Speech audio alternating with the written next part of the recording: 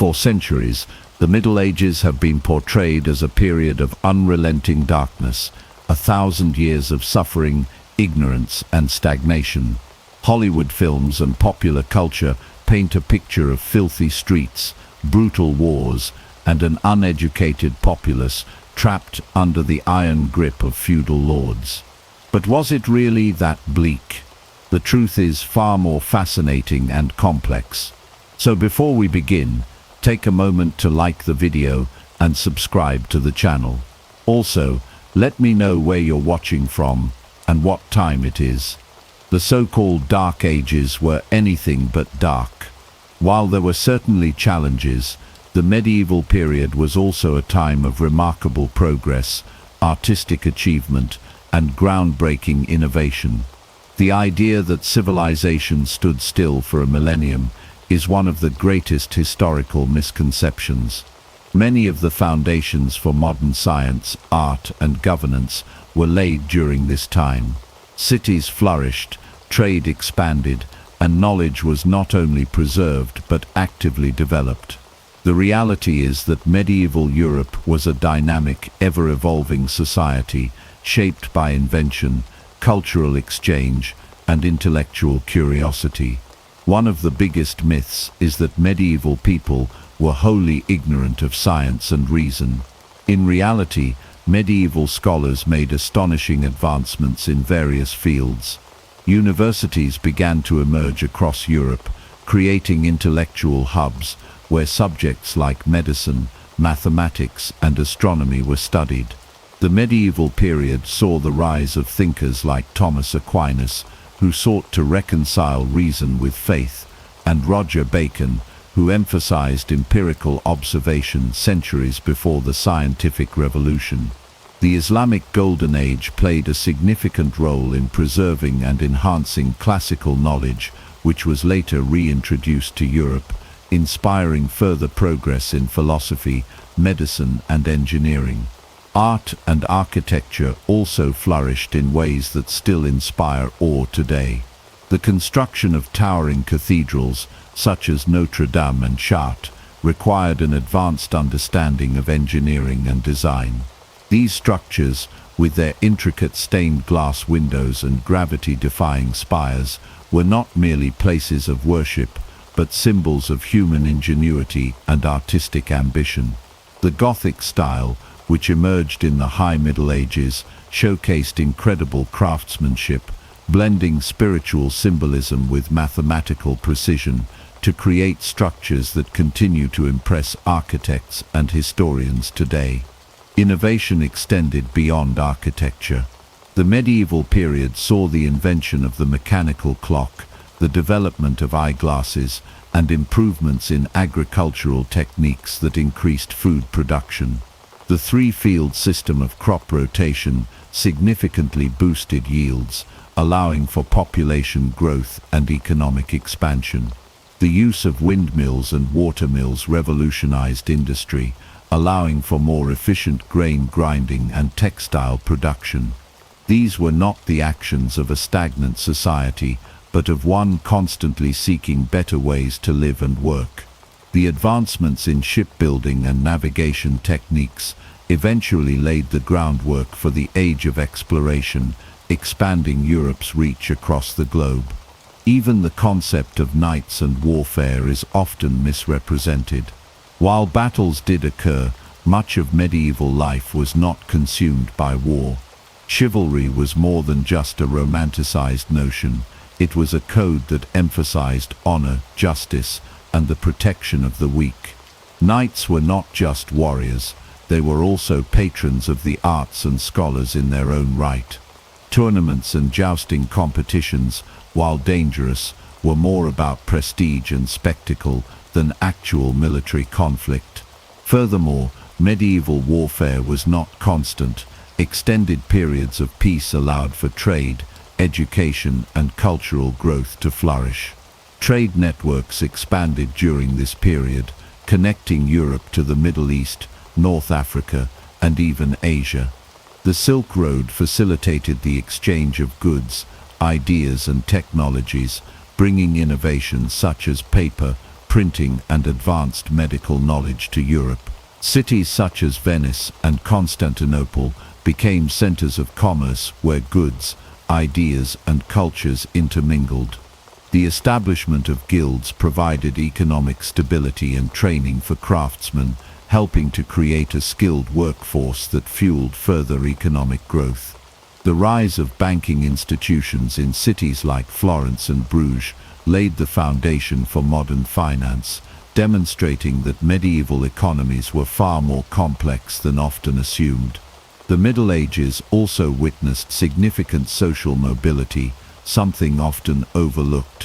While the feudal system did exist, it was not as rigid as commonly believed. Serfs could buy their freedom, skilled tradesmen could rise in status, and many women played vital roles in business, medicine, and even politics. Noble women often managed large estates, and some, like Eleanor of Aquitaine, wielded tremendous influence over European affairs.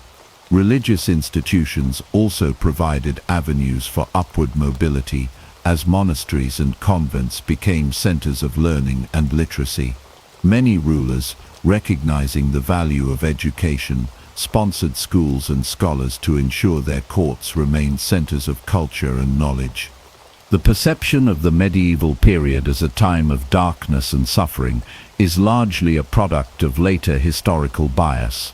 Renaissance scholars sought to distance themselves from the past, branding the era before them as backward to elevate their own achievements. The term Dark Ages itself is misleading, as it ignores the vibrancy and dynamism that defined medieval society. The printing press, developed at the tail end of the Middle Ages, played a crucial role in the rapid spread of knowledge, helping to usher in the Renaissance rather than simply marking the end of an ignorant age. By looking beyond the myths, we can see that the Middle Ages were a time of extraordinary resilience and progress. The people of this era were not merely surviving, they were innovating, creating, and laying the groundwork for the world we live in today. The next time you hear the phrase the Dark Ages, remember that history is far more nuanced than the stories we have been told. The Middle Ages were not a time of unrelenting darkness, but an era of transformation, discovery, and human ingenuity that still influences us to this day. When people think of the Middle Ages, they often imagine a world of filth and squalor, where unwashed peasants lived in streets filled with refuse and disease. Hollywood and popular media have perpetuated this image, making it seem as though medieval people had no concept of hygiene. But the truth is far from this grim portrayal. In reality, people in the Middle Ages were far more concerned with cleanliness than we give them credit for. Bathing, washing, and even sewage management played important roles in medieval society, proving that life in the Middle Ages was not nearly as dirty as many believe. Personal hygiene was an essential part of daily life, particularly for those who could afford regular access to clean water. Public bathhouses were a common feature in many medieval towns and cities, where people would gather to bathe and socialize. In fact, medieval Europeans inherited a love for bathing from the Romans, whose bathhouse traditions continued well into the Middle Ages. Cities like Paris, London, and Prague had numerous bathhouses where people of all classes could wash themselves, and in some cases even enjoy heated water. In the 13th and 14th centuries, public bathhouses became so popular in many European cities that they were seen as centers of relaxation and even luxury. Bathing was not just reserved for the wealthy or those living in cities. In the countryside, peasants and farmers often bathed in rivers, lakes, or even wooden tubs inside their homes. Soap, made from animal fats and ashes, was commonly used for washing both the body and clothing. Medieval recipes for soap making show that people were well aware of the importance of cleanliness, and many varieties of soap were perfumed with herbs such as lavender and rosemary. Monasteries, which served as centers of knowledge and daily life, encouraged hygiene among their monks and often had dedicated washing areas. Some even required their members to bathe at least once a week, which compared to some later historical periods was quite frequent. Beyond personal hygiene, medieval societies also made efforts to maintain the cleanliness of their cities and towns. Many medieval cities had rudimentary sewage systems, with waste being channeled away through drainage ditches or underground pipes.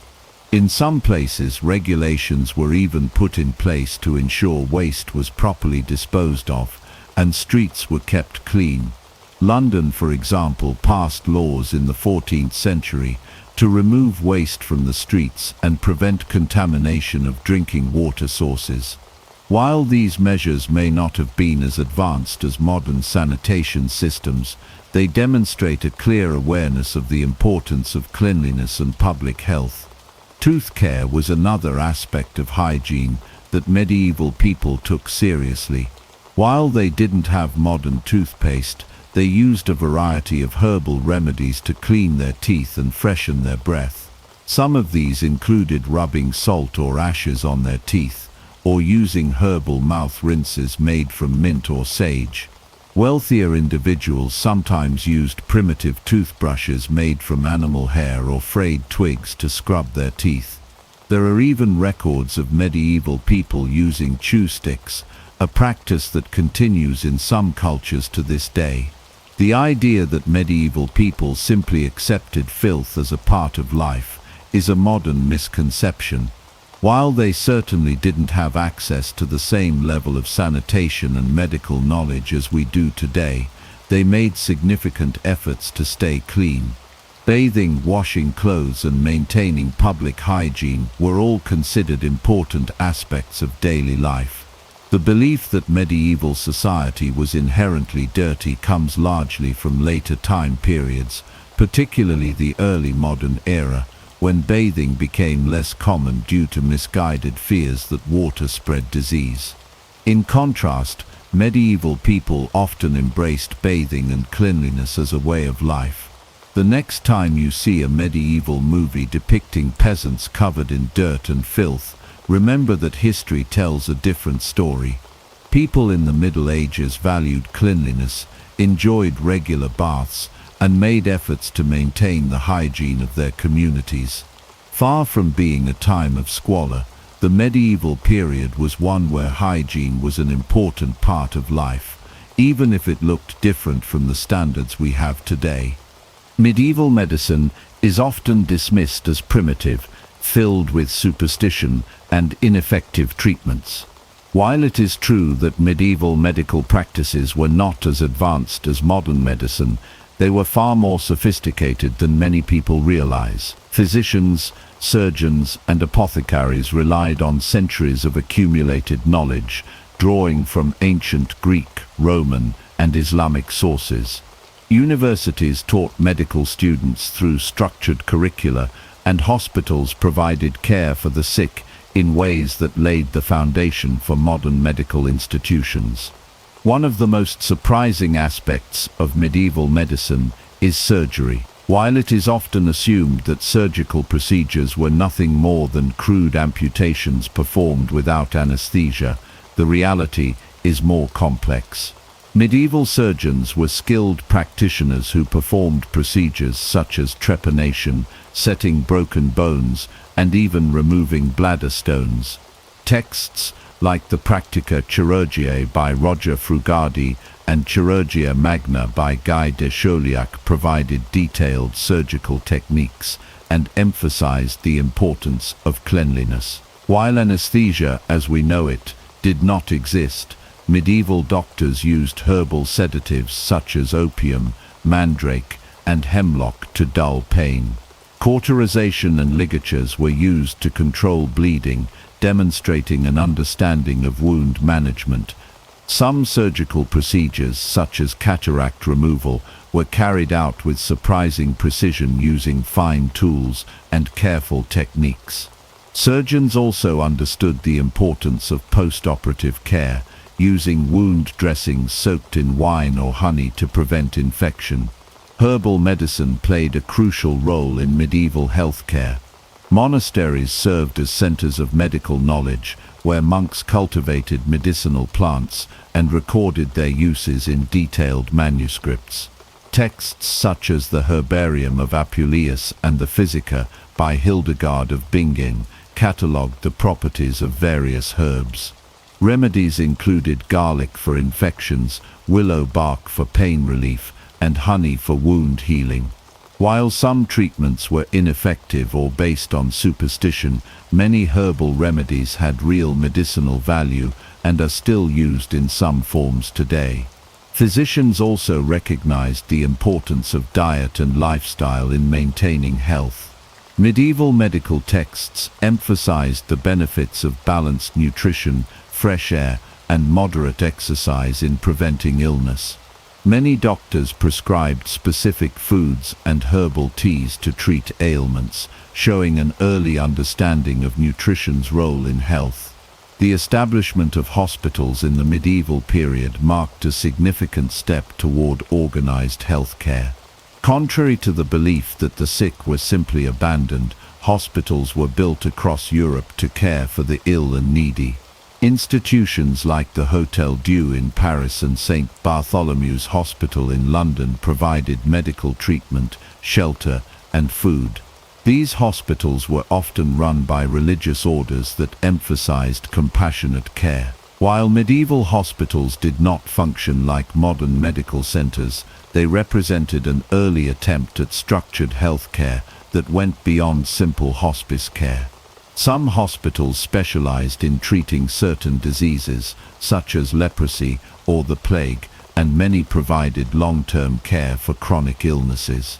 Medical practitioners in hospitals kept records of patients' symptoms and treatments, contributing to a growing body of medical knowledge that informed future generations. Public health measures were also more advanced than commonly believed. Medieval cities implemented quarantine measures during outbreaks of disease, particularly during the Black Death. The concept of contagion was understood, even if the precise mechanisms were unknown. In some cases, infected individuals were isolated to prevent the spread of illness. Urban centers developed sanitation systems that included waste removal and clean water sources. While these measures were not always effective by modern standards, they reflect a recognition of the need for public health efforts. In some cities, officials enforced street cleaning, regulated the sale of food, and monitored water supplies to reduce contamination. Bathhouses and public latrines were common in larger towns, allowing people to maintain better hygiene than commonly assumed. Medical education in the Middle Ages was rigorous and systematic. Universities such as Salerno, Bologna, and Montpellier trained physicians through formal education. Students studied texts from Galen, Hippocrates, and Avicenna, learning about anatomy, diagnosis, and treatment methods. The curriculum was structured with examinations required for medical degrees.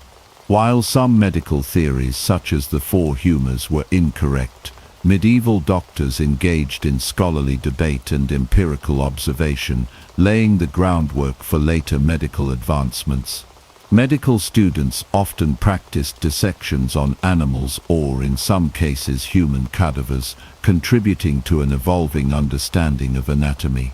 Universities also fostered medical innovation, with scholars experimenting with new techniques and questioning outdated theories. The medieval period was not a dark age of ignorance in medicine. It was a time of learning, adaptation, and the preservation of medical knowledge. While many treatments were limited by the lack of scientific understanding, medieval physicians and healers worked within the best knowledge available to them.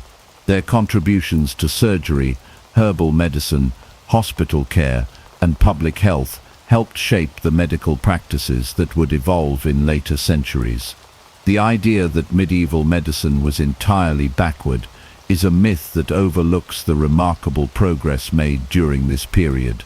In fact, many medieval medical advancements laid the foundation for discoveries in the Renaissance and beyond, proving that the pursuit of medical knowledge never truly stagnated. The Middle Ages are often portrayed as a time of ignorance and intellectual stagnation, but this perception is far from accurate. In reality, medieval society placed a significant emphasis on education, and learning was far more widespread than many people assume. The period saw the establishment of universities, monastic schools, and cathedral schools, which laid the foundation for modern education systems. While literacy rates varied across social classes, education was not limited to the clergy or the nobility. Many members of the emerging middle class also had access to schooling. One of the most important developments in medieval education was the rise of universities. The first European universities, such as those in Bologna, Paris, and Oxford, emerged in the 12th and 13th centuries. These institutions became centers of higher learning, offering instruction in law, medicine, theology, and the liberal arts. The university model, with its structured curriculum and degrees, provided an educational framework that still influences modern academia. Students studied classical texts from scholars such as Aristotle and Cicero, as well as works from Islamic and Jewish scholars like Avicenna and Maimonides. Despite the challenges of medieval life, these universities produced some of the greatest intellectuals of the time, including Thomas Aquinas and Albertus Magnus. Education was not limited to universities. Monastic schools played a crucial role in preserving and transmitting knowledge. Monks meticulously copied and studied ancient manuscripts, ensuring the survival of Greek and Roman literature, scientific texts, and theological works. These schools provided education to young boys, primarily those training for the clergy, but also to lay students in some cases. Cathedral schools, often attached to large churches, also became important centers of learning. They trained future clerics but sometimes accepted students from wealthy or influential families who sought a broader education. Subjects taught included Latin, logic, rhetoric, arithmetic, and music, forming the basis of the medieval curriculum known as the trivium and quadrivium. Contrary to the belief that only the elite had access to education, many towns and cities had grammar schools where children of merchants and artisans could receive instruction. These schools focused on literacy, numeracy, and practical skills needed for trade and administration. Apprenticeship systems also functioned as an alternative form of education, with young people learning specialized crafts under the guidance of master artisans. This hands-on training was essential for professions such as blacksmithing, weaving, and bookkeeping. Women's education in the Middle Ages was more common than often assumed, though opportunities varied by social class. While most formal education was directed at men, noble women were frequently taught reading, writing, and mathematics, particularly if they were expected to manage estates or engage in correspondence. Some women, particularly in convents, received extensive education in Latin, theology, and even medicine. Figures like Hildegard of Bingen and Christine de Pizan demonstrate that medieval women could be scholars, writers, and intellectuals in their own right. The influence of medieval education extended beyond the classroom. The rise of literacy contributed to the spread of knowledge through books and manuscripts, fostering a growing intellectual culture. The development of libraries, both in monasteries and universities, allowed scholars to access and build upon previous works. Additionally, the increasing use of the vernacular in literature and legal documents expanded education beyond Latin-speaking scholars to a broader audience. The idea that the Middle Ages were a time of intellectual darkness is a misconception. Instead, it was a period of educational development that laid the groundwork for the Renaissance and the modern university system.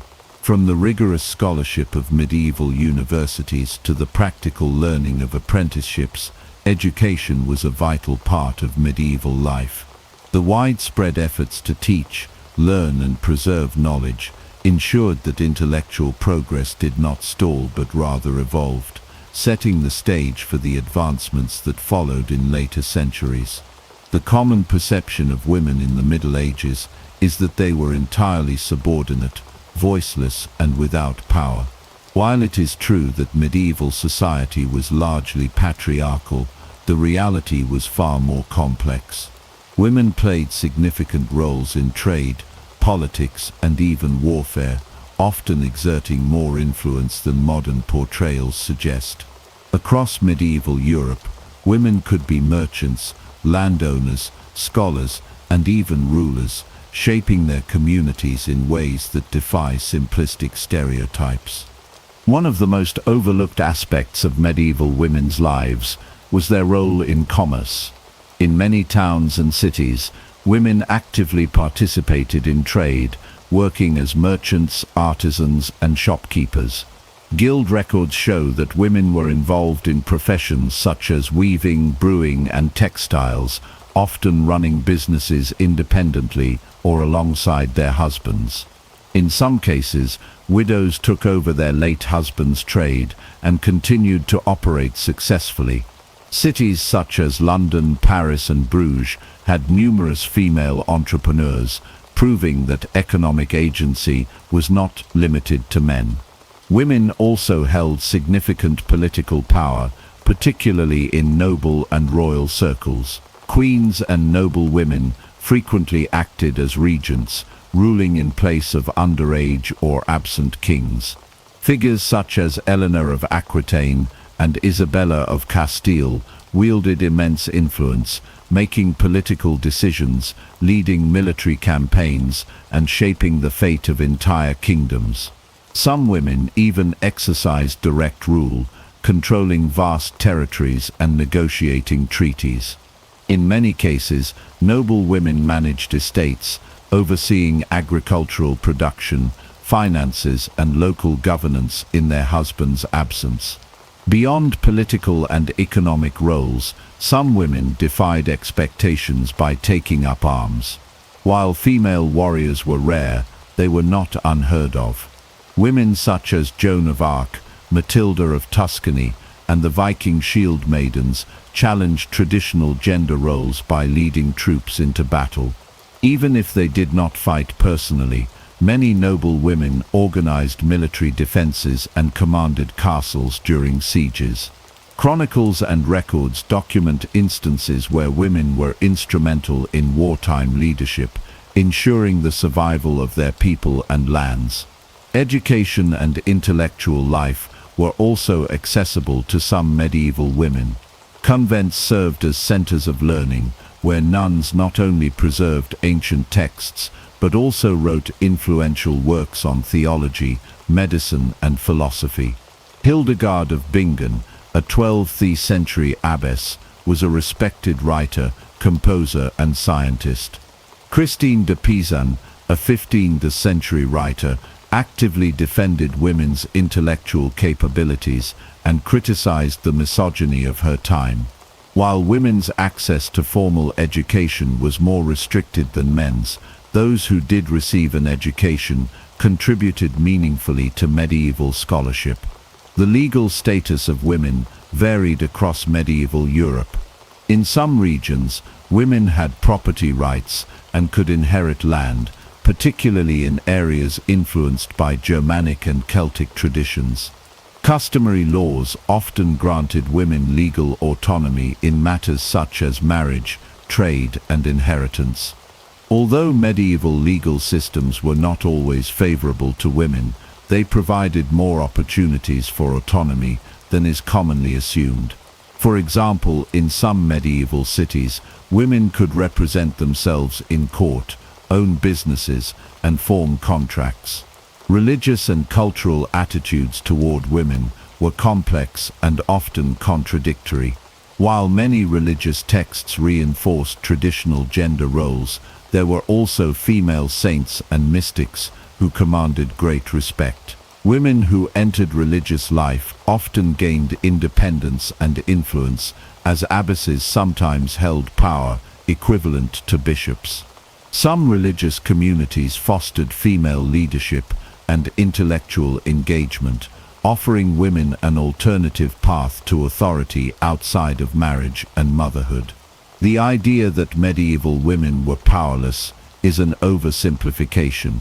While they faced many restrictions, they also found ways to exercise influence in commerce, politics, education, and even warfare. By examining historical records, it becomes clear that women played vital roles in shaping medieval society, often challenging the limitations placed upon them.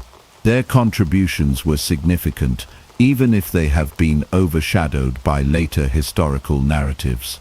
The Middle Ages were not a time of total female oppression, but rather a period of complexity where women could, and did, carve out spaces of power and autonomy. The image of the medieval knight is often reduced to that of a brutish warrior, clad in heavy armor, wielding a sword, and engaging in endless battles. While knights were indeed warriors, their role in medieval society was far more complex than simple combat. They were not just fighters but also poets, diplomats, and philosophers, bound by a strict code of honor known as chivalry. The ideals of knighthood emphasized not only martial prowess, but also loyalty, courtly manners, and a dedication to justice. Their position in society required them to be as refined in the court as they were fierce on the battlefield. Knighthood was a long and arduous journey that began in childhood. Boys of noble birth were typically sent to a lord's household at a young age to train as pages. They learned the basics of combat, horsemanship, and weaponry, but they also studied literature, music, and etiquette. Pages were expected to serve at feasts, learn to read and write, and become well-versed in courtly behavior. By their teenage years, they became squires, serving a knight directly and refining their skills in battle. They were responsible for maintaining their knight's armor and weapons, caring for the horses, and accompanying their mentor into skirmishes. Only after proving themselves in both combat and character could they be dubbed knights in a formal ceremony, which often had deep religious significance. The dubbing ritual was more than symbolic. It solidified their social standing and responsibilities. One of the defining features of knights was their commitment to chivalry, a code that dictated how they should behave both on and off the battlefield. This code emphasized bravery, loyalty to one's lord, protection of the weak, and respect toward women. While not all knights lived up to these ideals, historical records show that many took their vows seriously. Chivalry was not just about fighting honorably, but also about acting as a just and virtuous leader. Knights were expected to resolve disputes, uphold justice, and serve as protectors of the people. This is evident in medieval literature, where knights are often portrayed as noble figures who strive to do what is right, even at great personal cost. Many knights acted as judges or arbitrators in legal matters, settling feuds and ensuring that laws were enforced in their territories. Beyond their roles as warriors, knights were also patrons of the arts, and sometimes artists themselves. Many knights composed poetry and music, particularly within the tradition of courtly love. Troubadours, often knights themselves, wrote and performed songs celebrating love, honor, and adventure.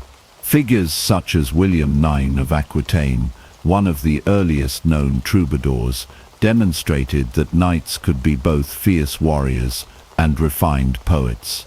Chivalric romances, which told tales of heroic knights and noble quests, were among the most popular forms of literature in the medieval world.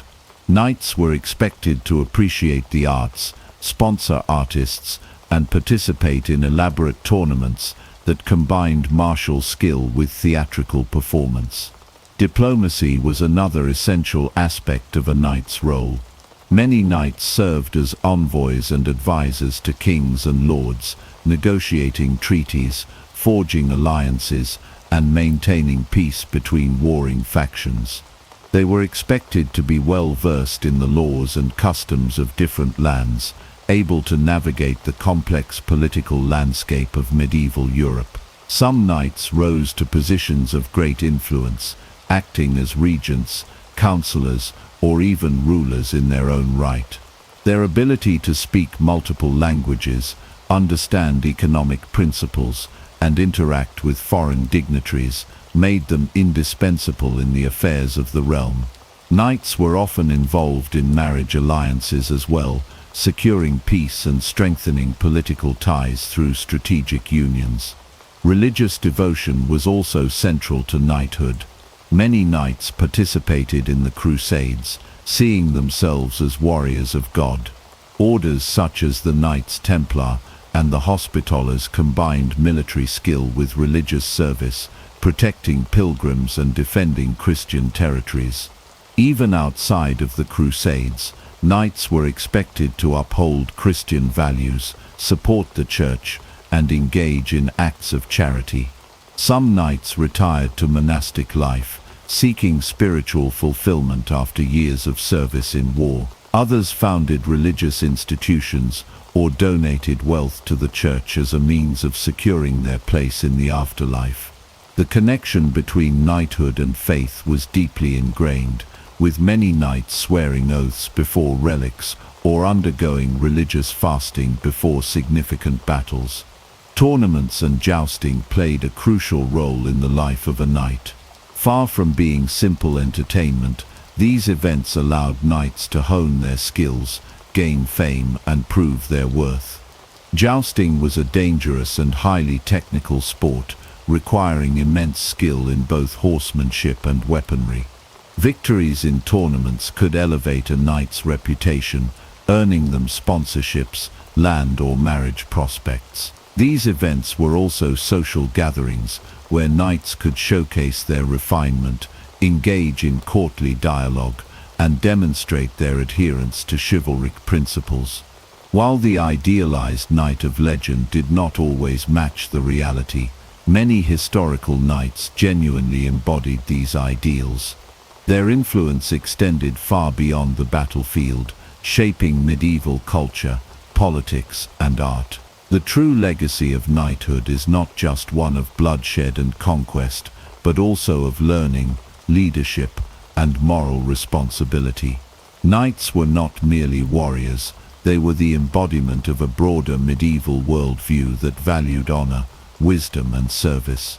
They played critical roles in shaping the societies they served, leaving behind a lasting impact that extended well beyond their years in armor. The knight was not just a fighter, but a guardian of tradition, a scholar of virtue, and a leader whose influence resonated through generations. When people think of medieval cities, they often imagine dirty, overcrowded, and unsanitary places filled with disease and chaos. However, this image is far from the truth. Many medieval cities were highly organized, boasting intricate administrative systems, bustling markets, and impressive architectural feats.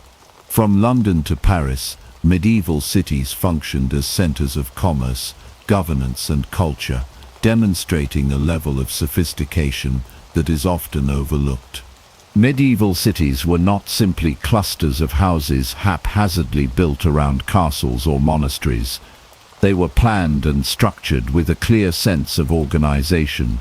Many cities had walls for defense, intricate road networks, and designated districts for different trades and professions. Guilds played a crucial role in regulating business, ensuring quality standards, and protecting the rights of artisans and merchants. These guilds formed an early version of professional associations and helped maintain economic stability within the city. One of the most significant features of medieval cities was their market systems. Weekly markets and large annual fairs brought people from surrounding villages and towns, allowing for the exchange of goods, ideas, and technologies.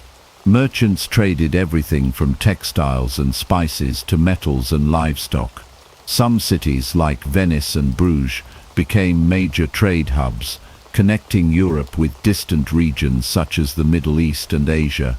These thriving economies encouraged innovation and financial advancements, including the early use of banking systems and credit.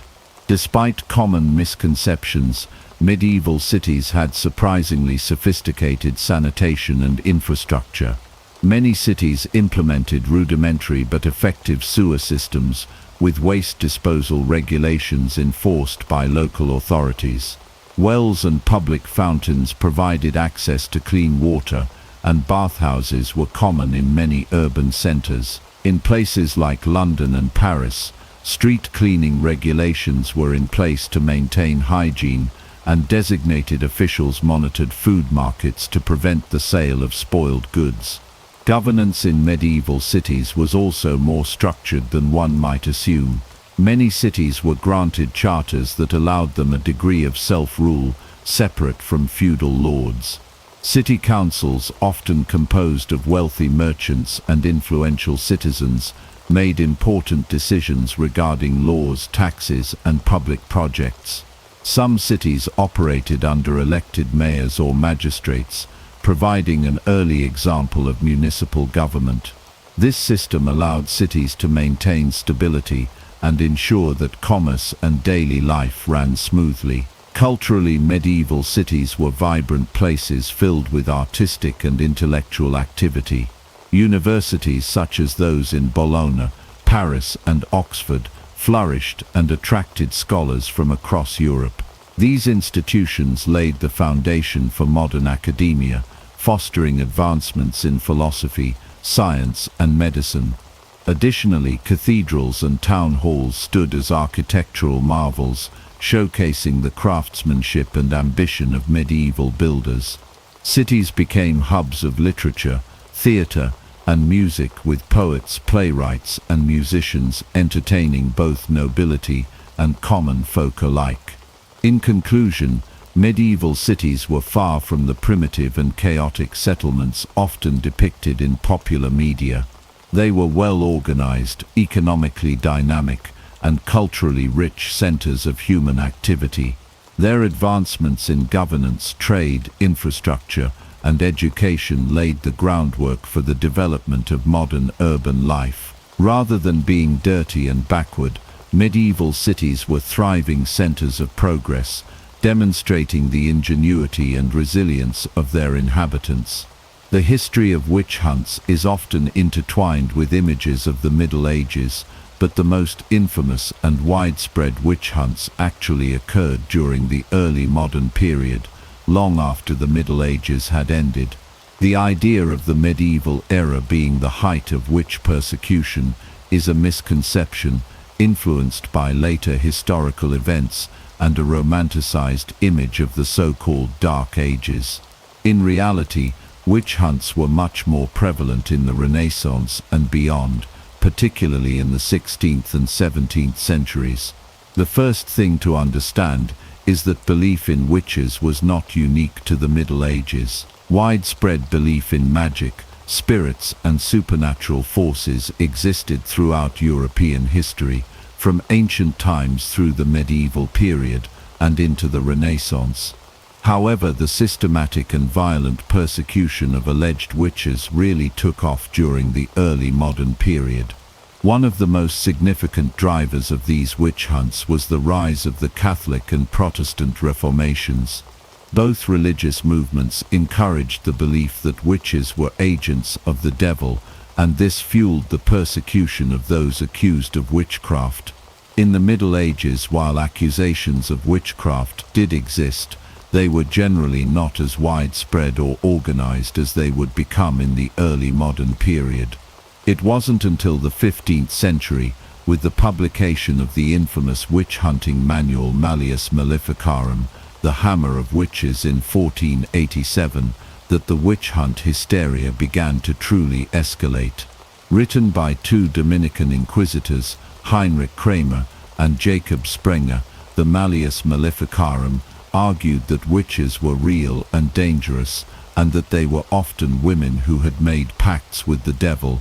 This book was incredibly influential in encouraging the mass persecution of witches, particularly in Germany and France, but it was not a universally accepted text. Many medieval thinkers, including prominent scholars and clergy, did not fully endorse the ideas in the Malleus Maleficarum. Throughout the Middle Ages, accusations of witchcraft were more often linked to local disputes, personal vendettas, and social tensions, rather than a widespread belief in satanic conspiracies. The belief in witches was certainly present, but it was not as pervasive or institutionalized as it would later become. In fact, much of the fear of witches was tied to rural areas where folk beliefs about magic, healing, and curses were more common. Urban centers, on the other hand, where the influence of the church and educated elites was stronger, were less likely to be caught up in witch hunts. It wasn't until the 16th and 17th centuries, during the Reformation and the rise of Protestantism, that witch hunts truly began to spread across Europe. Protestant and Catholic authorities alike increasingly saw witchcraft as a threat to both religious and social order. In Protestant countries like England, the Netherlands, and the German states, witch trials became a means of asserting control over society and combating perceived threats to Christian orthodoxy. Catholic countries, too, had their own wave of witch hunts, with Spain, Italy, and France seeing an uptick in trials, often fueled by the Inquisition. The witch hunts were also closely tied to the social and political upheaval of the time. The turbulence of the Reformation, which saw religious divisions and conflict across Europe, created an environment where fear of the unknown and the supernatural could easily spread. In times of social instability, accusations of witchcraft were often used as a scapegoat for misfortune, such as bad harvests, disease outbreaks, and unexplained deaths. This fear of witches was often amplified by the growing influence of early modern states and the rise of more centralized legal systems, which made it easier to prosecute individuals accused of witchcraft. Despite the prevalence of witch hunts in the early modern period, it's important to note that they were not as widespread or as frequent as popular media often suggests. The majority of the population in medieval and early modern Europe did not participate in or even believe in witch hunts. Many towns and regions remained relatively untouched by witch trials. It's also crucial to remember that accusations of witchcraft were often rooted in misogyny and the fear of powerful or independent women. The majority of those accused were women, particularly those who were older, unmarried, or otherwise marginalized in society. Witch hunts were as much about social control and gender dynamics as they were about fear of the supernatural. In conclusion, while belief in witches and witchcraft was certainly a part of medieval European culture, the widespread witch hunts and trials that are most famous today occurred in the early modern period, not the Middle Ages. The idea that the Middle Ages were a time of rampant witch persecution is a misconception. The true horror of the witch hunts came in the centuries that followed, when the Reformation, political instability, and social fears created the perfect storm for the persecution of thousands of innocent people. The witch hunts of the early modern period are a sobering reminder of the dangers of superstition, fear, and intolerance, but they are also a reflection of the changing religious, social, and political dynamics of the time. One of the most enduring myths about the Middle Ages is that it was a period dominated by superstition, ignorance, and an overwhelming lack of scientific progress.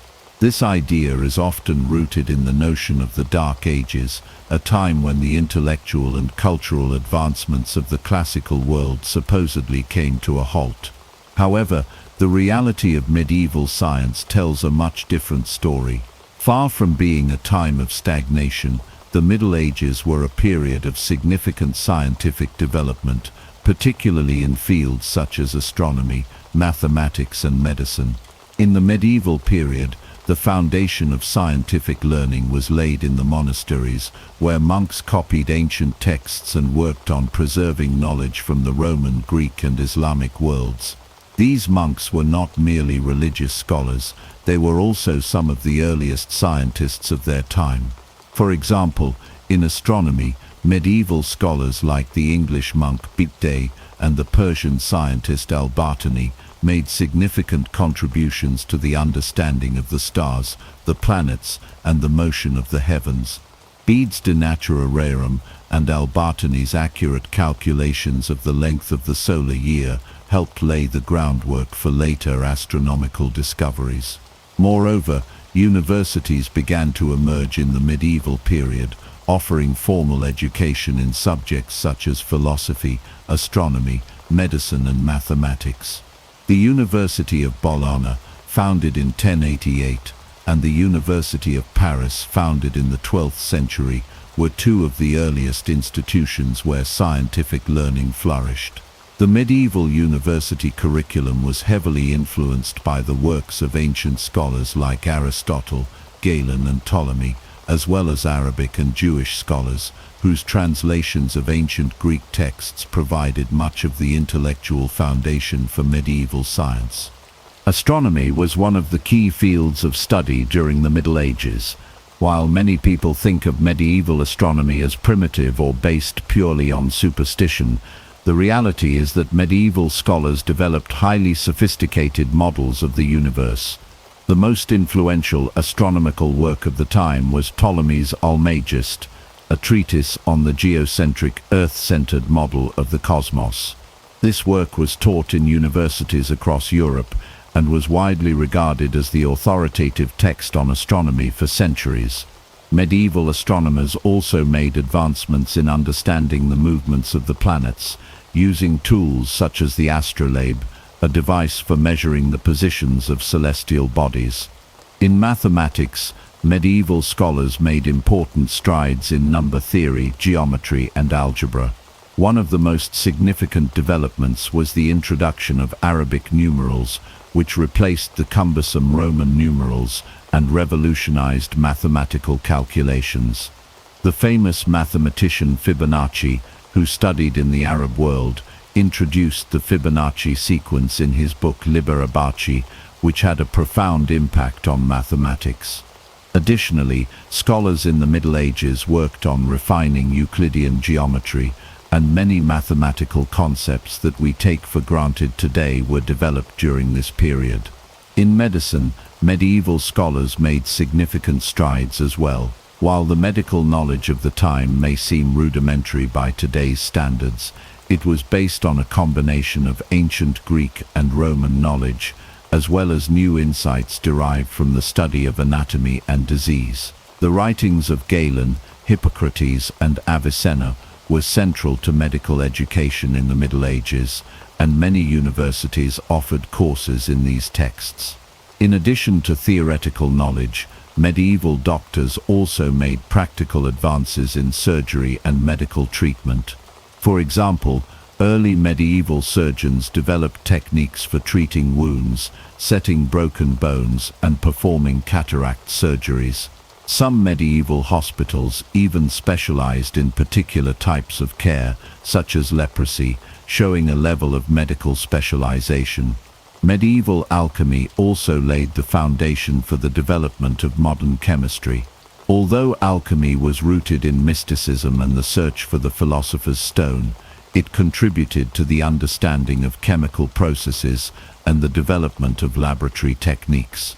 Alchemists like Roger Bacon and Paracelsus made contributions to the study of materials and chemical reactions, leading to a greater understanding of the physical world. While it's true that many people in the Middle Ages believed in supernatural forces, demons, and magic, these beliefs were not dominant in the intellectual elite or the institutions of higher learning. The scientific work being done in universities and monasteries was based on observation, reason, and experimentation. Far from being a time of ignorance, the medieval period was one of intellectual exploration and scientific inquiry. The idea that the Middle Ages were a time of scientific backwardness is an oversimplification that ignores the significant contributions made by medieval scholars in many fields. In conclusion, the Middle Ages were far from a period of scientific darkness. In fact, they were a time of significant scientific advancement in astronomy, mathematics, medicine, and alchemy. Universities played a central role in preserving and advancing knowledge, and many of the foundational discoveries of modern science were made during this time. The myth of the Dark Ages and the idea that medieval society was dominated by superstition and ignorance overlooks the true intellectual achievements of this period. Instead of being a time of stagnation, the Middle Ages laid the groundwork for the scientific revolution that would follow in the Renaissance and beyond. The idea of the Middle Ages as a time of isolation and stagnation is a common misconception. In reality, the medieval period was marked by the rise of complex trade networks that connected Europe to the rest of the world. Far from being cut off from other parts of the globe, Europe was part of a vast and intricate trading system that spanned across continents, bringing goods from Asia, Africa, and the Middle East to European markets. This interconnected world was built on ancient trade routes, as well as new networks established during the medieval period. One of the most important aspects of medieval trade was the Silk Road, a series of overland routes connecting China, Central Asia, the Middle East and Europe. Although the Silk Road had been in use for centuries, it remained a crucial trade route throughout the medieval period. Goods such as silk, porcelain, spices and tea were transported from the east to the west, while European merchants traded products like wool, glass and metalwork in exchange. This exchange of goods also facilitated the movement of ideas, technologies and even disease, linking different cultures and societies in ways that would shape the course of history. In addition to the Silk Road, maritime trade routes played an increasingly important role in medieval commerce. The Mediterranean Sea, for example, was a central hub for trade between Europe, North Africa, and the Middle East. Italian city-states such as Venice, Genoa, and Pisa were particularly active in maritime trade, establishing powerful fleets that dominated Mediterranean commerce. Venetian merchants, for example, brought luxury goods such as spices, silks, and precious metals from the East and sold them to customers across Europe. This maritime network was vital not only for the flow of goods, but also for the exchange of knowledge, as merchants and travelers brought back new ideas and innovations from the farthest reaches of the known world. By the 12th and 13th centuries, trade routes connected Europe to even more distant lands. The Crusades, while primarily military campaigns, also opened up new avenues for trade, particularly with the Middle East. Crusaders brought back valuable goods like sugar, citrus fruits, and exotic textiles, all of which became highly sought after in Europe. The Crusades also helped establish trade links between Europe and the Islamic world, where goods and knowledge from ancient Greece, Rome, and the farthest reaches of Asia were preserved and shared. The rise of powerful trade cities and the development of banking and financial systems further contributed to the growth of medieval commerce. In cities like Florence, Venice, and Bruges, merchants and bankers created a financial infrastructure that allowed for the efficient exchange of goods across great distances. The Medici family in Florence, for example, became immensely wealthy through their banking empire, which financed trade ventures across Europe and beyond.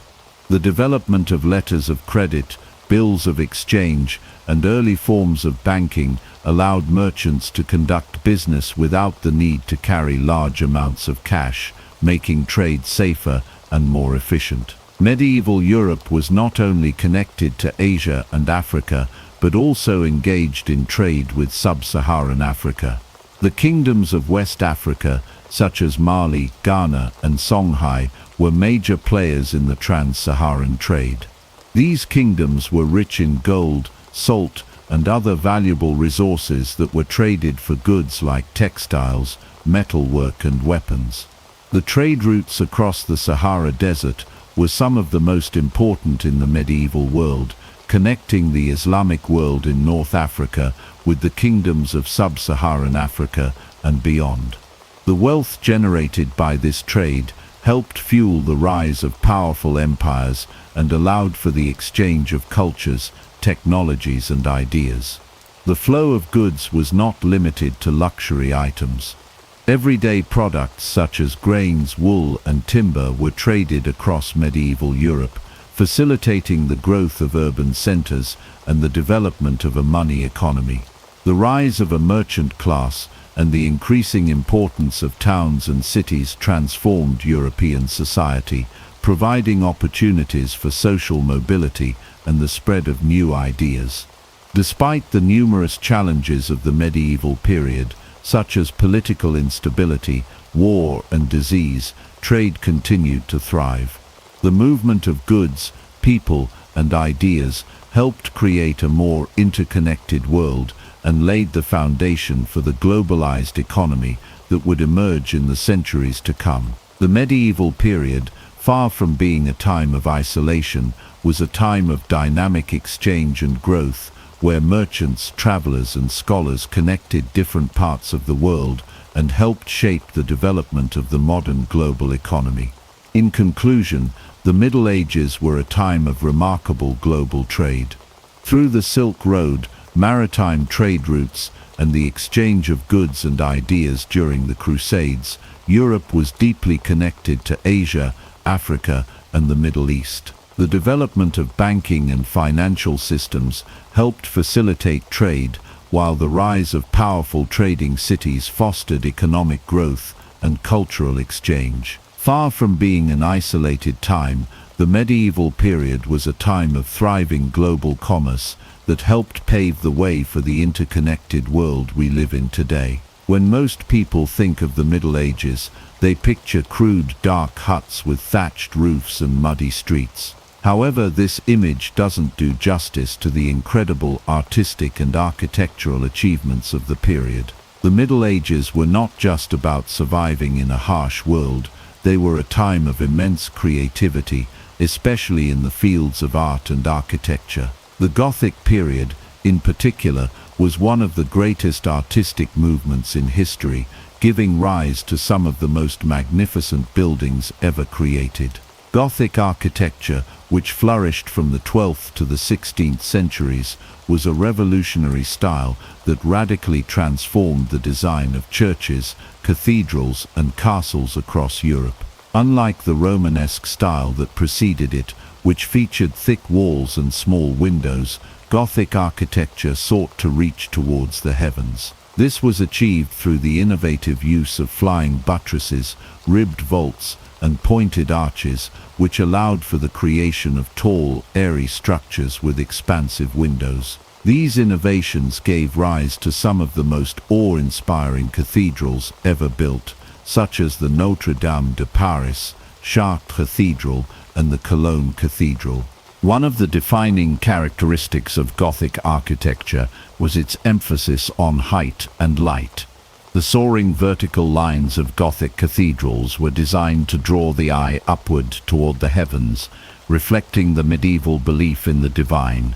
Large stained glass windows, filled with colorful biblical scenes and intricate designs, allowed light to flood the interior of these churches, creating a mystical atmosphere that was meant to inspire awe and reverence. The windows not only served an aesthetic purpose, but also conveyed religious stories to the largely illiterate population. These stained glass windows were not just decorative but educational, helping to communicate the teachings of the church to the people. The construction of these monumental structures was a massive undertaking that required years, even centuries, to complete. The building of a Gothic cathedral was a communal effort, involving skilled masons, carpenters, blacksmiths, and laborers. These craftsmen worked under the supervision of master builders who oversaw the design and execution of the work. The process of building a cathedral was an intricate and highly organized one, with each part of the structure being carefully planned and constructed to ensure its stability and beauty. The labor was intensive, and it often took generations for a cathedral to be completed. Some cathedrals, such as the famous Notre Dame de Paris, took over a century to build, with each generation of builders adding to the work of their predecessors. Castles were another hallmark of medieval architecture. These fortified structures, designed to protect lords and their territories from invaders, were often impressive feats of engineering. While many people today associate castles with large, imposing stone structures, their designs varied greatly depending on the region, the time period, and the available resources. Early castles were simple wooden motte and bailey structures, but over time, they evolved into sophisticated stone fortresses, complete with drawbridges, moats, and high walls. Some castles, like the Tower of London and Château de Chillon, became symbols of power and authority, while others, such as the castles built along the Rhine River in Germany, were built for defense and control over strategic locations. The construction of these castles was a testament to the ingenuity of medieval builders. They were designed to withstand attacks, with features such as thick walls, narrow windows, and a system of internal defenses that could be used to repel invaders. Many castles also had great halls, where feasts were held and important matters of governance were discussed. These halls were often decorated with tapestries, wooden carvings, and fine furniture, reflecting the wealth and power of the lords who resided there. Medieval cities also displayed impressive feats of architecture. While they may not have had the grandeur of cathedrals or castles, medieval cities were often carefully planned and organized. Streets were laid out with a clear sense of order, with markets, guild halls, and homes arranged around central squares or plazas. Many cities had impressive town halls, which served as the centers of governance and civic life. In places like Florence, Bruges, and Prague, the architectural development of cities reflected the growing importance of trade and commerce during the medieval period. The design of these cities was influenced by both Roman and Byzantine architectural traditions, as well as the emerging Gothic style. Beyond architecture, the art of the Middle Ages was also rich and diverse. Illuminated manuscripts, which were painstakingly created by monks in scriptoriums, were one of the most important forms of artistic expression during this time. These manuscripts, often made from vellum or parchment, were decorated with intricate designs and vibrant colors, showcasing both religious and secular themes. The artwork in these manuscripts ranged from depictions of biblical scenes to the portrayal of courtly love and chivalric ideals. Medieval art also flourished in the form of frescoes, mosaics, and sculptures. Churches and cathedrals were often adorned with elaborate paintings and carvings that told religious stories, while sculptures of saints, angels, and biblical figures adorned altars and facades. The artwork of the period was deeply religious, reflecting the central role that the church played in medieval life. However, it also celebrated the ideals of chivalry and knighthood, and many works of art depicted knights in battle or performing heroic deeds. In conclusion, the Middle Ages were far from a time of artistic stagnation or crude, primitive construction. The Gothic period, in particular, was a golden age of architecture and art, giving rise to some of the most awe-inspiring structures in the world. The cathedrals, castles, and cities of the medieval period were not just functional, they were masterpieces of design and engineering, built to last for centuries. The art of the time, from illuminated manuscripts to frescoes and sculptures, reflected the deep religious devotion and cultural sophistication of the period. The idea that the Middle Ages were a time of primitive huts and backward thinking is simply a myth. The Middle Ages were a time of remarkable artistic and architectural achievement. When we think of medieval food, it's easy to picture dull, bland meals consisting of stale bread and porridge. However, the reality is far more intriguing. Medieval cuisine was actually much healthier, more diverse, and more flavorful than many people realize, and in some ways it was even better than modern fast food. Contrary to popular belief, medieval diets were based on fresh, locally sourced ingredients, a wide variety of meats, fish, fruits, vegetables, and even exotic spices from far-off lands. The medieval diet was heavily influenced by geography and social class.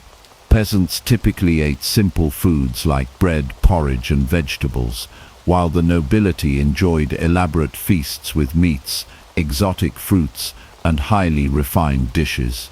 Despite these differences, both groups enjoyed a surprising level of variety in their diets. For example, medieval Europeans regularly consumed different types of grains, including barley, oats, and rye. Wheat was common among the wealthier classes, while peasants might have eaten bread made from coarser grains. In addition to grains, vegetables played a significant role in the medieval diet. Common vegetables included cabbage, onions, leeks, beans, carrots, and peas. Root vegetables, such as turnips and parsnips, were staples in winter months, providing important sources of vitamins and fiber. The variety of vegetables available was much greater than many people assume, and they were often prepared in creative and flavorful ways. Meat was an important part of medieval cuisine, especially for the wealthy. Game meats like venison, wild boar, and rabbit were prized, and domestic animals such as cows, pigs, and sheep were commonly raised for their meat.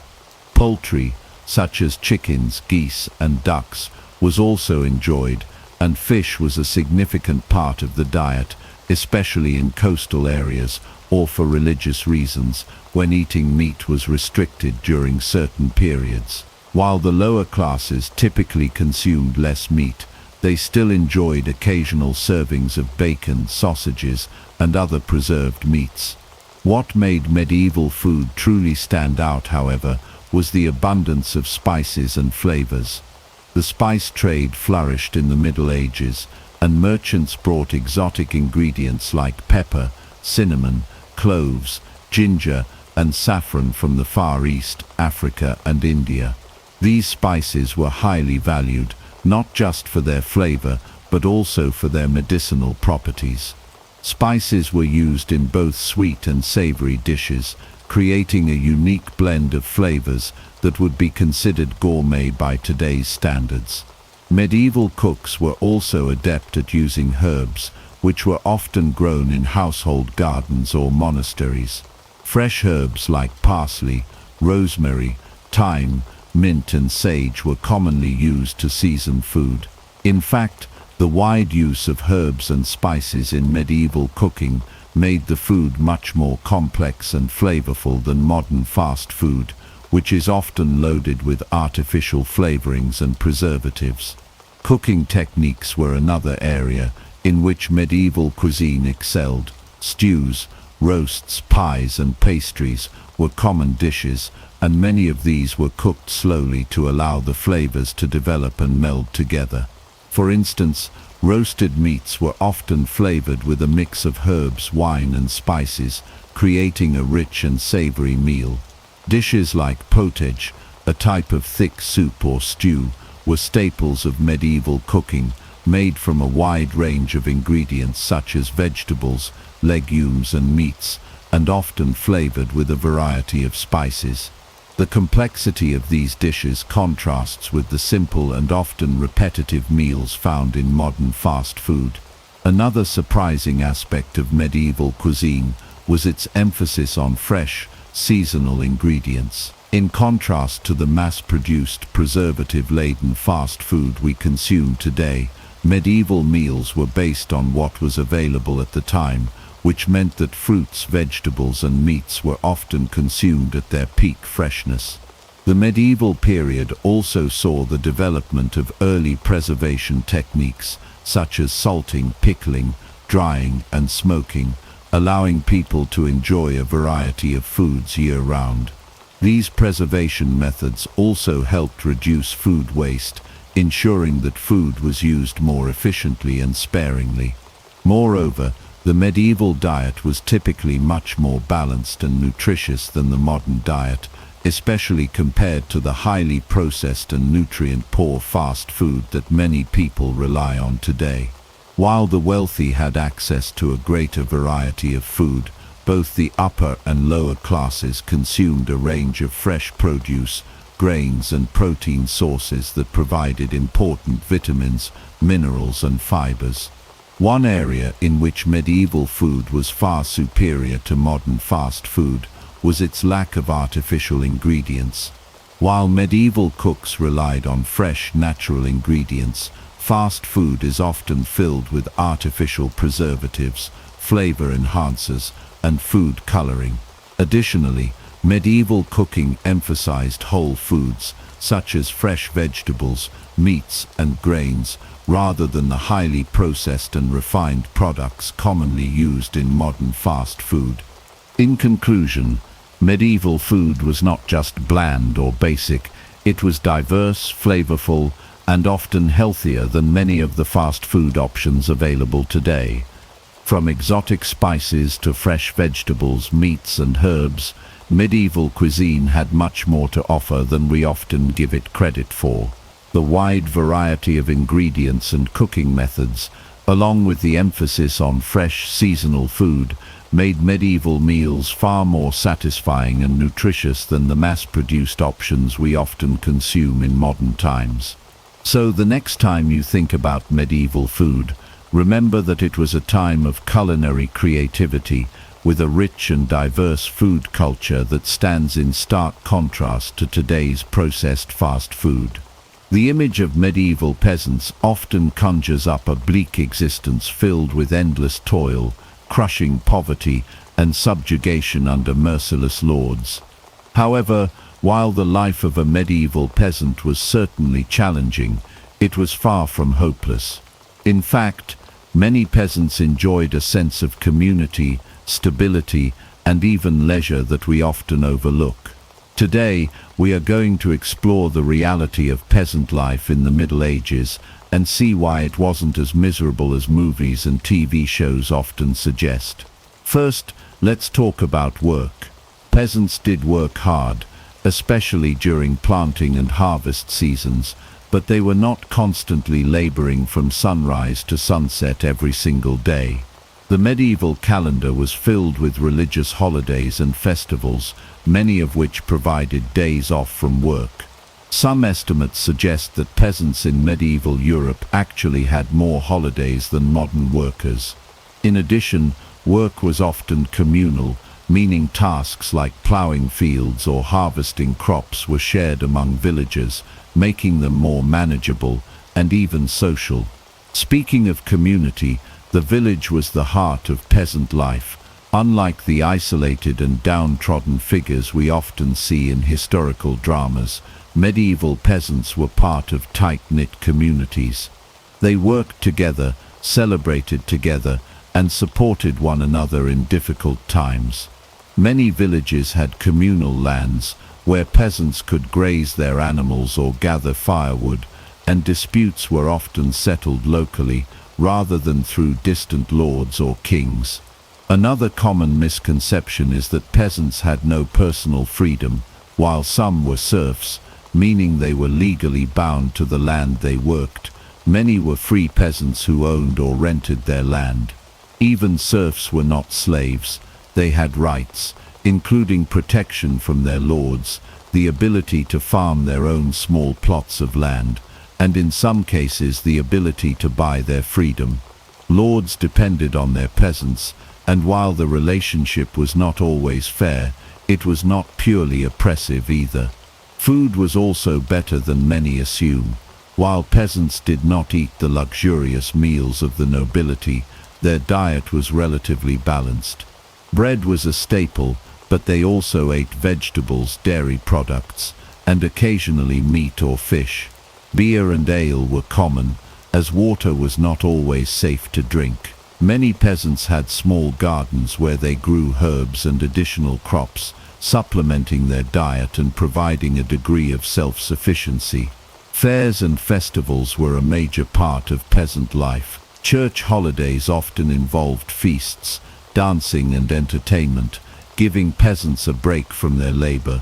Some festivals included games, performances, and competitions that brought entire communities together. Traveling merchants and entertainers brought goods and stories from faraway places, adding excitement to what many imagine as a monotonous existence. Marriage and family life also provided stability. While arranged marriages were common, many medieval records suggest that personal choice played a larger role than often assumed.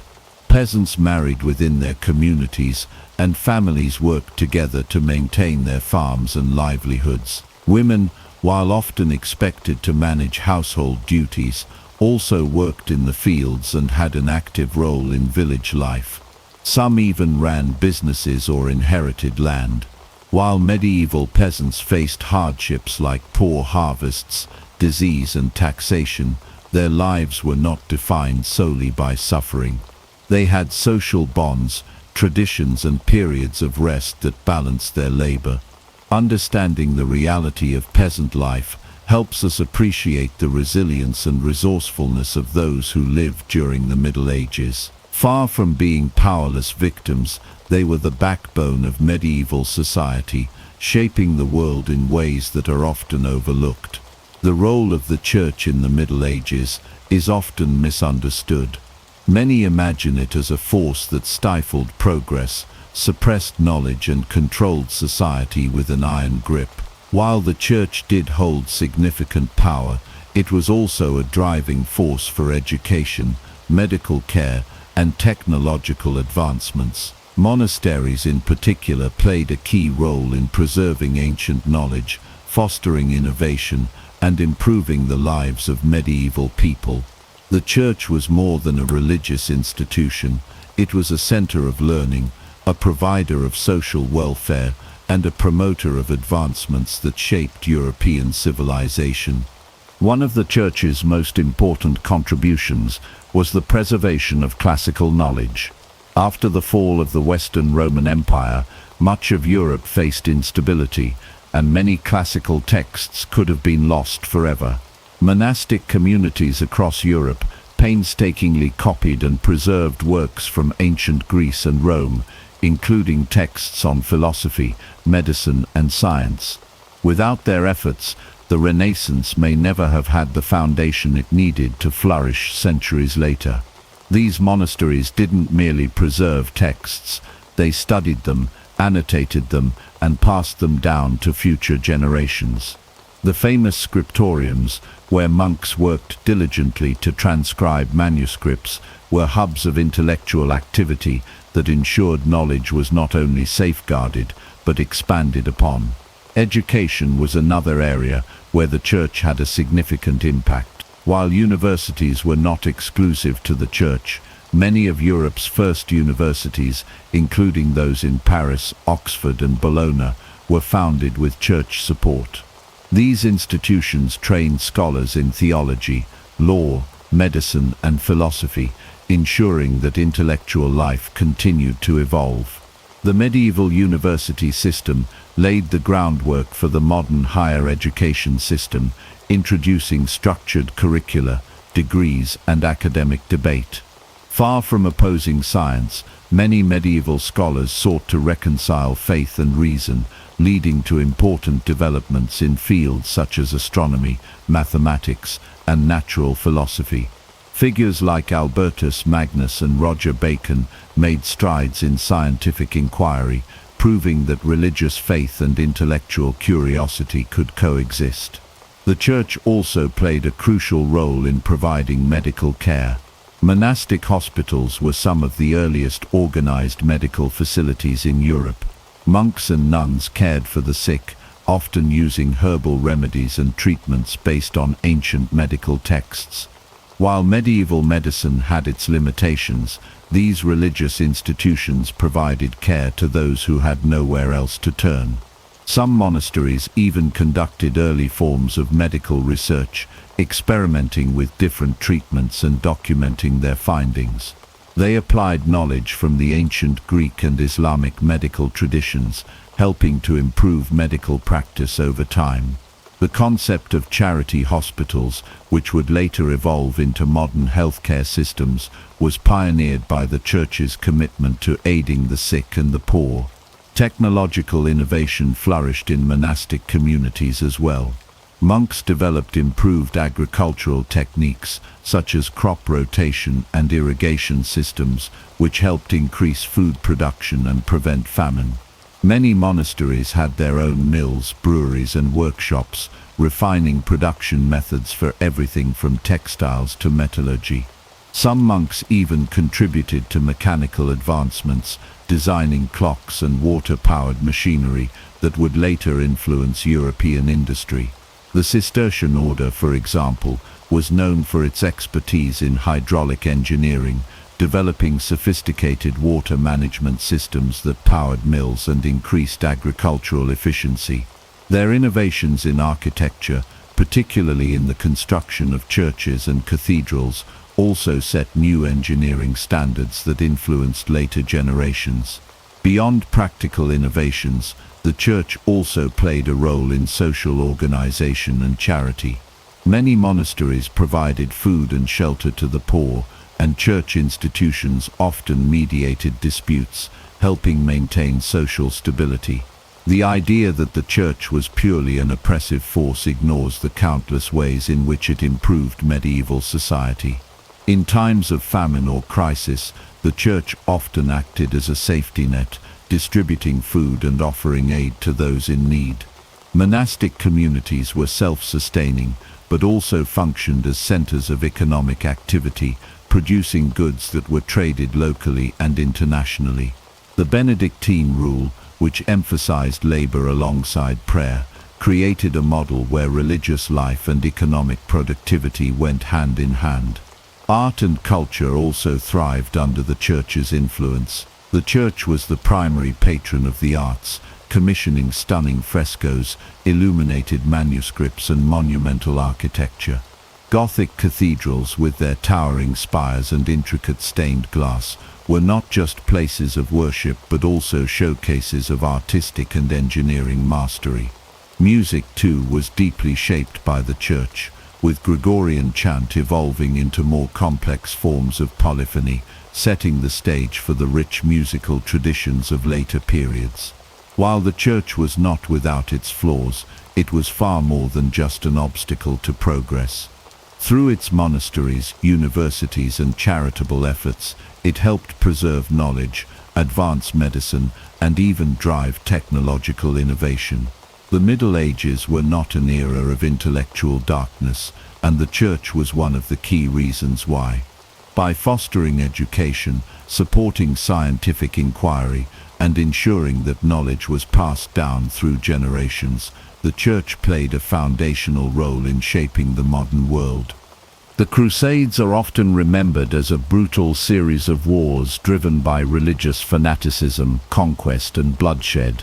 While it is true that they were marked by violence and conflict, this narrow view overlooks their profound impact on cultural exchange, trade, and scientific advancement.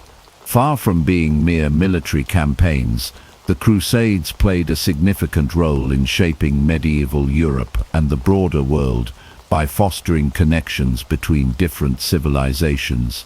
They were a complex phenomenon that not only reshaped the political landscape of the time, but also left a lasting mark on the development of knowledge, commerce, and cross-cultural interactions. One of the most overlooked aspects of the Crusades is the immense cultural exchange they facilitated. When European crusaders traveled to the Near East, they encountered the advanced civilizations of the Islamic world, which had preserved and expanded upon the knowledge of the ancient Greeks and Romans. Islamic scholars had made great strides in fields such as medicine, mathematics, astronomy, and philosophy, areas in which medieval Europe had largely stagnated following the fall of the Western Roman Empire. Crusaders brought back new ideas that had been lost or forgotten in Europe, including the use of Arabic numerals, algebra, and advanced medical practices. The rediscovery and assimilation of these ideas laid the groundwork for the later Renaissance and helped bridge the intellectual gap between antiquity and the modern era. Trade was another major consequence of the Crusades. Contact with the Middle East introduced Europeans to goods and materials previously unknown or scarce in the West, such as spices, silk, sugar, cotton, exotic fruits, and glassware. The demand for these commodities led to the expansion of trade routes, which not only enriched European economies, but also led to the rise of powerful merchant cities like Venice, Genoa, and Pisa. These cities became major centers of commerce, connecting Europe with the Mediterranean, the Middle East, and beyond. The economic impact of these new trade connections continued to shape European markets for centuries, fueling commercial expansion, urbanization, and the eventual rise of a powerful merchant class that would challenge the dominance of the feudal aristocracy. In addition to economic and intellectual benefits, the Crusades also influenced European military strategies and castle architecture. Exposure to Islamic fortifications, such as concentric castles, towering stone walls, and advanced defensive structures, led to innovations in European castle design. Many of the lessons learned in the East were later implemented in the construction of castles across Europe, resulting in stronger, more strategically placed fortifications that played a key role in the defense of European territories for centuries to come. Similarly, the Crusades introduced new weapons, siege techniques, and battle tactics that transformed medieval warfare. The use of crossbows, trebuchets, and Greek fire became more widespread, while cavalry tactics and military organization saw significant refinements based on encounters with Muslim armies. The exchange of medical knowledge was particularly significant. Islamic scholars had built upon the medical texts of the Greeks and Romans, developing advanced surgical techniques, medical instruments, and hospital systems that were far more sophisticated than those found in Europe at the time. European physicians who encountered these innovations during the Crusades brought them back to the West, helping to improve medical practices across Europe. The establishment of hospitals and medical schools benefited from these new techniques, gradually transforming medieval healthcare. The concept of quarantine, introduced by Muslim doctors to prevent the spread of diseases, was adopted in European cities, influencing future public health policies. Translations of Arabic medical texts, such as those by Avicenna and Al-Razi, played a crucial role in shaping medieval European medicine for centuries. Religious tolerance and coexistence, while not the primary focus of the Crusades, also emerged as a byproduct of the interactions between different cultures. While hostilities were common, periods of peace and cooperation did exist. Some Christian and Muslim leaders, such as Richard the Lionheart and Saladin, engaged in diplomatic negotiations and mutual respect, recognizing that alliances and truces could serve their interests better than continued warfare. In cities where different faiths coexisted, intellectual and commercial exchanges flourished, leading to a blending of artistic styles, architectural influences, and even culinary traditions. The adoption of spices and new cooking techniques, for example, transformed European cuisine, introducing flavors and methods that are still evident in modern dishes. The Crusades also played a crucial role in shaping the identity of medieval Europe.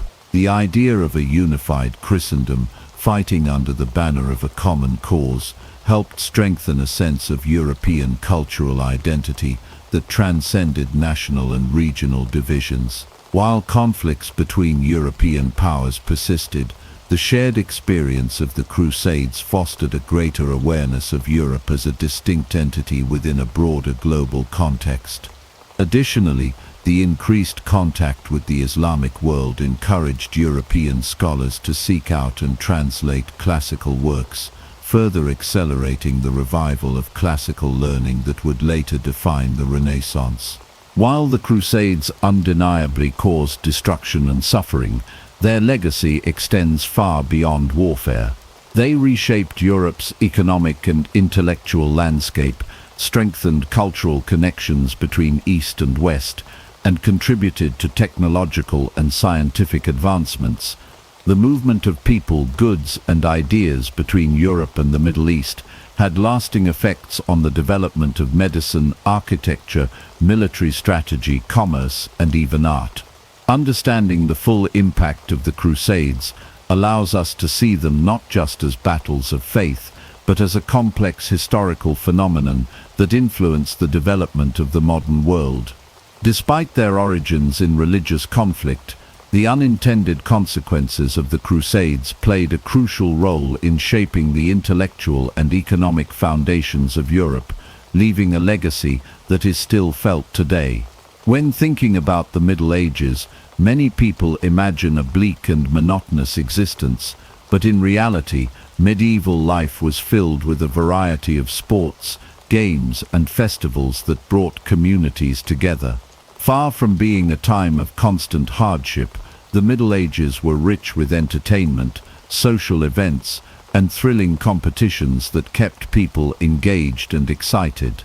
From grand tournaments to music festivals, from board games to early forms of football, medieval society had an extensive and vibrant entertainment culture. One of the most iconic forms of entertainment in the Middle Ages was the knightly tournament. These grand events, which were both sporting competitions and social spectacles, drew crowds from all walks of life. Knights would engage in jousting matches, displaying their combat prowess by charging at each other with lances while on horseback. Beyond jousting, tournaments also included mock battles known as melees, where groups of knights fought one another in large-scale combat simulations.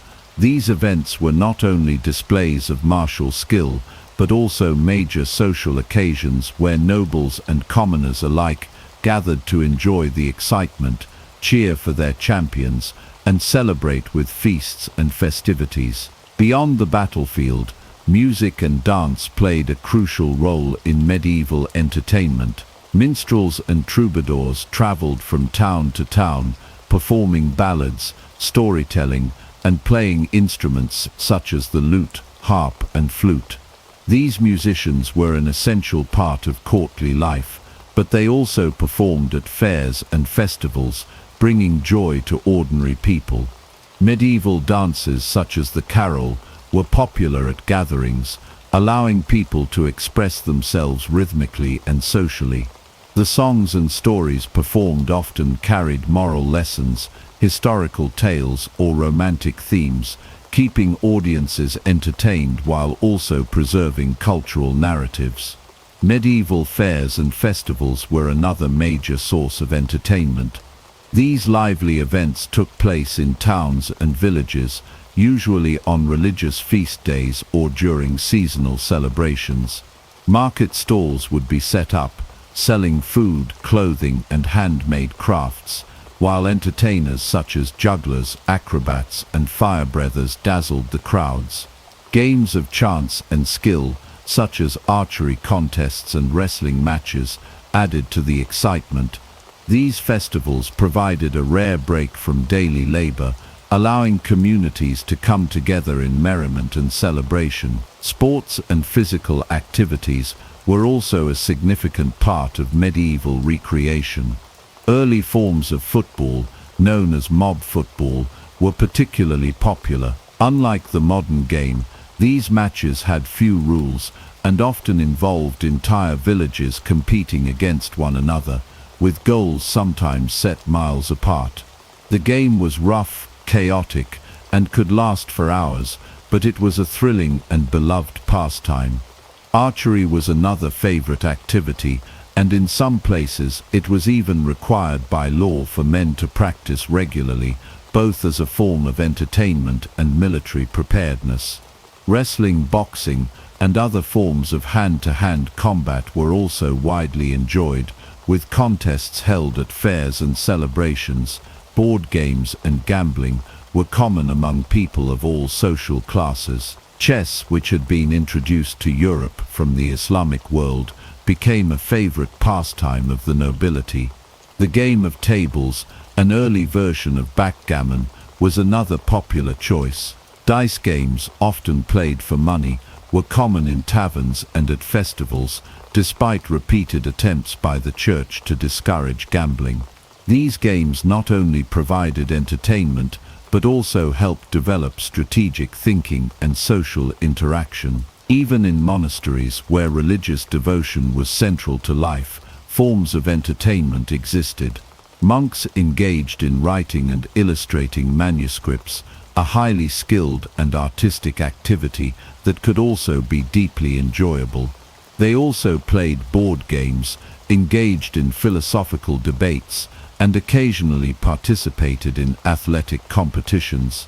The notion that medieval life was devoid of pleasure and amusement is far from accurate. The Middle Ages were a time of excitement, social bonding, and creative expression. Whether through the clash of lances in a tournament, the lively melodies of a minstrel, or the communal joy of a festival, medieval people found ways to make their lives rich and fulfilling. Entertainment was woven into the fabric of daily life, proving that the medieval era was anything but dull. The common perception of medieval justice often conjures images of ruthless punishments, arbitrary rulings, and lawless societies where might made right. In reality, however, the medieval world had well-developed legal systems and institutions that maintained order and sought to administer justice in a structured way. While the methods and punishments were different from modern standards, medieval societies had courts, law enforcement, and various forms of legal recourse that provided stability and regulation. Medieval law was based on a combination of customary traditions, royal decrees, and religious influence. In many regions, justice was carried out through a hierarchical system that included local lords, town councils, and royal courts. The legal framework varied across Europe, with common law developing in England, while continental Europe followed Roman and canon law traditions. Local laws and customs also played a major role, ensuring that justice was tailored to the needs of specific communities. One of the earliest forms of law enforcement was the watch system, in which townspeople were responsible for maintaining security. Many cities and towns had officials, such as reeves or bailiffs, who acted as early forms of police officers, enforcing laws and ensuring that criminals were brought to justice. In England, the position of the sheriff emerged as a key enforcer of royal law, responsible for maintaining order within a shire and overseeing the local courts. Similarly, in the Holy Roman Empire and France, provosts and other officials carried out similar duties. Contrary to popular belief, not all crimes were met with brutal punishments. While serious offenses such as murder, treason, and highway robbery could lead to executions, many crimes were dealt with through fines, restitution, or public shaming. For instance, theft was often punished with a fine or the return of stolen goods, rather than immediate execution. In some cases, repeat offenders faced harsher penalties, but the idea of proportional justice was present in many legal systems. Trial by ordeal, a method in which the accused underwent physical tests, such as holding a hot iron to determine guilt, was gradually replaced by more structured legal procedures by the late medieval period. The court system itself was more sophisticated than commonly assumed. Local courts, often presided over by lords or town officials, handled minor disputes and petty crimes, while higher courts addressed more serious cases. In England, the system of royal courts helped establish legal consistency, and the practice of jury trials began to emerge. Instead of relying solely on a lord's judgment, some cases were decided by panels of local men who swore to judge fairly based on their knowledge of the accused and the circumstances. This early form of the jury system helped lay the foundation for modern legal proceedings. Church courts also played a major role in medieval justice. The clergy had their own legal system, known as canon law, which governed matters related to the church, such as marriage, morality, and disputes among clergy. These courts often handed down more lenient punishments than secular courts, focusing on penance rather than corporal punishment. Clergy members accused of crimes could sometimes claim benefit of clergy, allowing them to be tried in church courts rather than by secular authorities, which often led to lighter sentences. Medieval towns and cities also developed their own legal codes and institutions to maintain order. Guilds, which controlled trade and crafts, had their own rules and mechanisms for resolving disputes among members. Some cities, particularly those with charters granting them legal autonomy, had elaborate court systems that functioned independently of feudal lords. The growing use of written legal records helped improve consistency in judgments and ensured that legal precedents were followed. Despite the existence of legal systems, justice in the medieval world was not always fair. Corruption, bribery, and social status often influenced rulings, with wealthier individuals sometimes able to buy their way out of punishment. However, the evolution of medieval law laid the groundwork for many principles that still exist today, such as due process, proportional punishment, and community involvement in legal decisions.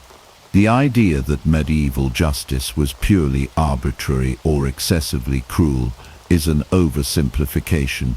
While punishments could be harsh, legal institutions provided structure and order, ensuring that societies functioned relatively smoothly. From early police forces to jury trials, the medieval legal system was far more advanced than many assume, showing that the concept of justice has long been an essential part of human civilization. When people think of Vikings, they often imagine ruthless warriors raiding monasteries, burning villages, and leaving destruction in their wake.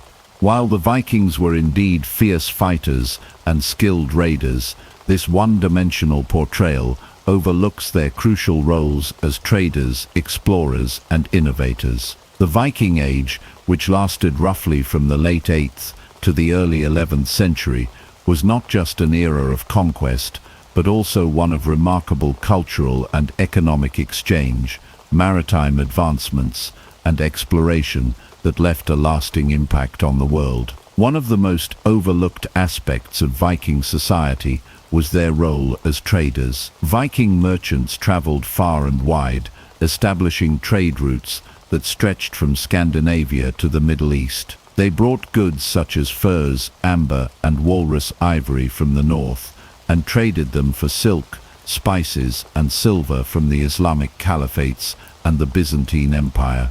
Viking trade hubs like Hedeby and Birka flourished as bustling centers of commerce, where traders from different cultures exchanged goods, knowledge, and ideas. The Vikings' extensive trade networks helped connect distant civilizations, making them key players in medieval global commerce. Vikings were also skilled explorers and navigators, setting sail on voyages that took them to new and uncharted territories. Their longships, marvels of naval engineering, allowed them to travel vast distances across open seas and navigate shallow rivers with ease. Viking explorers such as Leif Erikson reached North America nearly 500 years before Columbus, establishing settlements in what is now Newfoundland. Others sailed to Iceland, Greenland, and even as far as the Caspian Sea. Their fearless exploration expanded the known world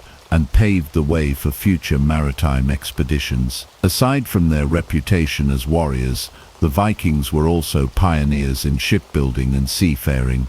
Their longships were not only fast and agile, but also capable of withstanding harsh ocean conditions. These vessels were instrumental in their military campaigns, but also facilitated trade and exploration. The Viking mastery of shipbuilding influenced naval technology for centuries, setting the foundation for future advancements in maritime travel. Viking society was also more structured and sophisticated than many assume. They had complex legal systems, with assemblies known as things where disputes were settled and laws were made. These gatherings, which involved community participation, ensured that justice was maintained without the need for centralized authority.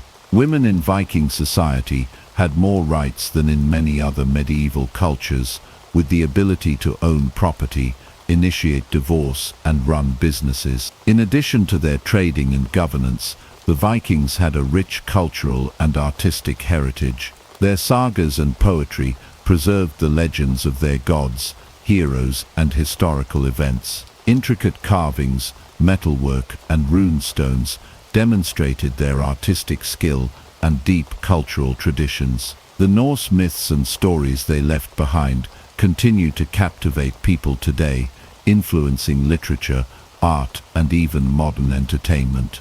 The legacy of the Vikings extends far beyond their raids. They were entrepreneurs, explorers, and cultural influencers who shaped the course of history.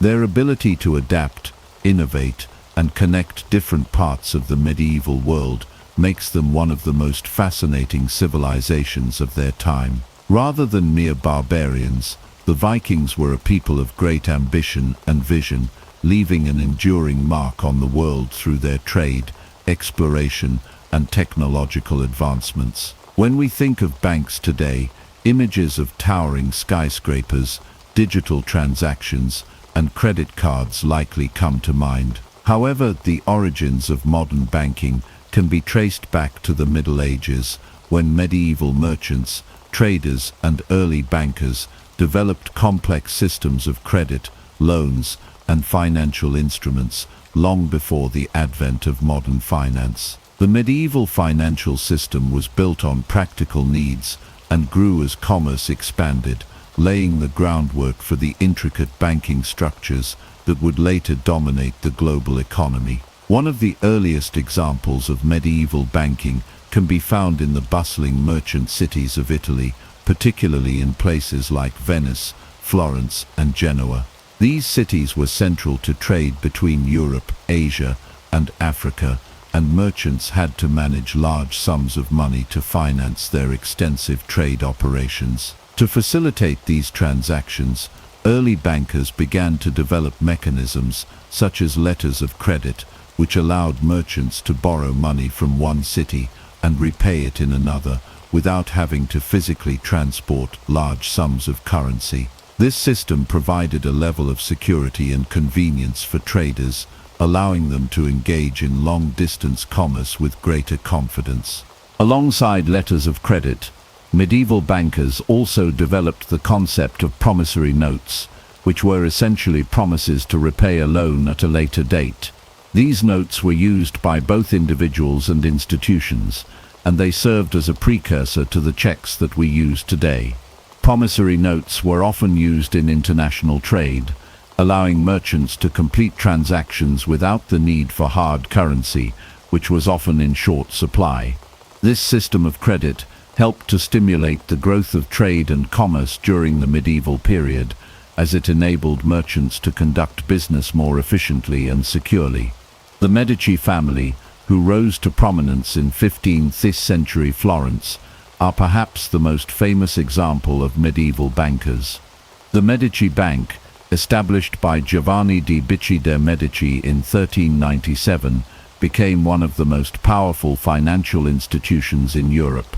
The Medici family used a variety of innovative financial tools, including double-entry bookkeeping, to manage their vast business empire.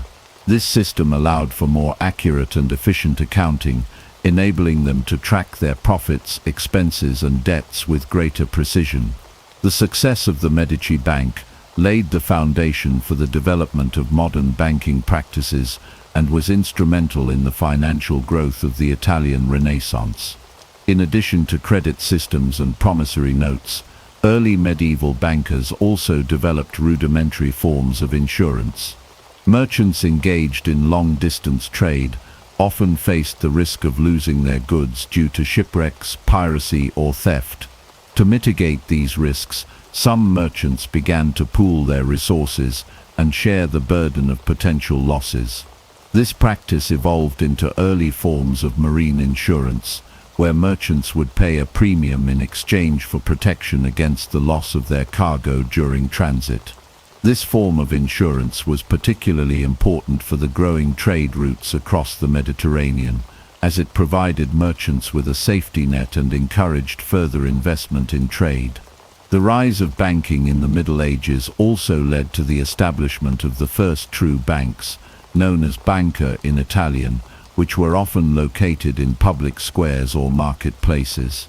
These early banks were operated by wealthy merchant families who provided loans to traders and entrepreneurs.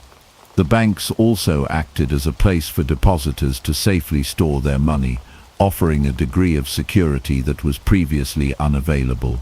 While these medieval banks were not as complex as modern financial institutions, they played a crucial role in facilitating the flow of capital and supporting the growth of trade and commerce. Despite the many advancements made in medieval banking, the practice of lending money at interest was viewed with suspicion by the Catholic Church, which considered it usury. The Church's prohibition on charging interest created tension between religious and financial institutions, as bankers often had to navigate complex theological debates to justify their practices. Over time, however, the Church's stance on usury softened, and bankers found ways to work within the constraints of religious doctrine while continuing to develop their financial systems. The medieval banking system was not limited to Italy. In other parts of Europe, such as Spain, France, and England, Jewish and Lombard bankers played important roles in financing trade and providing loans. These bankers often operated in a legal grey area, as their work was sometimes viewed with suspicion by local authorities. However, their services were indispensable, and they helped facilitate the movement of money across Europe, particularly in regions where the Christian prohibition on usury was strictly enforced. As trade expanded and economies grew more complex, the need for more sophisticated financial institutions became evident. The early banking systems of the Middle Ages provided a foundation for the development of modern banking practices, including the establishment of national banks, the creation of paper currency, and the development of stock markets. The innovations of medieval bankers and merchants were essential in the evolution of finance, and without them, the economic structures of the modern world may never have come to be. The legacy of medieval banking is still felt today, as many of the practices developed during this period form the backbone of our contemporary financial system. The use of credit, promissory notes, and even the concept of insurance all trace their roots to the Middle Ages, and without these early innovations, the modern banking world would be unrecognizable. The Middle Ages, far from being an era of economic stagnation, were a time of financial creativity and innovation, setting the stage for the economic revolutions that would follow in later centuries. The end of the Middle Ages is often seen as a dramatic shift, with the Renaissance standing in stark contrast to the so-called Dark Ages. This view suggests that the Renaissance was a sudden break from medieval life, ushering in a new era of humanism, science and artistic achievement. However, the reality is much more complex. The transition from the medieval period to the Renaissance was not a sudden or abrupt change, but rather a gradual evolution, shaped by a multitude of factors that built upon the intellectual, cultural, and technological foundations laid in the Middle Ages. The term Renaissance, meaning rebirth, reflects the revival of interest in classical Greek and Roman culture, particularly in art, philosophy, and literature. While it is true that the Renaissance saw a renewed focus on the classical past, this movement did not arise out of a vacuum. The intellectual developments of the Middle Ages, including the preservation and study of ancient texts by medieval scholars, played a crucial role in the Renaissance's emergence. Monasteries and universities in the medieval period were central to the preservation of knowledge, and scholars in these institutions meticulously copied and translated ancient works, ensuring that classical learning was not lost. The Renaissance would not have been possible without the medieval efforts to safeguard this knowledge. In addition to the intellectual continuity between the Middle Ages and the Renaissance, the rise of the Renaissance was also closely linked to the economic and political changes of the late medieval period. The economic expansion of the 12th and 13th centuries, fueled by increased trade, urbanization, and the growth of banking, created a more affluent and stable society. This newfound wealth provided the resources necessary to support the artistic and intellectual pursuits that defined the Renaissance. Cities like Florence, Venice, and Milan became cultural hubs, where wealthy patrons, including the Medici family, funded the work of artists, architects, and scholars. The technological advancements of the medieval period also laid the groundwork for the Renaissance. The development of the printing press by Johannes Gutenberg in the 15th century revolutionized the spread of knowledge, making books more widely available and affordable. This innovation greatly accelerated the dissemination of Renaissance ideas and allowed for the rapid exchange of information across Europe. The printing press was an extension of earlier medieval technological advancements, such as the mechanical clock and improved agricultural tools, which had already begun to transform European society. Another key element of the Renaissance was the growing emphasis on individualism and humanism, ideas that were not entirely new but were further developed during this period. While medieval thinkers were primarily concerned with religious matters and the afterlife, Renaissance scholars and artists began to place a greater focus on human experience, reason, and the natural world. The humanist movement, which sought to revive the study of classical languages, literature, and philosophy, was influenced by the intellectual traditions of the Middle Ages, particularly scholasticism, which emphasized reason and logic. Renaissance humanism was not a rejection of the medieval worldview, but rather a continuation of the intellectual pursuits that had been ongoing for centuries. In art and architecture, the Renaissance witnessed a revival of classical forms and ideals, such as the use of perspective, the study of anatomy, and a focus on proportion and harmony. However, these artistic innovations did not emerge overnight. Medieval artists, particularly those working in the Gothic style, had already begun experimenting with techniques such as light, shadow, and perspective. The Renaissance took these developments to new heights, incorporating the scientific study of the human body and the natural world into artistic practice. Artists like Leonardo da Vinci and Michelangelo built upon the work of their medieval predecessors, blending classical influences with new discoveries in science and mathematics. Politically, the late medieval period saw the decline of feudalism and the rise of centralized monarchies, a trend that would continue into the Renaissance. The development of strong centralized states in France, England, and Spain created the conditions for the growth of Renaissance culture. As kings and princes consolidated power, they were able to support the arts, sciences, and education, helping to foster the conditions for the flourishing of Renaissance ideas.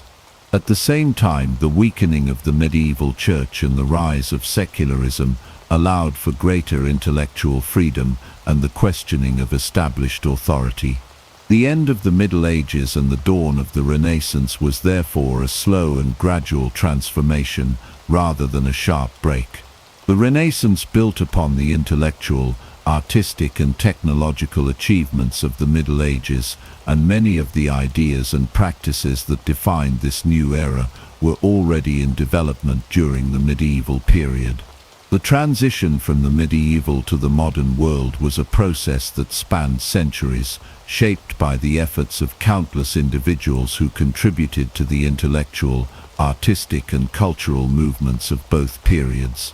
In hindsight, it is clear that the Renaissance was not a complete departure from the Middle Ages, but rather a continuation of a long intellectual and cultural evolution. The Middle Ages provided the foundations for the Renaissance's achievements, and the Renaissance in turn set the stage for the modern world. Far from being an abrupt end to the medieval period, the Renaissance was the culmination of centuries of development, a period in which the ideas and innovations of the Middle Ages found their fullest expression.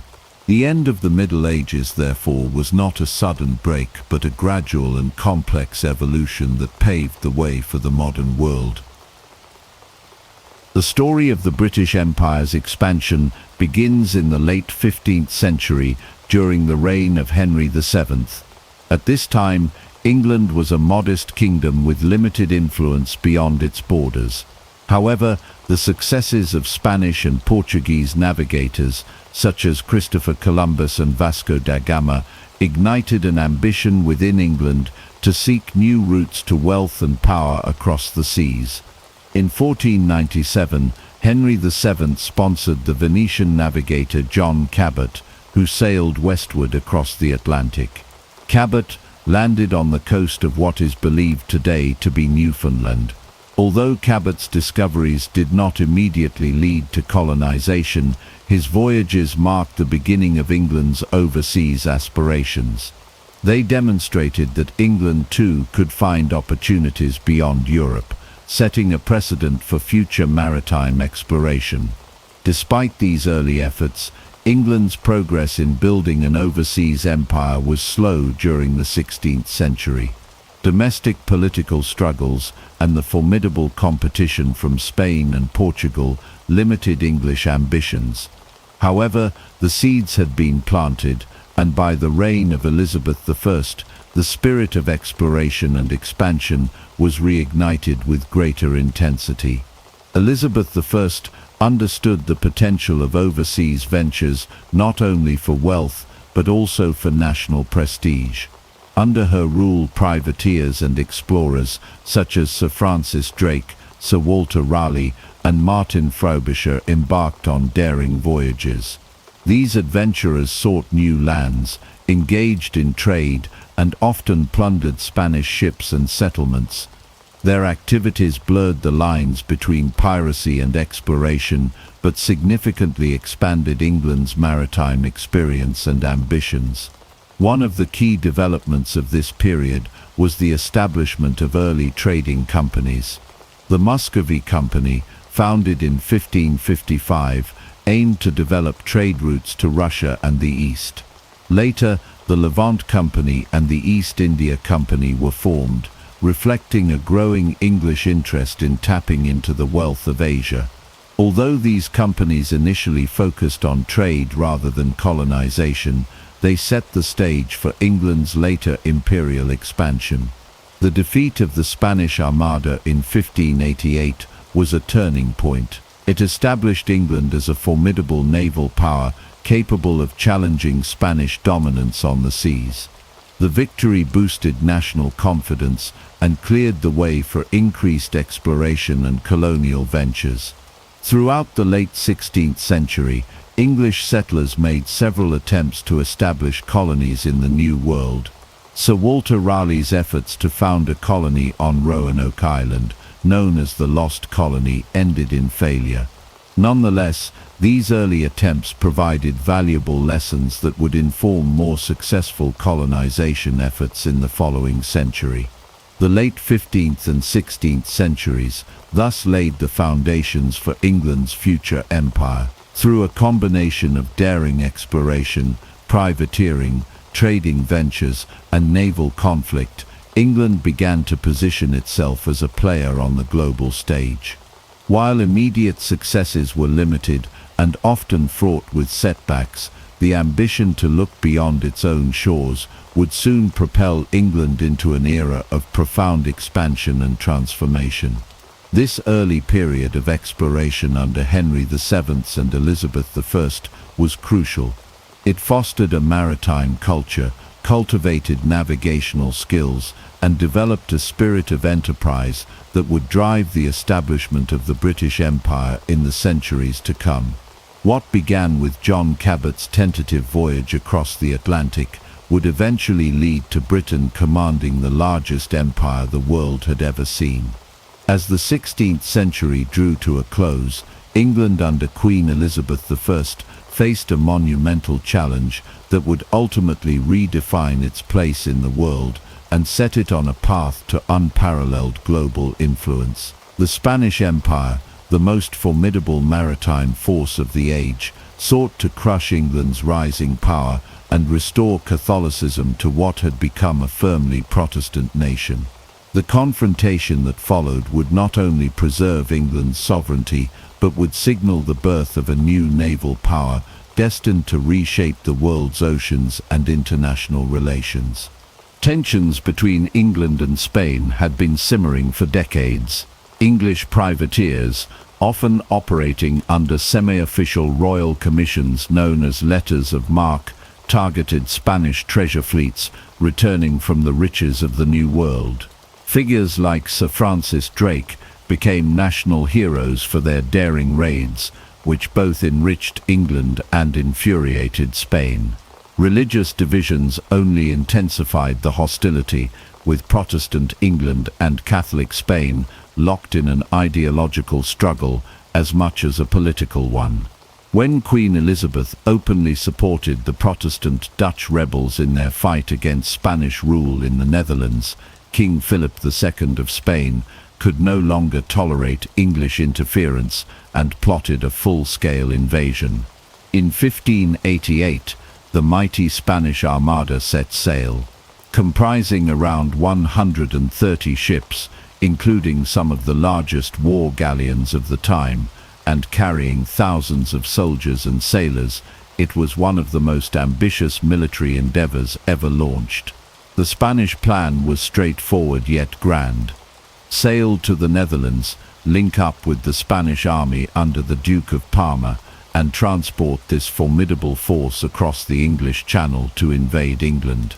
However, the English, under the seasoned leadership of commanders like Sir Francis Drake, Lord Charles Howard, and Sir John Hawkins, were well prepared. The English fleet employed tactics that showcased both ingenuity and adaptability. Unlike the lumbering Spanish galleons, English ships were smaller, faster, and more agile, able to strike from a distance with superior long-range cannons. The English chose to fight a battle of attrition, using their mobility to constantly harass the Armada, avoid close-quarters combat, where the Spanish excelled, and pick off ships at the edges of the formation. At a critical moment, the English launched fire ships, setting old vessels alight and sending them adrift into the heart of the Spanish fleet. In the ensuing panic, the Spanish ships broke formation, becoming easy targets. Nature itself seemed to side with the English. After suffering heavy damage and disruption, the Spanish Armada was forced to retreat northward around Scotland and Ireland, a route fraught with danger. Powerful Atlantic storms battered the already weakened fleet, sinking many ships and wrecking others on the rocky coasts. Of the original 130 ships, less than half limped back to Spain, many of them in poor condition.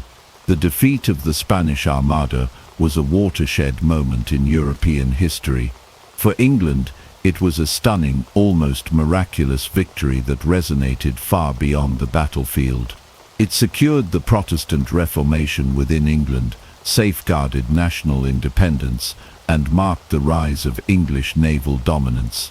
This triumph was not merely military, it represented a profound psychological shift. It imbued the English people with a renewed sense of destiny, ambition, and confidence that would carry them across the globe. The ramifications of this victory were profound and far-reaching.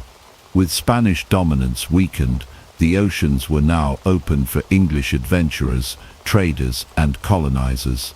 English merchants began to push into new markets, establishing early trading outposts and laying the foundation for a commercial empire. The defeat encouraged the founding of colonies in North America and the Caribbean, setting the stage for future territorial expansion. The Elizabethan government and private investors alike realized that the seas were not barriers but highways to opportunity, wealth, and influence. The defeat of the Armada also triggered a gradual but significant decline in Spanish hegemony.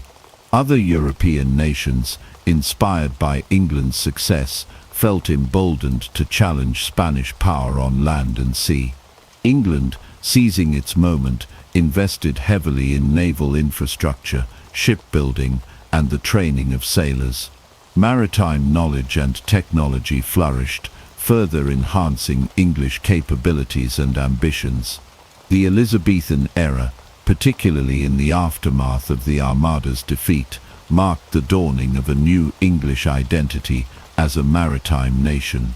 Exploration missions expanded to distant corners of the globe, from the Arctic in search of the Northwest Passage to the establishment of trading relations with distant lands.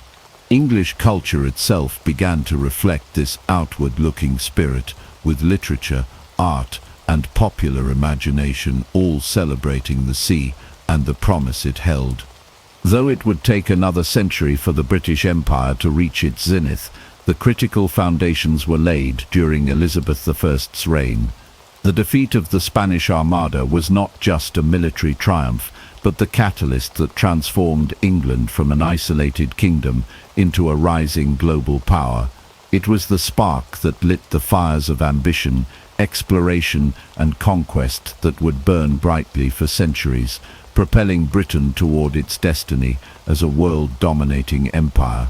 As the 17th century began, England's ambitions turned increasingly toward commerce and expansion beyond Europe. The spirit of exploration that had blossomed under Elizabeth I evolved into a more structured and profit-driven pursuit of overseas wealth. Central to this new phase was the founding of the East India Company in 1600, a development that would have profound and lasting consequences for Britain's role in world trade and empire building. The East India Company was established by royal charter from Queen Elizabeth I, granting a group of London merchants a monopoly on English trade with all countries east of the Cape of Good Hope. These merchants, known collectively as the Governor and Company of Merchants of London trading into the East Indies, envisioned a future in which England could compete with the powerful Portuguese and Dutch trading empires that had dominated Asian commerce. The company's founding marked a pivotal moment when private enterprise backed by the Crown became a driving force behind England's overseas expansion. The early years of the East India Company were fraught with challenges. The Portuguese and Dutch, with their well-established trading networks and fortified posts throughout the Indian Ocean, presented formidable obstacles. English ships made their first voyages to the East Indies in the early 1600s, seeking to establish footholds in a region already rich with competition. They traded primarily in spices such as pepper, cloves, and nutmeg, commodities highly prized in Europe for their value and rarity. Persistence paid off. Over time, the East India Company managed to secure strategic trading posts through a combination of negotiation, diplomacy, and military force. One of the first major successes came in 1612 when the English defeated the Portuguese at the Battle of Swali near Surat on the west coast of India. This victory convinced the Mughal Emperor Jahangir to grant the company permission to establish a factory or trading post in Surat. It was the beginning of a long and complex relationship between the British and the Indian subcontinent. The company expanded its presence across the Indian Ocean and into Southeast Asia. It established trading posts in places like Bantam in Java and later in Madras, Bombay, and Calcutta in India. These outposts served not only as centers of commerce but also as fortified enclaves that could defend English interests against rival European powers and hostile local forces. The age of mercantilism, the dominant economic philosophy of the time, strongly influenced the company's activities. Mercantilism held that national power depended on the accumulation of wealth, particularly precious metals, and that the state should closely regulate economic activity to achieve this goal. For England, overseas trade was a means to amass wealth, strengthen the nation, and reduce dependence on foreign powers. The East India Company operated under this mercantilist framework, seeking to maximize profits for its shareholders while simultaneously advancing England's strategic interests. The company's growth was not limited to commerce alone. It became a political and military entity in its own right, capable of negotiating treaties, waging war, and administering territories. It maintained its own armies and navies, and its officers often acted with the authority of sovereign rulers in the regions where they operated. Over time, the company's influence expanded from mere trade to political control, setting the stage for the eventual British domination of India. Britain's entry into Asian commerce through the East India Company was transformative. It introduced England to the vast wealth of the East, including textiles, tea, and porcelain, which would become staples of British consumption and culture. It also created enduring links between Britain and Asia, links that would grow stronger and more complex over the centuries. The success of the East India Company inspired other ventures and demonstrated the immense potential of overseas trade and colonial enterprise. By the end of the 17th century, the East India Company had firmly established itself as a major player in Asian commerce. It had survived fierce competition, built a network of trading posts, and laid the groundwork for future territorial acquisitions. More importantly, it had transformed England's approach to empire, shifting it from sporadic exploration to systematic commercial and territorial expansion. The story of the British Empire cannot be told without acknowledging the central role of the East India Company, whose early endeavors in Asia marked the beginning of a new and powerful global presence for Britain. As the 17th century progressed, England's ambitions for overseas expansion took root in the fertile lands of North America and the lucrative plantations of the Caribbean. What had begun as voyages of exploration and tentative trade evolved into full-scale colonization, with profound consequences for the future British Empire and the peoples across 3 continents who would be drawn into its orbit. The first permanent English settlement in North America was established in 1607 with the founding of Jamestown, Virginia. Sponsored by the Virginia Company of London, a joint stock company chartered by King James I, Jamestown was a precarious endeavor from the start. The settlers faced severe hardships, including disease, famine, and conflict with the indigenous Powhatan Confederacy. Despite these difficulties, Jamestown survived, largely due to the leadership of figures like Captain John Smith and the eventual cultivation of tobacco as a cash crop. Tobacco would become the economic lifeblood of Virginia and a cornerstone of English wealth in the New World. Following Jamestown, English settlement spread along the Atlantic coast. In 1620, A group of religious separatists known as the Pilgrims set sail aboard the Mayflower and landed in present-day Massachusetts. Seeking religious freedom, they established Plymouth Colony, which, though small, became a symbol of the broader Puritan migration that would shape New England. The Puritans founded the Massachusetts Bay Colony in 1630, creating tightly knit communities governed by religious principles and fostering a distinctive American culture rooted in English traditions.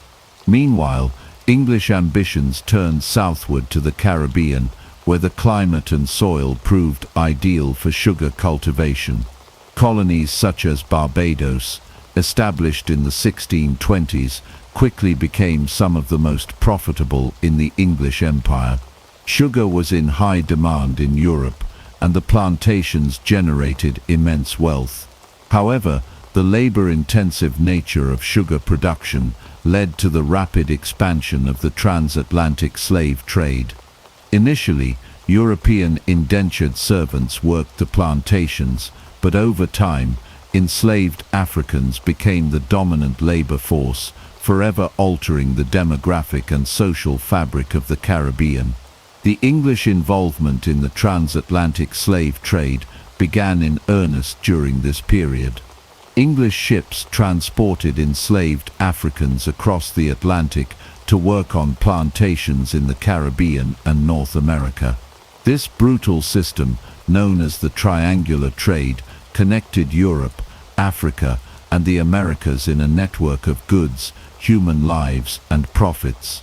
Manufactured goods from Europe were traded for slaves in Africa, who were then sold in the Americas, with the proceeds purchasing commodities like sugar, tobacco, and cotton for return to Europe. The establishment of colonies in North America and the Caribbean marked a critical turning point. England was no longer merely a European power, but was becoming a global colonial empire. Settlements in Virginia, New England, and the Caribbean formed the nucleus of what would become a vast overseas dominion. Each region developed distinct characteristics. Virginia and the southern colonies relied on plantation agriculture and slave labor. New England fostered a society rooted in religious values, small farms, and emerging commerce.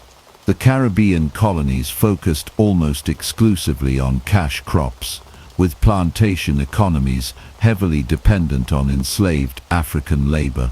This era also witnessed the development of colonial governments and legal systems modeled on English institutions. Representative assemblies like the Virginia House of Burgesses, established in 1619, gave settlers a voice in local governance and planted the seeds of democratic practices that would later flourish in the American colonies. By the end of the 17th century, England had firmly entrenched itself in the Americas and the Caribbean. Colonies were expanding, trade networks were growing, and the flow of wealth into England was accelerating. These early colonial ventures laid the foundation for the British Empire's expansion in the following centuries. However, the prosperity of these colonies came at an immense human cost, particularly for the millions of Africans forcibly taken from their homelands to labor in foreign lands. The colonization of North America and the Caribbean was a complex, often brutal process driven by economic ambition, religious fervor, and geopolitical competition. It set in motion patterns of migration, commerce, and cultural exchange that would shape the Atlantic world for centuries to come. As England's empire grew, so too did the interwoven histories of Europe, Africa, and the Americas, forever linked by conquest, trade, and human endeavor. The 18th century marked the zenith of Britain's power on the world stage. Having established a foothold in the Americas, the Caribbean, and India during the 17th century, Britain entered the 1700s as a rising global power, poised to challenge other European empires for dominance. Key military victories, especially in the 7 Years' War, and strategic engagements in India solidified Britain's standing as the world's preeminent imperial force. The 7 Years' War 1756-1763 was a pivotal conflict that would have far-reaching consequences for both Britain and its rivals. The war was fought across multiple continents, and its outcome reshaped the global balance of power.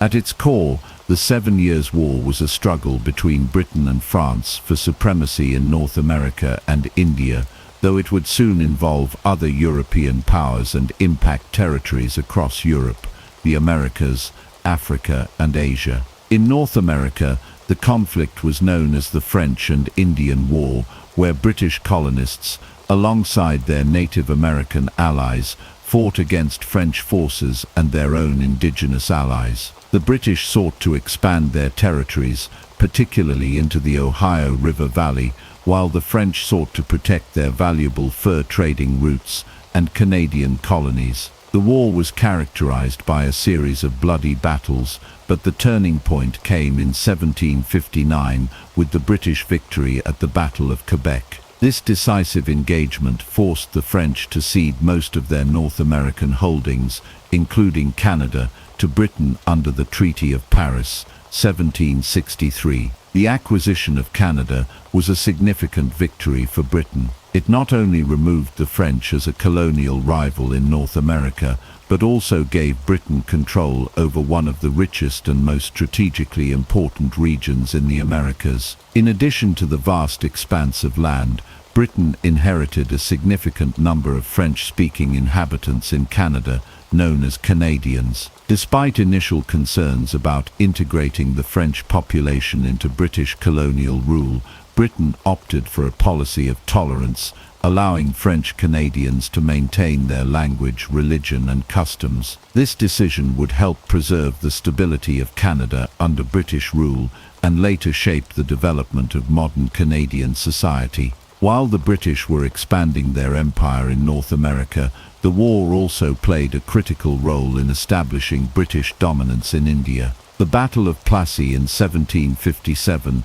was a turning point in British fortunes in India, solidifying the East India Company's control over the Bengal region and opening the door for further territorial expansion. The battle itself was a remarkable victory, as a small British force, led by Robert Clive, defeated the much larger army of the Nawab of Bengal, Siraj-ud-Dowlah, despite being heavily outnumbered. The victory at Plassey was the result of a combination of factors, including strategic alliances, bribery, and the superior tactics of the British. Robert Clive's ability to divide and conquer, along with his manipulation of local politics, allowed him to win the support of key Indian leaders who were discontented with the Nawab's rule. The Battle of Plassey is often seen as the moment when Britain began to transition from a commercial trading power to a territorial empire in India. Following the victory at Plassey, the East India Company gained unprecedented control over Bengal,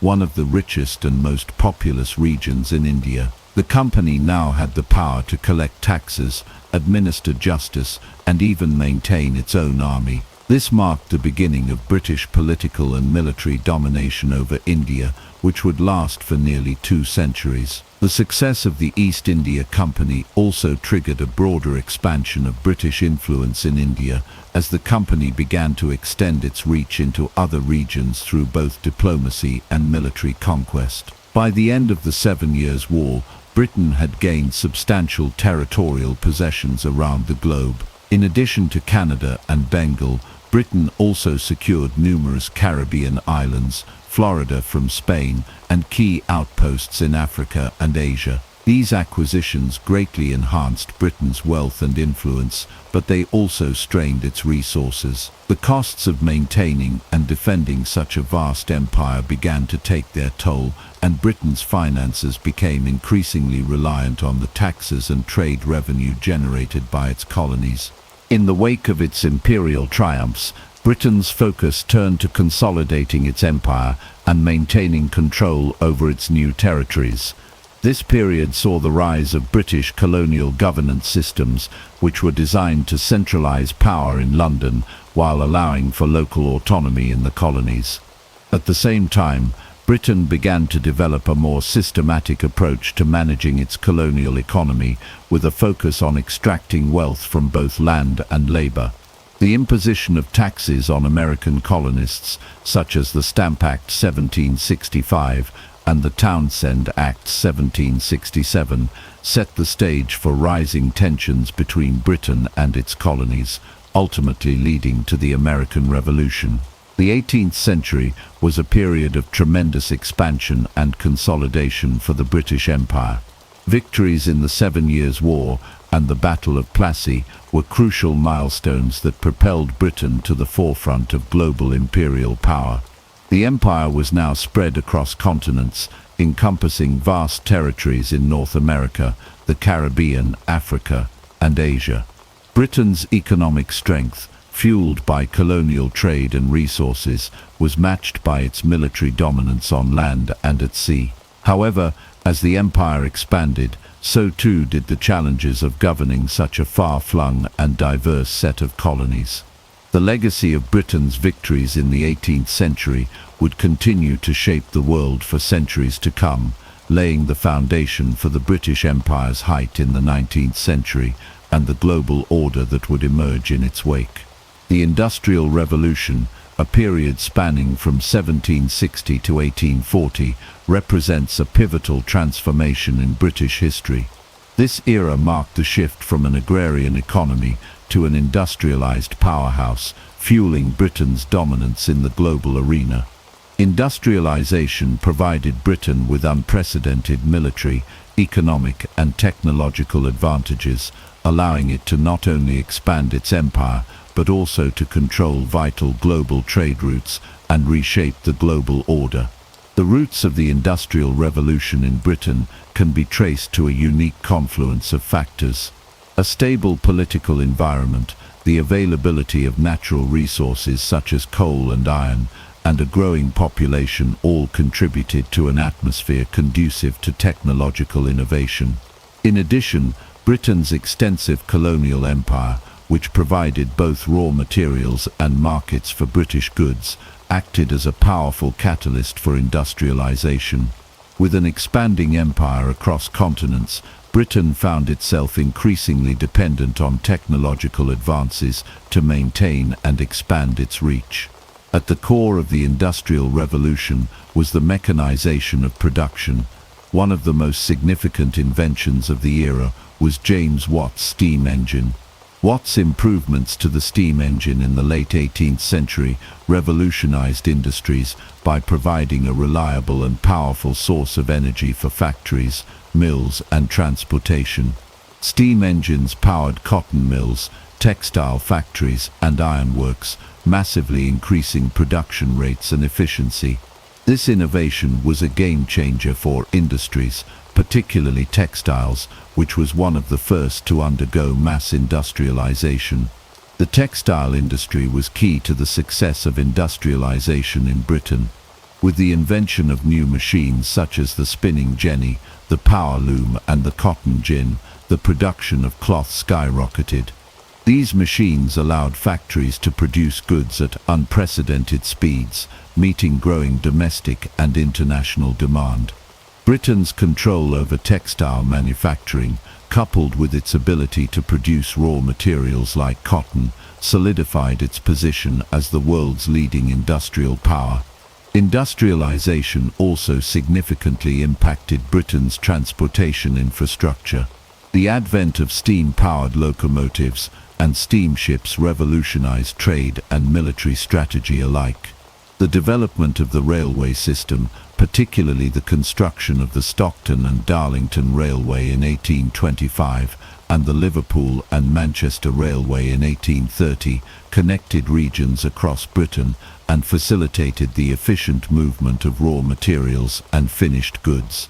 Railroads enabled goods such as coal, cotton, and iron to be transported more efficiently, fueling industrial growth and expanding trade networks within Britain and its colonies.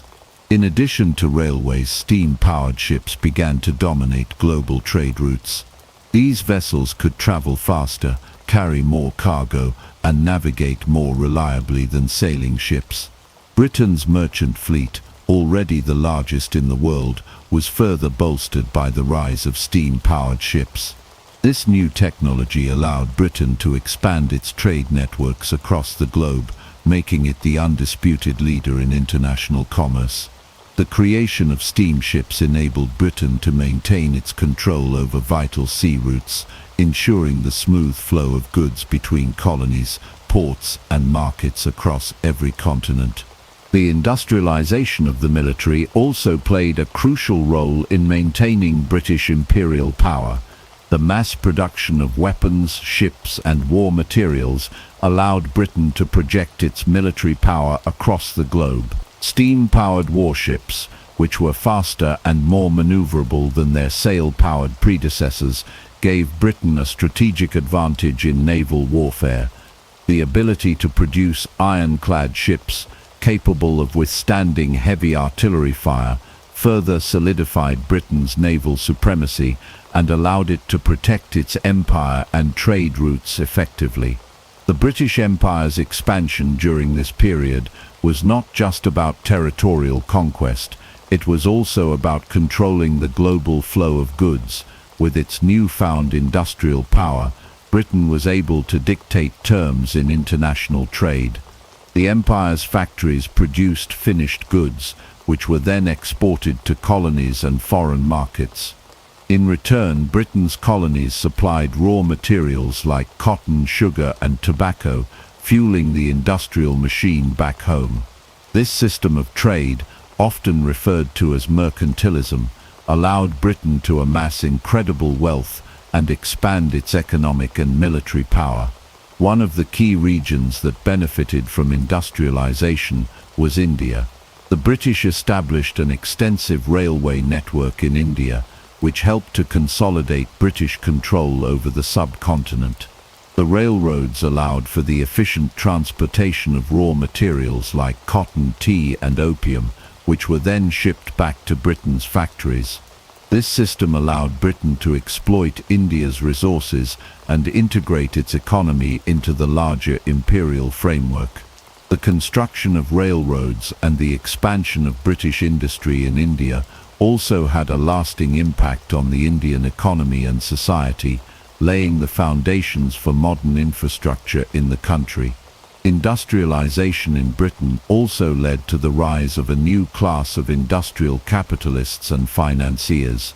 Wealth generated from the empire and from industrial enterprises helped to fund further imperial expansion and economic growth. British banks, including the Bank of England, played a key role in financing the construction of railroads, the expansion of colonies, and the growth of industries that supported imperialism. The financial sector was central to Britain's ability to maintain its global power, facilitating the flow of capital and investments necessary to sustain its empire. While industrialization undoubtedly strengthened Britain's position as a global superpower, it also brought significant social changes.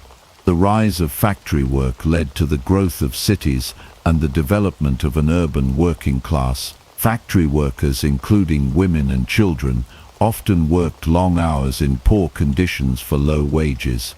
The wealth generated by industrialization was not evenly distributed, with the working class suffering while industrialists and landowners amassed fortunes. This led to significant social unrest and the rise of labor movements that sought to improve working conditions and wages. Despite these challenges, industrialization undeniably transformed Britain into the dominant global power of the 19th century. The innovations of the Industrial Revolution gave Britain unparalleled military strength, economic power, and control over global trade routes. By the mid-19th century, Britain's empire spanned the globe, and its industrial and imperial power seemed invincible. The combination of technological innovation, economic dominance, and military might allowed Britain to maintain its status as the leading superpower, a position it would hold for much of the 19th and early 20th centuries. In conclusion, The Industrial Revolution was the engine that powered Britain's imperial ambitions.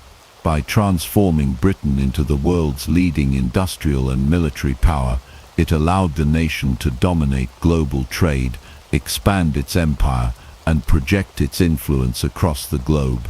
The innovations of this period were not just technological, but were deeply entwined with the growth of the British Empire, making the Industrial Revolution a defining moment in world history and securing Britain's position as the preeminent global power of the 19th century. The story of British rule in India, known as the Raj, is one of the most transformative and complex chapters in the history of the British Empire. The period from 1858 to 1947 saw Britain exerting direct control over India, shaping its economy, society and infrastructure in ways that would have lasting consequences for both India and the empire itself. This chapter explores the historical trajectory of British involvement in India, the impact of the Indian Rebellion of 1857, and how the British Crown consolidated its power in the subcontinent, fundamentally altering India's future. Before the British Raj was officially established in 1858, India had been under the control of the British East India Company, a powerful corporation granted authority by the British government to trade and govern in the subcontinent. The East India Company's rule had expanded gradually, with British forces gaining control of large portions of India through military conquest, diplomacy, and alliances with local rulers. However, the company's grip on India was not without significant resistance, particularly from various Indian rulers and communities who sought to maintain their independence. The tensions between the British and the Indian population came to a head in 1857, when what is often referred to as the Indian Mutiny or the Sepoy Rebellion erupted. The immediate cause of the rebellion was the dissatisfaction of Indian soldiers, or sepoys, in the British East India Company's army, due to the introduction of new rifle cartridges rumored to be greased with animal fat, which offended both Hindu and Muslim religious sensibilities. However, underlying this specific grievance was a broader sense of frustration with British rule, as Indians were increasingly subjected to economic exploitation, political disenfranchisement, and social upheaval. The rebellion began in the town of Meerut and spread quickly to other parts of northern and central India, with Indian soldiers, civilians, and even some rulers joining the fight against British authority. The British response to the rebellion was brutal and decisive, with the army crushing the uprising after months of fighting. Thousands of Indians were killed, and entire villages were destroyed. In the aftermath of the rebellion, the British government decided that the East India Company had failed to govern effectively and assumed direct control over India, marking the beginning of the British Raj. The British Raj was characterized by a significant shift in how India was governed. The British Crown took full responsibility for the administration of India, and the British Parliament created a new system of governance, appointing a viceroy to oversee the colony on behalf of the Crown. This transition from corporate to state control meant that India was no longer ruled by a private company, but by the British government itself, with direct representation in the form of the viceroy and the establishment of a new colonial bureaucracy. Under the British Raj, India's economy was restructured to serve the needs of the British Empire. British policies favoured the extraction of India's resources, particularly raw materials like cotton, tea and opium, which were sent to Britain for processing and manufacturing. In return, Britain provided India with finished goods, including textiles, machinery and weapons. This system of trade ensured that India became a supplier of raw materials and a market for British goods, creating a colonial economic model that benefited Britain while stifling India's own industrial development. British infrastructure projects such as railways, roads and canals were implemented to facilitate the movement of goods and troops, further integrating India into the imperial economic system. While these projects did provide some benefits, such as increased mobility and communication, they were primarily designed to serve British interests. The railways, for example, allowed the British to extract resources from the interior of India and transport them to ports for export, while also enabling the rapid deployment of British troops in case of unrest. Socially, British rule had a profound impact on Indian society. British colonial administrators sought to impose Western-style education and institutions on the Indian population, creating a new elite class of educated Indians who were often loyal to the British government. This new class played a crucial role in administering British policies and maintaining order within the colony. At the same time, traditional Indian customs, religious practices, and social structures were often undermined or disregarded by the British, leading to significant cultural tensions. One of the most enduring legacies of British rule in India was the creation of a unified, centralized state. Prior to British rule, India had been a collection of diverse kingdoms, empires and regions, each with its own language, culture and political structure. The British, however, sought to bring these disparate regions under a single administration, laying the foundations for the modern Indian state. The British also introduced systems of law and governance that in many ways would shape the political structure of independent India in the 20th century. However, British rule also sowed the seeds of resistance.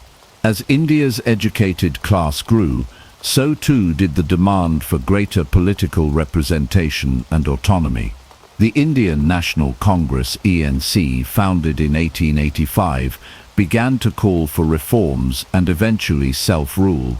By the early 20th century, the ANC, led by figures like Mohandas Gandhi, Jawaharlal Nehru, and Subhas Chandra Bose, was at the forefront of the movement for Indian independence. The British, unable to ignore the growing calls for independence, eventually found themselves negotiating with Indian leaders for a peaceful transition to self-rule. The struggle for Indian independence reached its peak in the first half of the 20th century, culminating in 1947 with the partition of India and the creation of the independent nations of India and Pakistan. The partition was accompanied by widespread violence, mass migrations, and deep-seated communal tensions that would shape the region for decades to come. India's independence marked the end of British rule, but the legacy of the Raj continued to influence the political, economic, and social landscape of South Asia.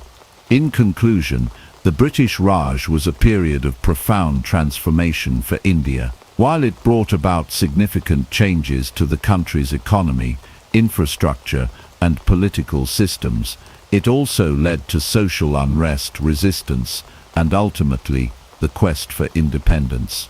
The legacy of British rule in India is a complex one, with both positive and negative aspects that continue to shape the relationship between India and Britain today. Despite the challenges and exploitation of the colonial period, India emerged as an independent nation with a rich cultural heritage and a rapidly developing economy, ultimately reshaping the balance of power in the post-colonial world. The Victorian era, spanning from 1837 to 1901, was the period in which the British Empire reached the peak of its power, wealth, and global influence. Under Queen Victoria's rule, Britain not only solidified its status as the world's foremost imperial power, but also oversaw the expansion of its territories, the establishment of new colonies, and the spread of its cultural, economic, and political systems across the globe. It was an era marked by technological advancement, economic dominance, and the belief in the superiority of British civilization, encapsulated in the ideology of the civilizing mission. During this time, the British Empire came to be known as the empire on which the sun never sets, a testament to its vast expanse across the globe.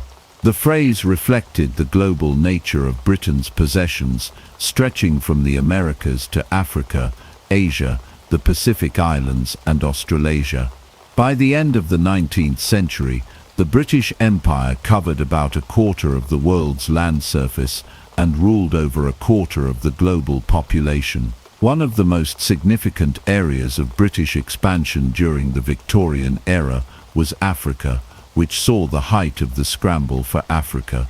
European powers, including Britain, competed fiercely to carve up the African continent, with Britain securing vast territories, particularly in the east and southern regions. British control of Egypt, the Sudan, and the Cape Colony, along with protectorates in regions like Uganda, Kenya, and Zimbabwe, marked the height of Britain's African imperial ambitions. The annexation of these territories was not only driven by a desire for land and resources, but also by Britain's strategic and commercial interests. Control of the Suez Canal, for example, ensured Britain's dominance over key shipping routes and secured access to India, the jewel in the crown of the British Empire. In India, the Victorian era continued the consolidation of British power following the Indian Rebellion of 1857, which had been a significant turning point in British rule. After the rebellion, the British Crown assumed direct control of India, ending the East India Company's rule and establishing the British Raj. The British government aimed to reshape India's economy, infrastructure, and society in ways that benefited the empire. The construction of railways, roads, and telecommunication networks facilitated the extraction of raw materials, such as cotton, tea, and opium, and their transportation to British ports for export. The Raj also saw the imposition of British legal and political systems, along with a growing British presence in Indian cities and towns. Despite occasional unrest, Britain's control over India remained largely unchallenged throughout the 19th century. Technological innovation during the Victorian era played a pivotal role in supporting Britain's imperial expansion and strengthening its global power. The Industrial Revolution, which had already transformed Britain's economy, continued to drive technological advancements that enhanced Britain's military capabilities and infrastructure. The development of steamships, railways, and the telegraph revolutionized the way Britain could project power and communicate across its vast empire. Steam-powered warships and ironclad vessels allowed the Royal Navy to maintain dominance over the world's seas, while the construction of railways across colonies enabled the rapid movement of troops, goods, and resources. The Victorian era was also a period of intense cultural and ideological expansion. The British believed in the concept of the civilizing mission, a justification for imperialism based on the belief that British rule would bring enlightenment, order, and progress to backward societies. This ideology was often used to legitimize the expansion of the British Empire into regions that were seen as underdeveloped. British colonial officials and missionaries portrayed British civilization as superior and worked to impose British values and institutions upon colonized peoples. The civilizing mission was evident in the spread of education, Christianity, and Western legal systems across the empire, as well as in the establishment of colonial governments and infrastructure. However, beneath the surface of imperial grandeur, there were significant contradictions and tensions. The British Empire relied heavily on the exploitation of resources and labor from its colonies, often with little regard for the welfare of the local populations. In India, for example, the British imposition of taxes, land reforms, and policies that favored British industry led to widespread poverty, famine, and social unrest. The Victorian-era imperialists were confronted with the realities of empire, including resistance from colonized peoples and the challenges of governing vast, diverse territories. The late Victorian era also saw the rise of new movements that questioned the morality and sustainability of empire. The increasing influence of the British working class and the rise of socialist and anti-imperialist ideologies challenged the foundations of imperialism. However, at the time, these voices were often sidelined as the British ruling class remained committed to the idea of empire as a force for good and civilization. Despite these challenges, the Victorian era cemented Britain's position as the dominant imperial power of the 19th century. The British Empire continued to expand throughout the era, reaching its zenith in terms of territorial control, economic wealth, and global influence. The legacy of Victorian imperialism, both in terms of its technological achievements and its ideological justifications, would continue to shape British policy and imperial ambitions throughout the 20th century. The British Empire in the Victorian era not only defined the character of the nation, but also left an indelible mark on the history of the modern world. The period between 1914 and 1945 was a time of immense change for the British Empire, marked by the devastating effects of the two world wars and the rise of nationalist movements that sought independence from colonial rule. The global conflicts and the ideological shifts of the 20th century significantly weakened Britain's control over its empire, while simultaneously fostering an environment in which the long-simmering desire for self-determination among colonized peoples reached a boiling point. The impact of these events would reshape the geopolitical landscape and set the stage for the eventual decolonization of much of the British Empire. World War I 1914-1918 was a cataclysmic event that took a tremendous toll on the British Empire, both in terms of human lives and financial resources. The war was fought on multiple fronts, and Britain found itself entrenched in a brutal, protracted conflict that drained its military and economic strength. The loss of soldiers, the destruction of infrastructure, and the severe economic burden placed on Britain during the war exposed cracks in the imperial system. At the same time, the war required the resources of the empire, and colonies like India, Australia, and Canada contributed vast numbers of soldiers, funds, and supplies to the British war effort.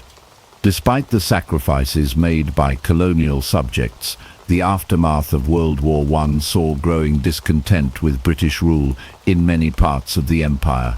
The war had highlighted the contradictions between Britain's values of democracy and liberty and the reality of colonial subjugation. In India, for example, the disillusionment with British promises of greater self-governance following the war was palpable. The British government had made some promises of reforms, but these were viewed as insufficient and patronizing. In 1919, the British response to growing unrest in India, particularly in the city of Amritsar, led to the infamous massacre at Jallianwala Bagh, where British forces killed hundreds of unarmed Indian civilians. This event ignited widespread anger and calls for independence. World War II 1939-1945 was even more devastating for Britain and its empire. The war further drained Britain's resources and inflicted heavy damage on the country's infrastructure.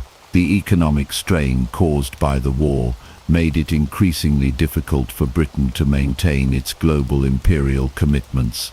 The British Empire's military forces, which had once seemed invincible, were stretched thin as the empire found itself fighting on multiple fronts across Europe, Africa, and Asia. After the war, Britain emerged exhausted and deeply in debt, while the global power dynamics were shifting rapidly. The rise of the United States and the Soviet Union as superpowers and the formation of international bodies like the United Nations marked the end of Britain's unquestioned global dominance.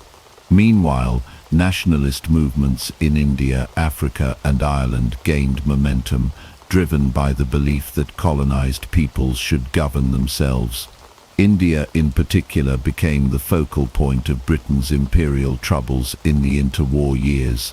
Leaders like Mahatma Gandhi and Jawaharlal Nehru spearheaded the Indian independence movement, using both peaceful protests and political maneuvering to demand self-rule. Gandhi's non-violent resistance, symbolized by the Salt March of 1930 and the Quit India movement of 1942, garnered widespread support among the Indian population and put immense pressure on the British to grant independence. In Africa, the two world wars had a similar effect on the colonial order.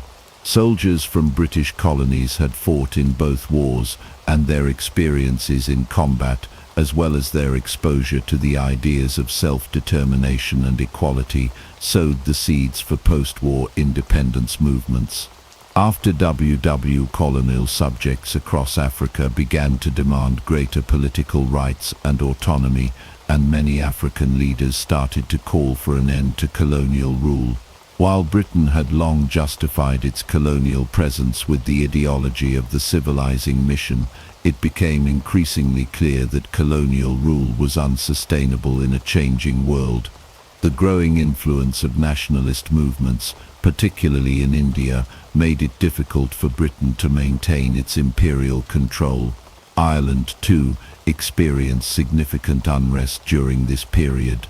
The Irish War of Independence 1919-1921 culminated in the signing of the Anglo-Irish Treaty, which created the Irish Free State and marked the beginning of the end of British rule in Ireland. The partition of Ireland, however, left Northern Ireland as part of the United Kingdom, setting the stage for decades of conflict between Irish nationalists and the British government. As Britain faced mounting pressure from nationalist movements and the economic strain caused by the wars, it became increasingly clear that maintaining the vast British Empire was no longer feasible.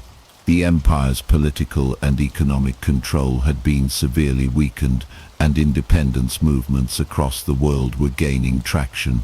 The decline of British power was further cemented by the post-war wave of decolonization that swept through Africa, Asia, and the Caribbean in the 1950s and 1960s. The period of the World Wars and the rise of nationalist movements marked the beginning of the end for the British Empire. The toll of two world wars, coupled with the rise of self-determination and anti-colonial sentiment, led to a seismic shift in global power. Britain's imperial hold began to unravel, and within just a few decades, many of its colonies achieved independence. The collapse of the British Empire was not simply a result of military defeat, but also of changing political, economic, and social forces that made colonial rule untenable in the modern world. The challenges faced by Britain during this period highlighted the contradictions of empire and revealed that the world was no longer willing to accept colonial domination. The legacy of the world wars and the rise of nationalist movements in the 20th century would forever alter the political landscape, signaling the decline of imperialism and the emergence of a new, more multipolar world order.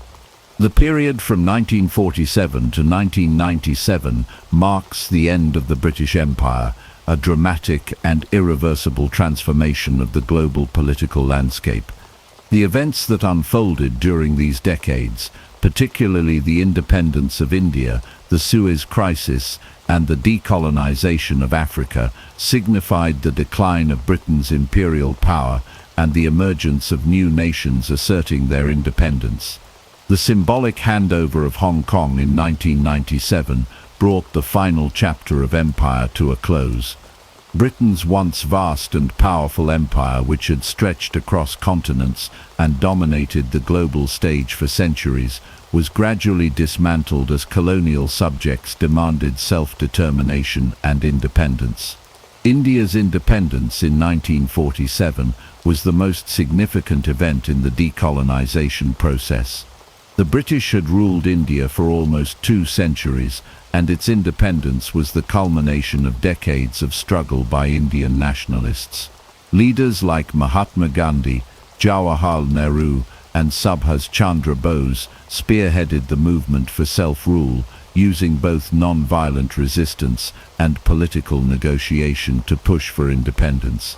The British decision to grant India's independence was influenced by several factors, including the growing resistance movements within the country, the financial strain of World War II, and the changing global atmosphere after the war. The process of decolonization in India was far from smooth. The partition of India in 1947 created two independent nations, India and Pakistan, which led to widespread violence, displacement, and a deepening of religious tensions. The partition left millions of people on the move, as Hindus and Sikhs migrated to India while Muslims fled to Pakistan.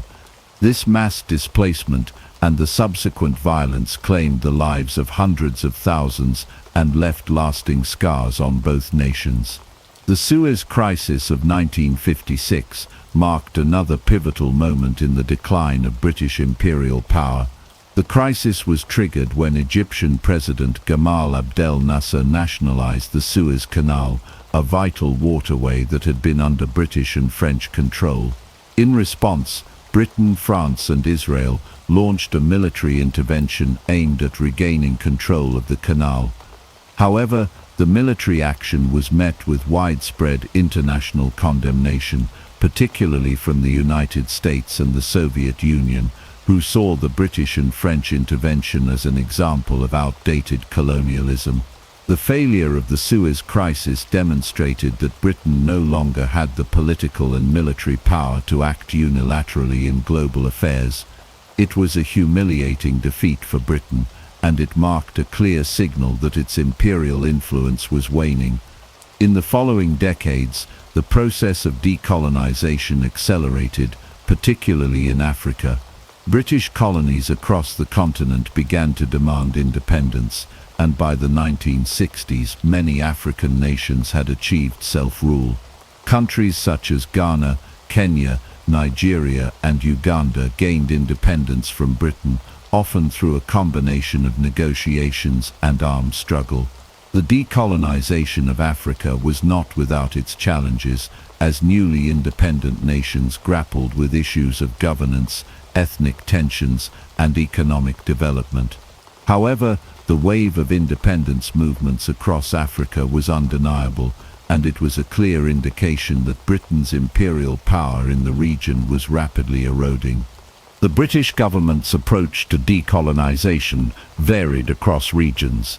In some cases, Britain was able to negotiate peaceful transfers of power, while in others, the process was marked by violent resistance and conflict. The British withdrawal from Africa was particularly complicated, as the empire had been deeply entrenched in the region for over a century. The Mau uprising in Kenya and the violent suppression of independence movements in places like Cyprus and Malaya highlighted the growing tensions between the British government and its colonial subjects. The final symbolic moment of British imperial decline came in 1997 with the handover of Hong Kong to China. Hong Kong had been a British colony since the Opium Wars in the 19th century, and its return to Chinese sovereignty marked the end of British colonial rule in Asia. The handover was a carefully negotiated process, and the agreement ensured that Hong Kong would maintain a high degree of autonomy under the principle of one country, two systems. The event marked the formal end of the British Empire, a momentous occasion that symbolized the transition from imperial domination to a new era of international relations. The process of decolonization was complex and multifaceted, influenced by global political dynamics, economic factors, and the aspirations of colonized peoples. As former colonies gained independence, they were faced with the challenges of nation building, economic development, and establishing stable political systems. The British Empire's legacy was a mixture of triumphs and tragedies, with lasting impacts on the political, social, and economic landscapes of the former colonies.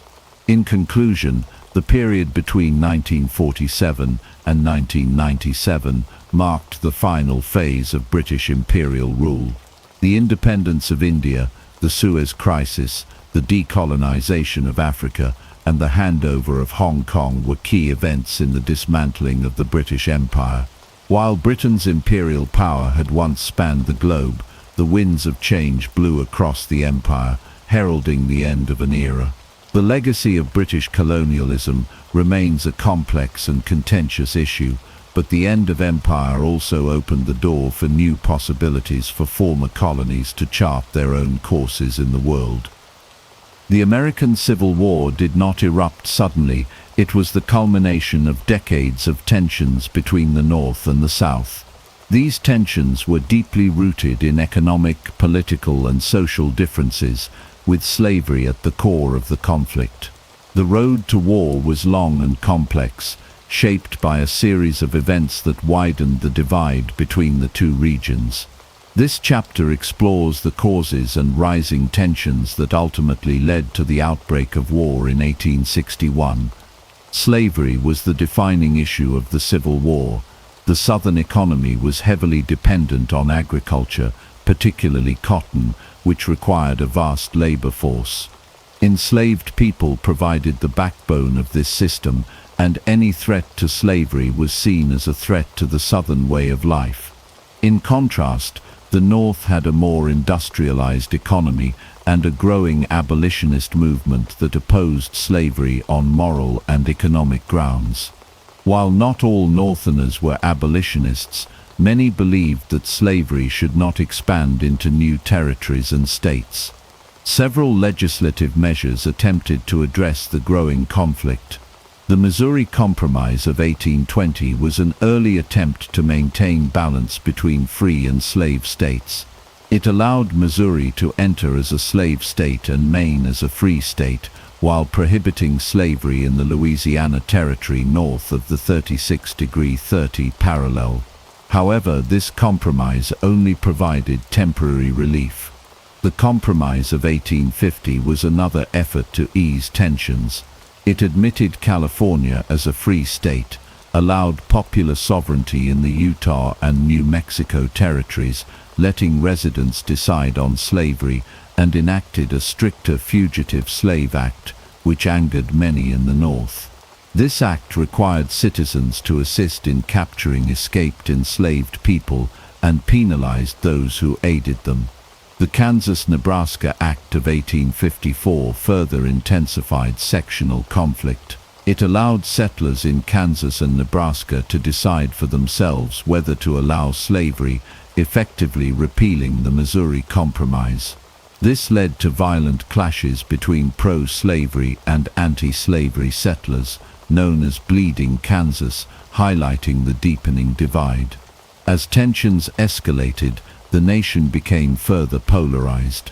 The Dred Scott decision of 1857 by the Supreme Court ruled that African Americans, whether enslaved or free, could not be U.S. citizens, and that Congress had no authority to ban slavery in the territories. This ruling enraged abolitionists and strengthened the Southern pro-slavery stance. The final breaking point came with the election of Abraham Lincoln in 1860. Lincoln, a Republican, opposed the expansion of slavery, but reassured Southerners that he would not interfere with slavery where it already existed. However, his election signaled to the South that their influence in national politics was diminishing. Believing their way of life was under threat, Southern states began seceding from the Union, starting with South Carolina in December 1860. By early 1861, 11 states had left the Union, forming the Confederate States of America. With secession complete, war became inevitable. In April 1861, Confederate forces fired upon Fort Sumter in South Carolina, marking the beginning of the Civil War. The years of rising tensions, failed compromises, and deep-seated differences had finally erupted into open conflict. The war that followed would become the deadliest in American history, reshaping the nation forever. In the wake of Abraham Lincoln's election in November 1860, the United States faced an unprecedented crisis. Lincoln, the first Republican president, was viewed by the Southern states as a direct threat to their way of life, particularly the institution of slavery. Although he had not campaigned on an immediate abolitionist platform, many Southerners feared that his presidency would lead to the end of slavery and the erosion of states' rights. This fear ignited the first major steps toward disunion and set the stage for the most devastating conflict in American history.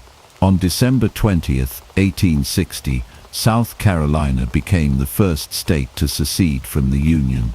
The decision was made during a special convention in Charleston, where delegates voted unanimously to leave the United States. South Carolina's leaders argued that the federal government had overstepped its authority and that states had the sovereign right to withdraw from the Union when they felt their rights were being threatened. This act set off a chain reaction across the South. By February 1861, Mississippi, Florida, Alabama, Georgia, Louisiana, and Texas had all followed suit, officially breaking away from the United States. The secession movement gained momentum as pro-slavery politicians and newspapers encouraged the idea that the Southern way of life could only be preserved through independence. As the seceding states sought to organize their own government, they convened in Montgomery, Alabama, in February 1861 to form the Confederate States of America (CSA). The delegates drafted a constitution that closely resembled that of the United States, but with key differences, including explicit protections for slavery, a prohibition on protective tariffs, and a stronger emphasis on states' rights.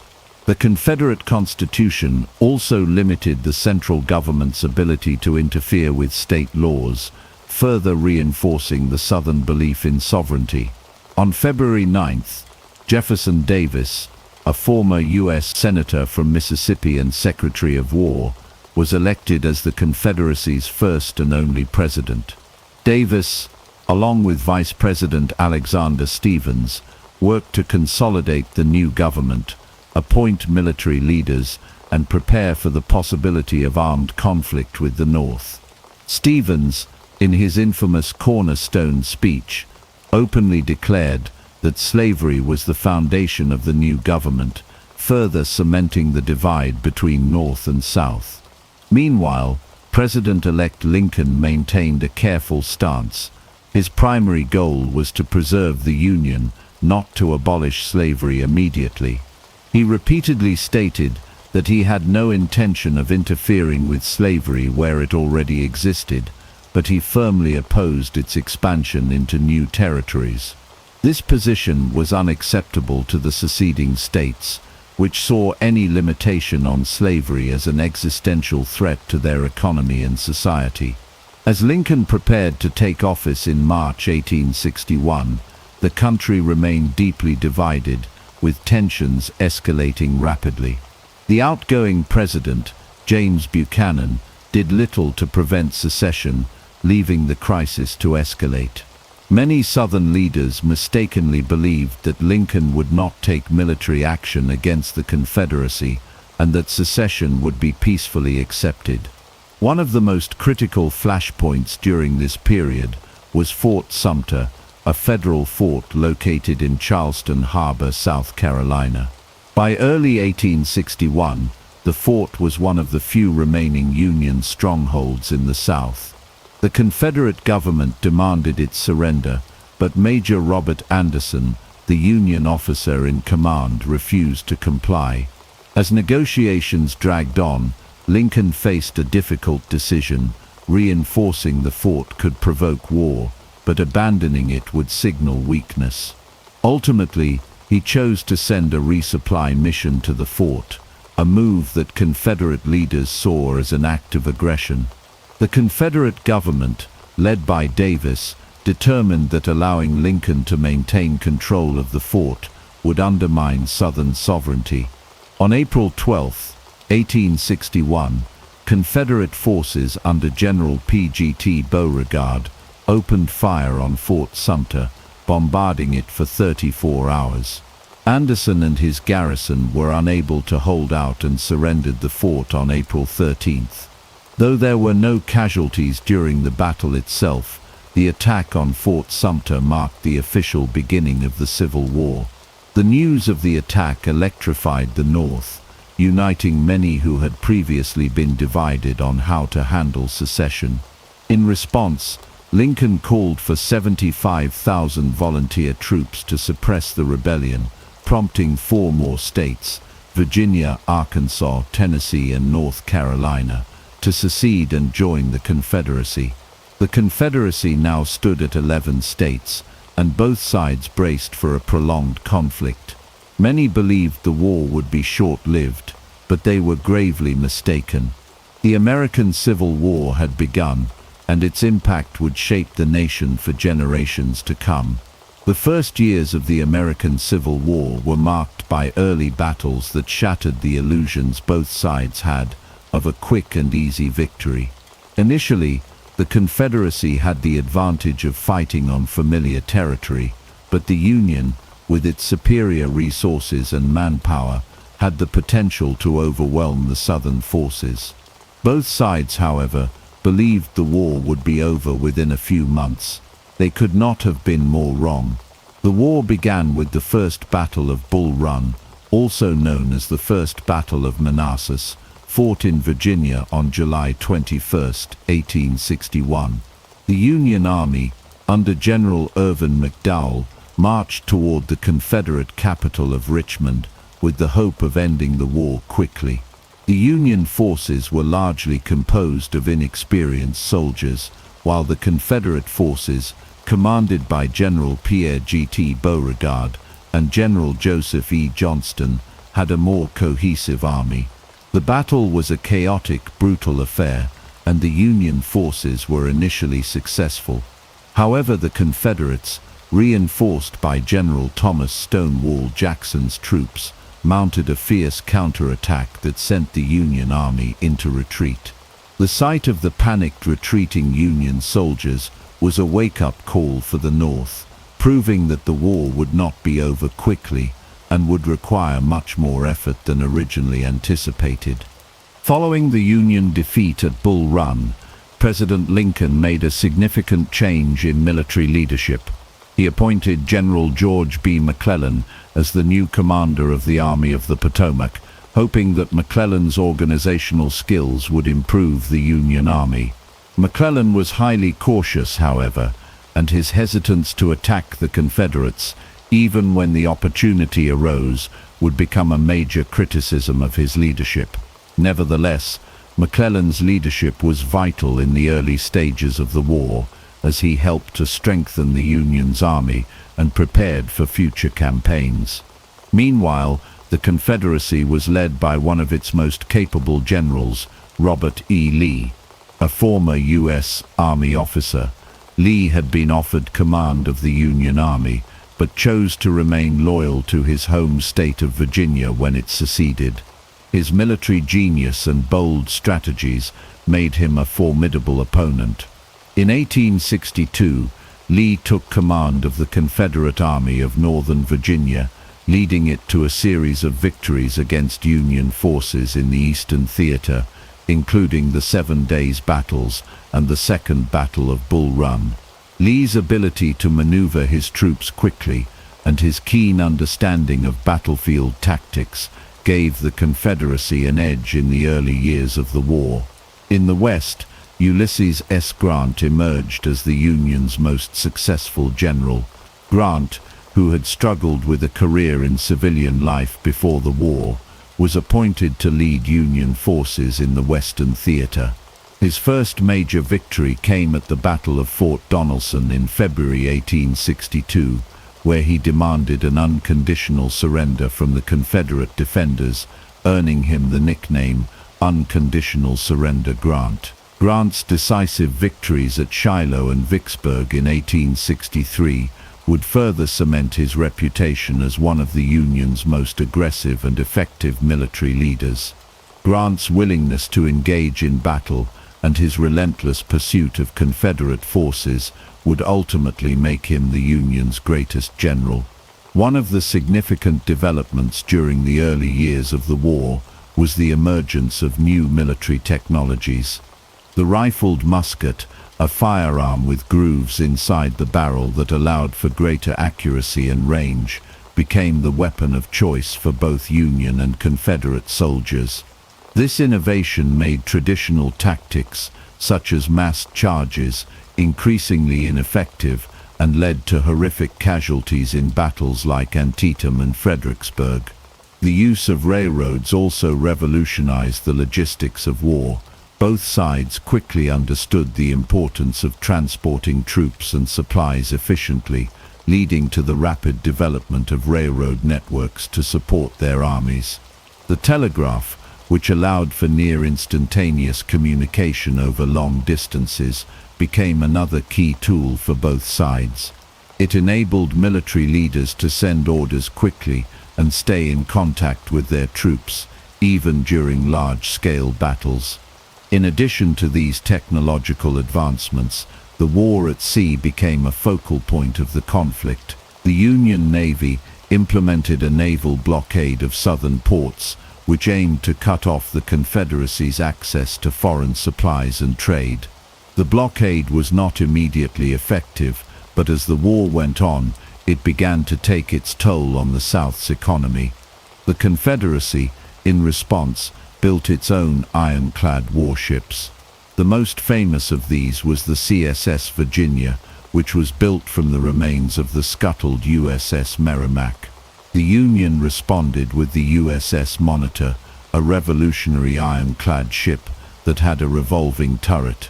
The two ironclads met in the Battle of Hampton Roads on March 9, 1862.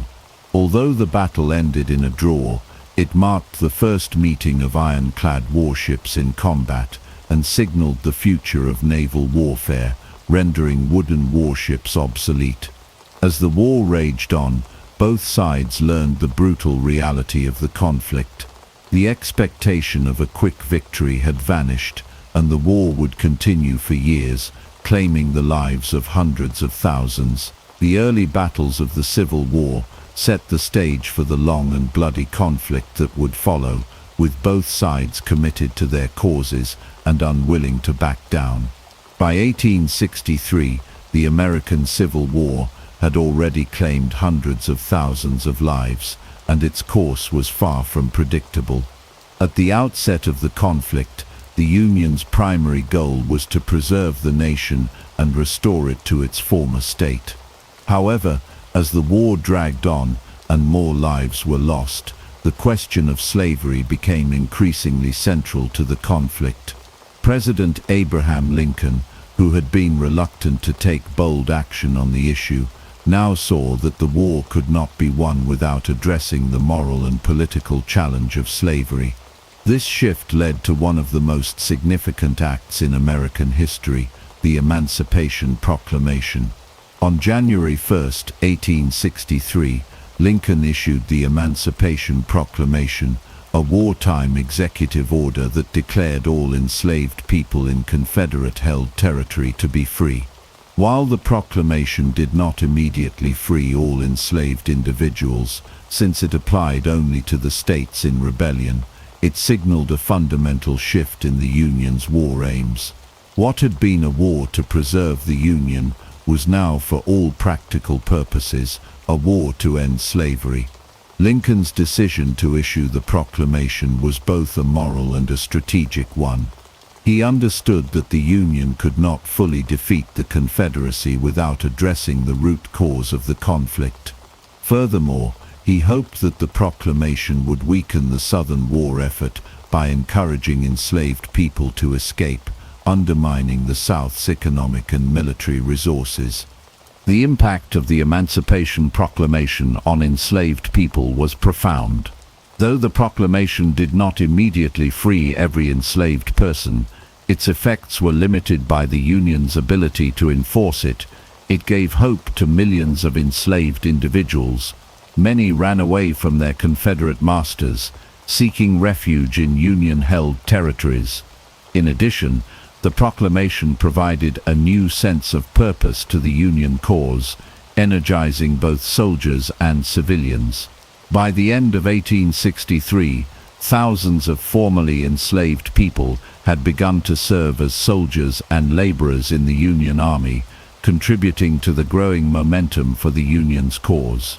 One of the most iconic contributions of African Americans to the Union effort was the formation of the 54th Massachusetts Regiment, one of the first official African American regiments in the United States military.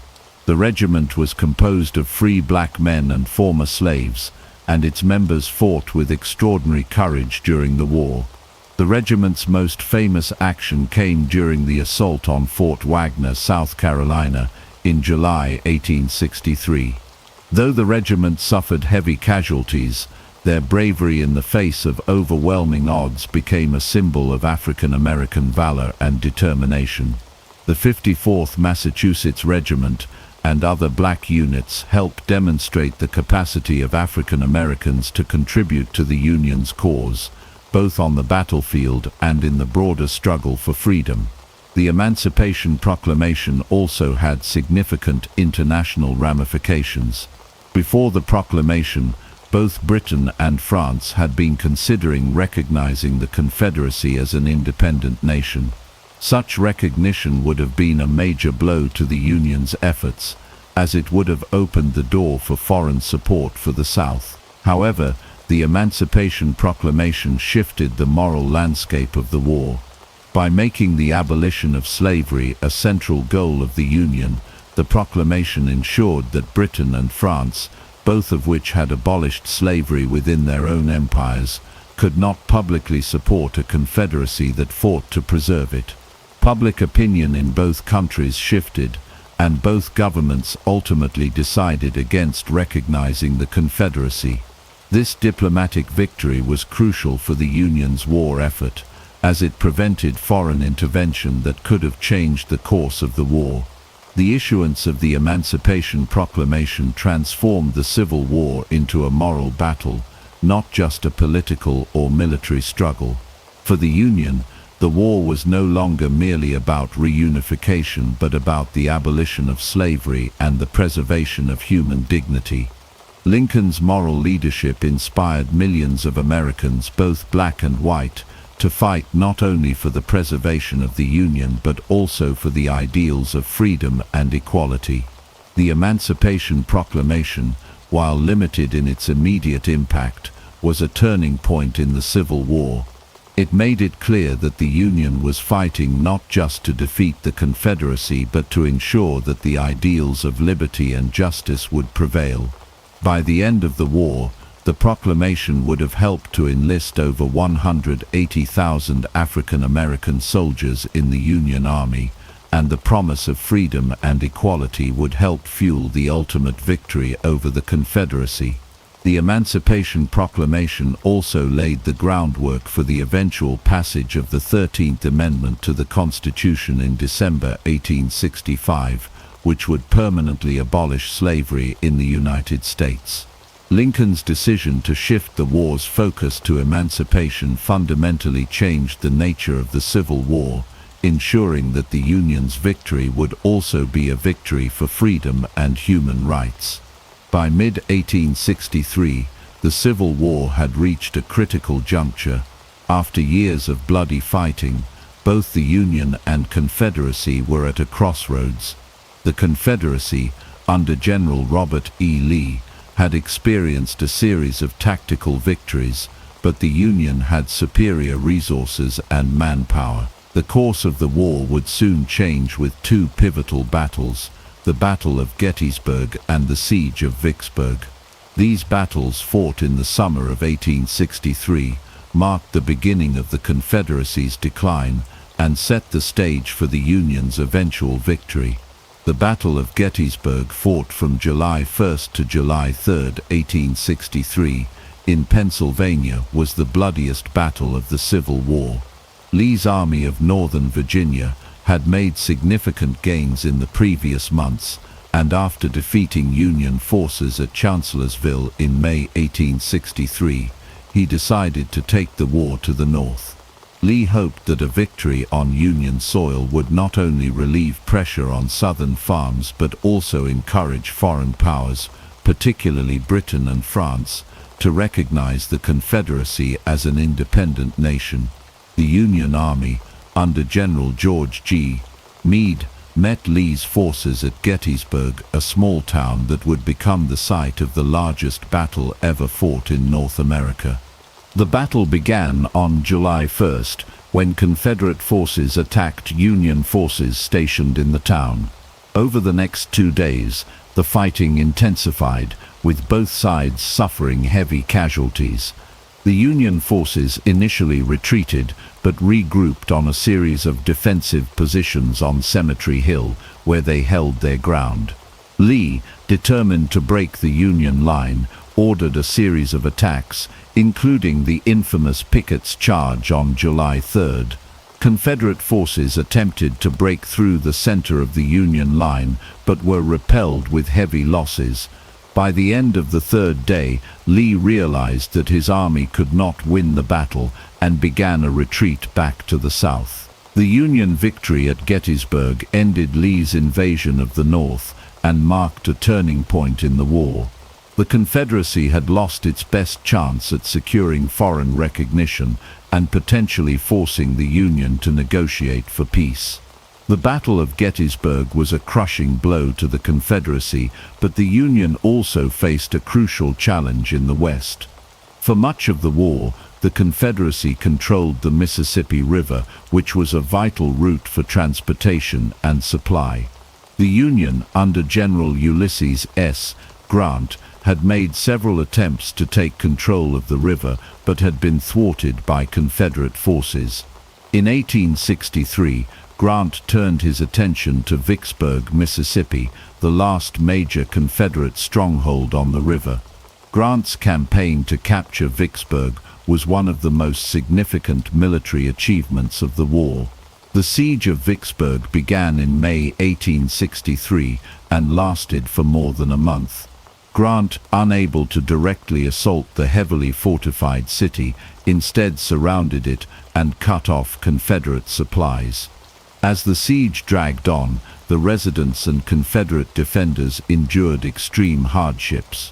The Union forces bombarded the city and starved its inhabitants, forcing Confederate General John C. Pemberton to surrender on July 4, 1863. The fall of Vicksburg gave the Union complete control of the Mississippi River, splitting the Confederacy in two and severing an important supply route. The victory at Vicksburg, combined with the Union victory at Gettysburg, turned the tide of the war in favor of the North. With the Mississippi River in Union hands, the Confederacy's ability to wage war was significantly weakened. In the aftermath of the Battle of Gettysburg, President Abraham Lincoln delivered one of his most famous speeches, the Gettysburg Address. On November 19, 1863, he traveled to the battlefield to dedicate a cemetery for the fallen soldiers. In his brief but powerful address, Lincoln redefined the war's purpose, emphasizing that the struggle was not only for the preservation of the Union, but also for the principle of equality. He declared that the nation was conceived in liberty and dedicated to the proposition that all men are created equal. Lincoln's words helped to transform the war from a fight for the Union into a battle for freedom and human dignity. His speech resonated deeply with a war-weary public and solidified his moral vision for the nation. The significance of Gettysburg and Vicksburg cannot be overstated. The Confederate Army's defeat at Gettysburg shattered its ability to wage offensive operations in the North, while the Union victory at Vicksburg split the Confederacy and severed a critical supply line. These twin victories marked the turning point of the Civil War. For the Confederacy, the losses at Gettysburg and Vicksburg were devastating. Lee's army would never again mount an invasion of the North, and the South's ability to sustain the war effort was severely crippled. The war would continue for nearly 2 more years, but the Union had gained the upper hand. As the Confederacy began to lose momentum, the Union grew more confident in its eventual victory. The successes of Gettysburg and Vicksburg were the beginning of a long and hard-fought path toward the defeat of the Confederacy. For the Union, the battles had proven that victory was possible, and the resolve of the Northern forces would only grow stronger as the war progressed. By 1864, the tide of the American Civil War had clearly turned in favor of the Union. After years of bloody stalemates and incremental victories, the Union leadership under General Ulysses S. Grant and President Abraham Lincoln adopted more aggressive tactics to bring an end to the war. As the war dragged on, the Confederacy faced mounting challenges. Its economy was crumbling, and its ability to sustain the war effort was increasingly strained. The Union, in contrast, was benefiting from superior industrial capacity, larger manpower, and a more well-coordinated war strategy. Two of the most significant developments in 1864 and 1865 would be General William Tecumseh Sherman's devastating march to the sea and Grant's relentless overland campaign, both of which helped bring about the collapse of the Confederacy. General Sherman's march to the sea was one of the most notorious and effective campaigns in military history. In the fall of 1864, after capturing Atlanta, Georgia, Sherman was given orders by General Grant to march through the heart of the South, aiming to break the Confederate war effort. His goal was to destroy not only the Confederate military, but also the South's economic infrastructure and morale. Sherman's forces embarked on a 300-mile march from Atlanta to Savannah, Georgia, leaving a trail of destruction in their wake. The strategy of total war, targeting civilian infrastructure, including railroads, factories, and farms, was designed to cripple the Confederacy's ability to continue the fight. Sherman's army looted, burned, and destroyed vast swaths of the South, dismantling the economic foundation of the region. The psychological impact of Sherman's march was just as significant as the physical damage. The South, which had relied on its agricultural economy, found itself in disarray as food supplies were destroyed and transportation networks were obliterated. The march demoralized the Southern populace, who were already suffering under the weight of the war. By December 1864, Sherman reached Savannah and captured the city, giving President Lincoln a much-needed victory in time for the Christmas season. Sherman's success in Georgia set the stage for his subsequent march through the Carolinas, continuing his strategy of devastation. The march to the sea is remembered as a decisive moment in the war, as it exemplified the Union's shift to total war and underscored the Confederacy's inability to defend its territory against the superior Union forces. Meanwhile, in the Eastern Theater, General Grant's strategy was to engage General Robert E. Lee's Army of Northern Virginia in constant combat. Grant, appointed General-in-Chief of all Union armies in 1864, adopted a strategy of attrition. He understood that the Union could afford to suffer losses while the Confederacy could not, given the South's dwindling resources and manpower. Grant's plan was to keep pressing the Confederate forces, wear them down, and eventually force Lee's surrender. The Overland Campaign, which began in May 1864, saw Grant's forces engage Lee in a series of brutal and bloody battles in Virginia. The first major confrontation was the Battle of the Wilderness, where both sides suffered heavy casualties.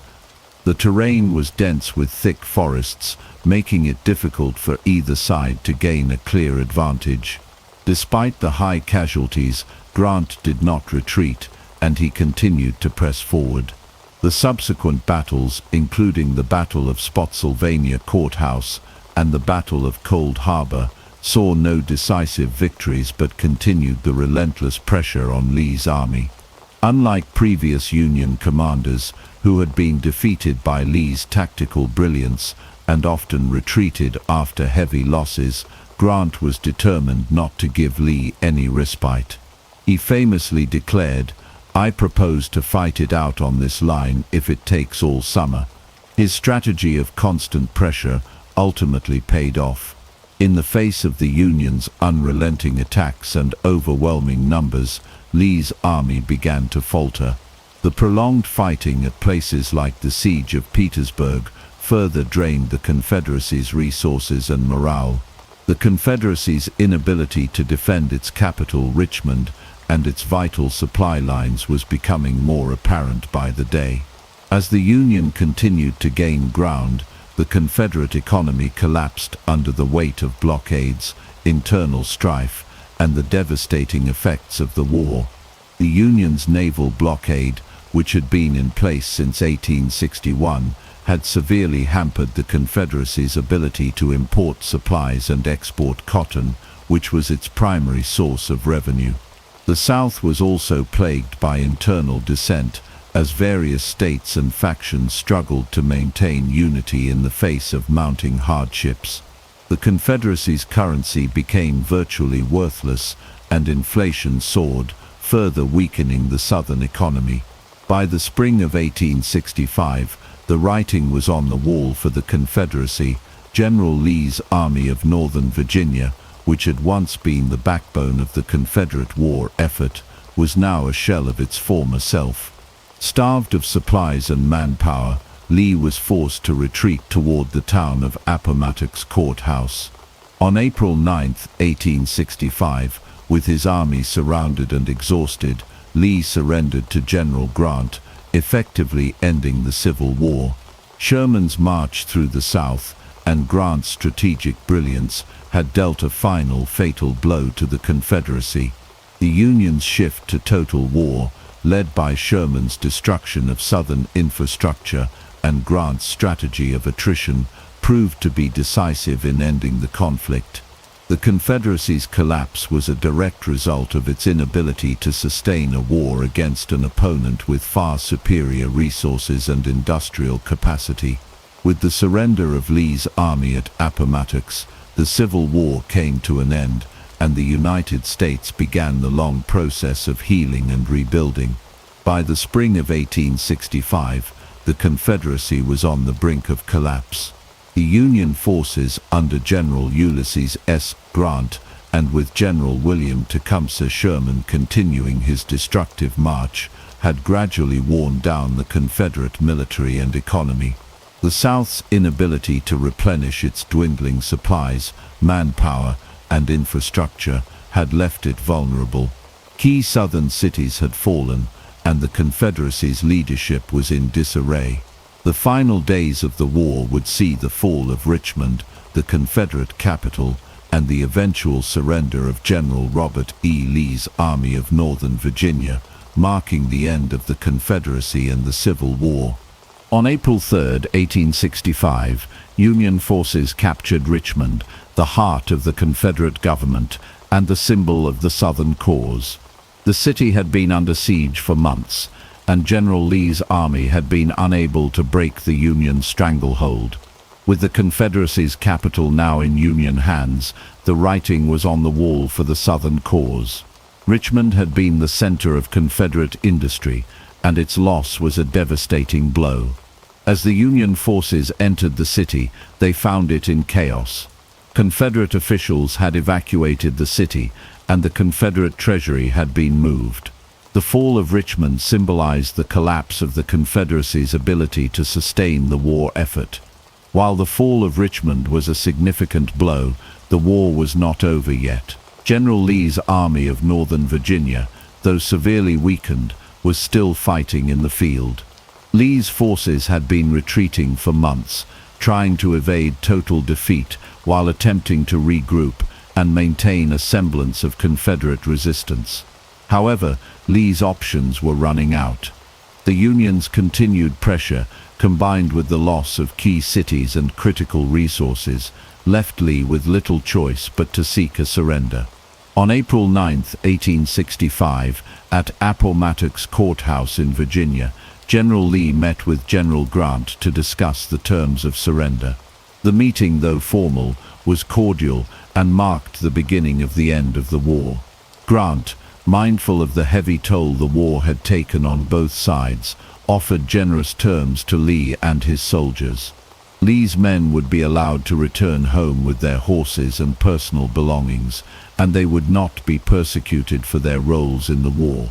Grant's leniency was a reflection of his desire to bring the war to a peaceful conclusion and begin the difficult process of healing a divided nation. The surrender of General Lee was a crushing blow to the Confederacy, but it did not immediately end the fighting. Confederate forces across the South continued to hold out for a short time. However, Lee's surrender was a clear signal that the Confederate cause was lost. In the days and weeks following Lee's surrender, other Confederate commanders also surrendered their forces. General Joseph E. Johnston, who had been in command of the Confederate forces in the Carolinas, surrendered to General Sherman on April 26, 1865. By the end of May 1865, all major Confederate armies had surrendered, and the war was officially over. The surrender of the Confederate forces left the United States with a daunting challenge. What happens to the Southern states now? The Union victory had preserved the United States, but the question of how to reintegrate the Southern states into the Union was fraught with political, social, and economic complexities. The question of slavery, which had been the central issue of the war, still loomed large. Though slavery had been abolished by the Emancipation Proclamation and the passage of the 13th Amendment, the South's racial and social system had been deeply affected by the war. The issue of how to rebuild the Southern economy, address the needs of the freedmen, and ensure civil rights for African Americans would become the central issues of the Reconstruction era. In the immediate aftermath of the war, the nation faced the monumental task of healing the wounds of a brutal conflict. With the assassination of President Abraham Lincoln on April 14, 1865, Vice President Andrew Johnson assumed the presidency. Johnson, who was from Tennessee, had been a staunch Unionist throughout the war, but his approach to Reconstruction would be controversial. The South, still reeling from defeat, had to rebuild its shattered infrastructure, economy, and social order. At the same time, former slaves were now free citizens, and their path to equality and full participation in American society would be a difficult and often violent struggle. The fall of Richmond and the surrender of Robert E. Lee marked the end of the Confederacy, but it also marked the beginning of a new chapter in American history. The Civil War had preserved the Union, but the challenges of Reconstruction, racial equality, and national reconciliation were just beginning. As the Southern states were reintegrated into the Union, the United States would have to confront the deep divisions that the war had exposed and work to heal the scars of a conflict that had torn the nation apart. On April 14, 1865, just days after the surrender of Confederate General Robert E. Lee, the United States was struck by a tragedy that would forever alter the course of its history. President Abraham Lincoln, the man who had steered the nation through the Civil War and had just achieved victory, was assassinated by John Wilkes Booth, an actor and Confederate sympathizer. The assassination, carried out at Ford's Theater in Washington, D.C., shocked the nation and left the country in a state of mourning and uncertainty. Lincoln's death marked the loss of one of the most revered and effective leaders in American history, and it also raised serious questions about the future of the Reconstruction process. On the evening of April 14, 1865, President Lincoln and his wife Mary Todd Lincoln attended a performance of the play Our American Cousin at Ford's Theater. As Lincoln sat in the state box, Booth, who had planned the assassination meticulously, slipped into the box and shot the president in the back of the head with a pistol. Booth then leaped from the box onto the stage, shouting, "Sic semper tyrannis," thus always to tyrants, a phrase attributed to Brutus during the assassination of Julius Caesar. After his escape, Booth fled the scene, eventually making his way through Maryland and into Virginia. The attack on Lincoln was part of a larger conspiracy to kill key members of the Union government. Booth's co-conspirators were tasked with assassinating Vice President Andrew Johnson and Secretary of State William H. Seward, but those attempts failed. Seward was severely injured in an attack by one of Booth's associates, but Johnson was never harmed. Despite these failed attempts, the assassination of Lincoln remained the focal point of the plot, as it was the death of the president that shocked the nation to its core. President Lincoln succumbed to his wounds early the following morning, on April 15, 1865. The nation was gripped by a profound sense of grief and disbelief. For the Union, Lincoln had been a symbol of resilience, strength, and hope. His leadership had been instrumental in preserving the United States and in ending the institution of slavery. With his death, the nation faced not only the loss of a beloved leader, but also the uncertainty of what would come next, particularly with the challenges of Reconstruction looming.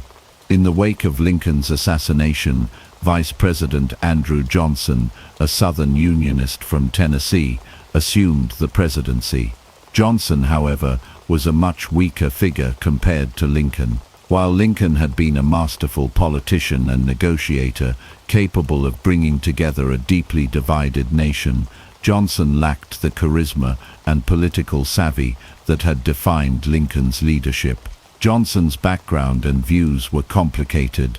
He had opposed secession and supported the Union, but he was a Southern Democrat with a deeply sympathetic view of the South.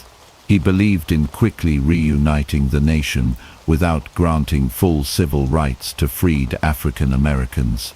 Johnson's approach to Reconstruction, which he implemented in the aftermath of the war, was controversial and faced opposition from both the radical Republicans in Congress and many in the northern states. Johnson's plan offered pardons to former Confederates who swore loyalty to the Union, and he allowed Southern states to re-enter the Union quickly without imposing strong protections for African Americans. This leniency angered many in the North who had fought to end slavery, and it alienated the radical Republicans who pushed for a much more stringent and far-reaching approach to Reconstruction. The assassination of Abraham Lincoln not only left the nation in mourning, but also set the stage for the difficult and contentious years that would follow. Johnson's inability to unite the country and his lenient policies toward the South led to fierce struggles over the direction of Reconstruction. The legacy of Lincoln's leadership was one of preservation and healing, but with his untimely death, the nation faced a challenging road ahead in its efforts to rebuild and address the issues of slavery, racial equality, and Southern reintegration. John Wilkes Booth's assassination of President Lincoln remains one of the most significant and tragic events in American history. Lincoln had steered the nation through its darkest hour, and his vision for the nation's future, one of reconciliation and unity, was cut short by an act of violence. The nation would never be the same again, and the period following Lincoln's death would be marked by political conflict and struggles for civil rights that would extend far beyond the Civil War itself. The period of Reconstruction, spanning from 1865 to 1877, was a time of immense transformation and conflict in the United States. Following the Civil War, the southern states were left in ruins, and the nation faced the daunting task of rebuilding both the South's physical infrastructure and its social and political systems. The federal government, under the leadership of Presidents Andrew Johnson and later Ulysses S. Grant, worked to reintegrate the southern states into the Union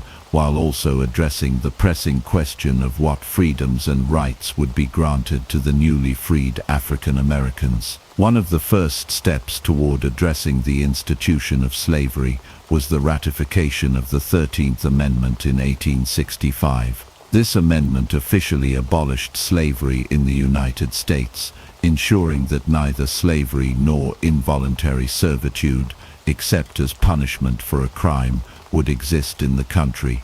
This was a monumental victory for the abolitionist movement and for the millions of African Americans who had endured centuries of enslavement. However, while the amendment abolished slavery, it left many important questions about the status and rights of freedmen unanswered. The struggle for civil rights for African Americans continued throughout Reconstruction, particularly with the establishment of the Freedmen's Bureau in 1865. The Freedmen's Bureau was a federal agency created to assist newly freed slaves and poor whites in the South by providing food, shelter, education, and legal aid. While the Bureau had notable successes, it was also met with resistance and had limited resources. The Bureau faced significant challenges in ensuring that freedmen were protected from the violence and exploitation of the South's white elite.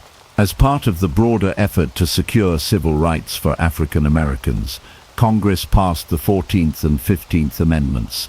The 14th Amendment, ratified in 1868, granted citizenship to anyone born or naturalized in the United States, and guaranteed equal protection under the law for all citizens, regardless of race. The 15th Amendment, ratified in 1870, extended voting rights to African American men, ensuring that the right to vote could not be denied based on race, color, or previous condition of servitude.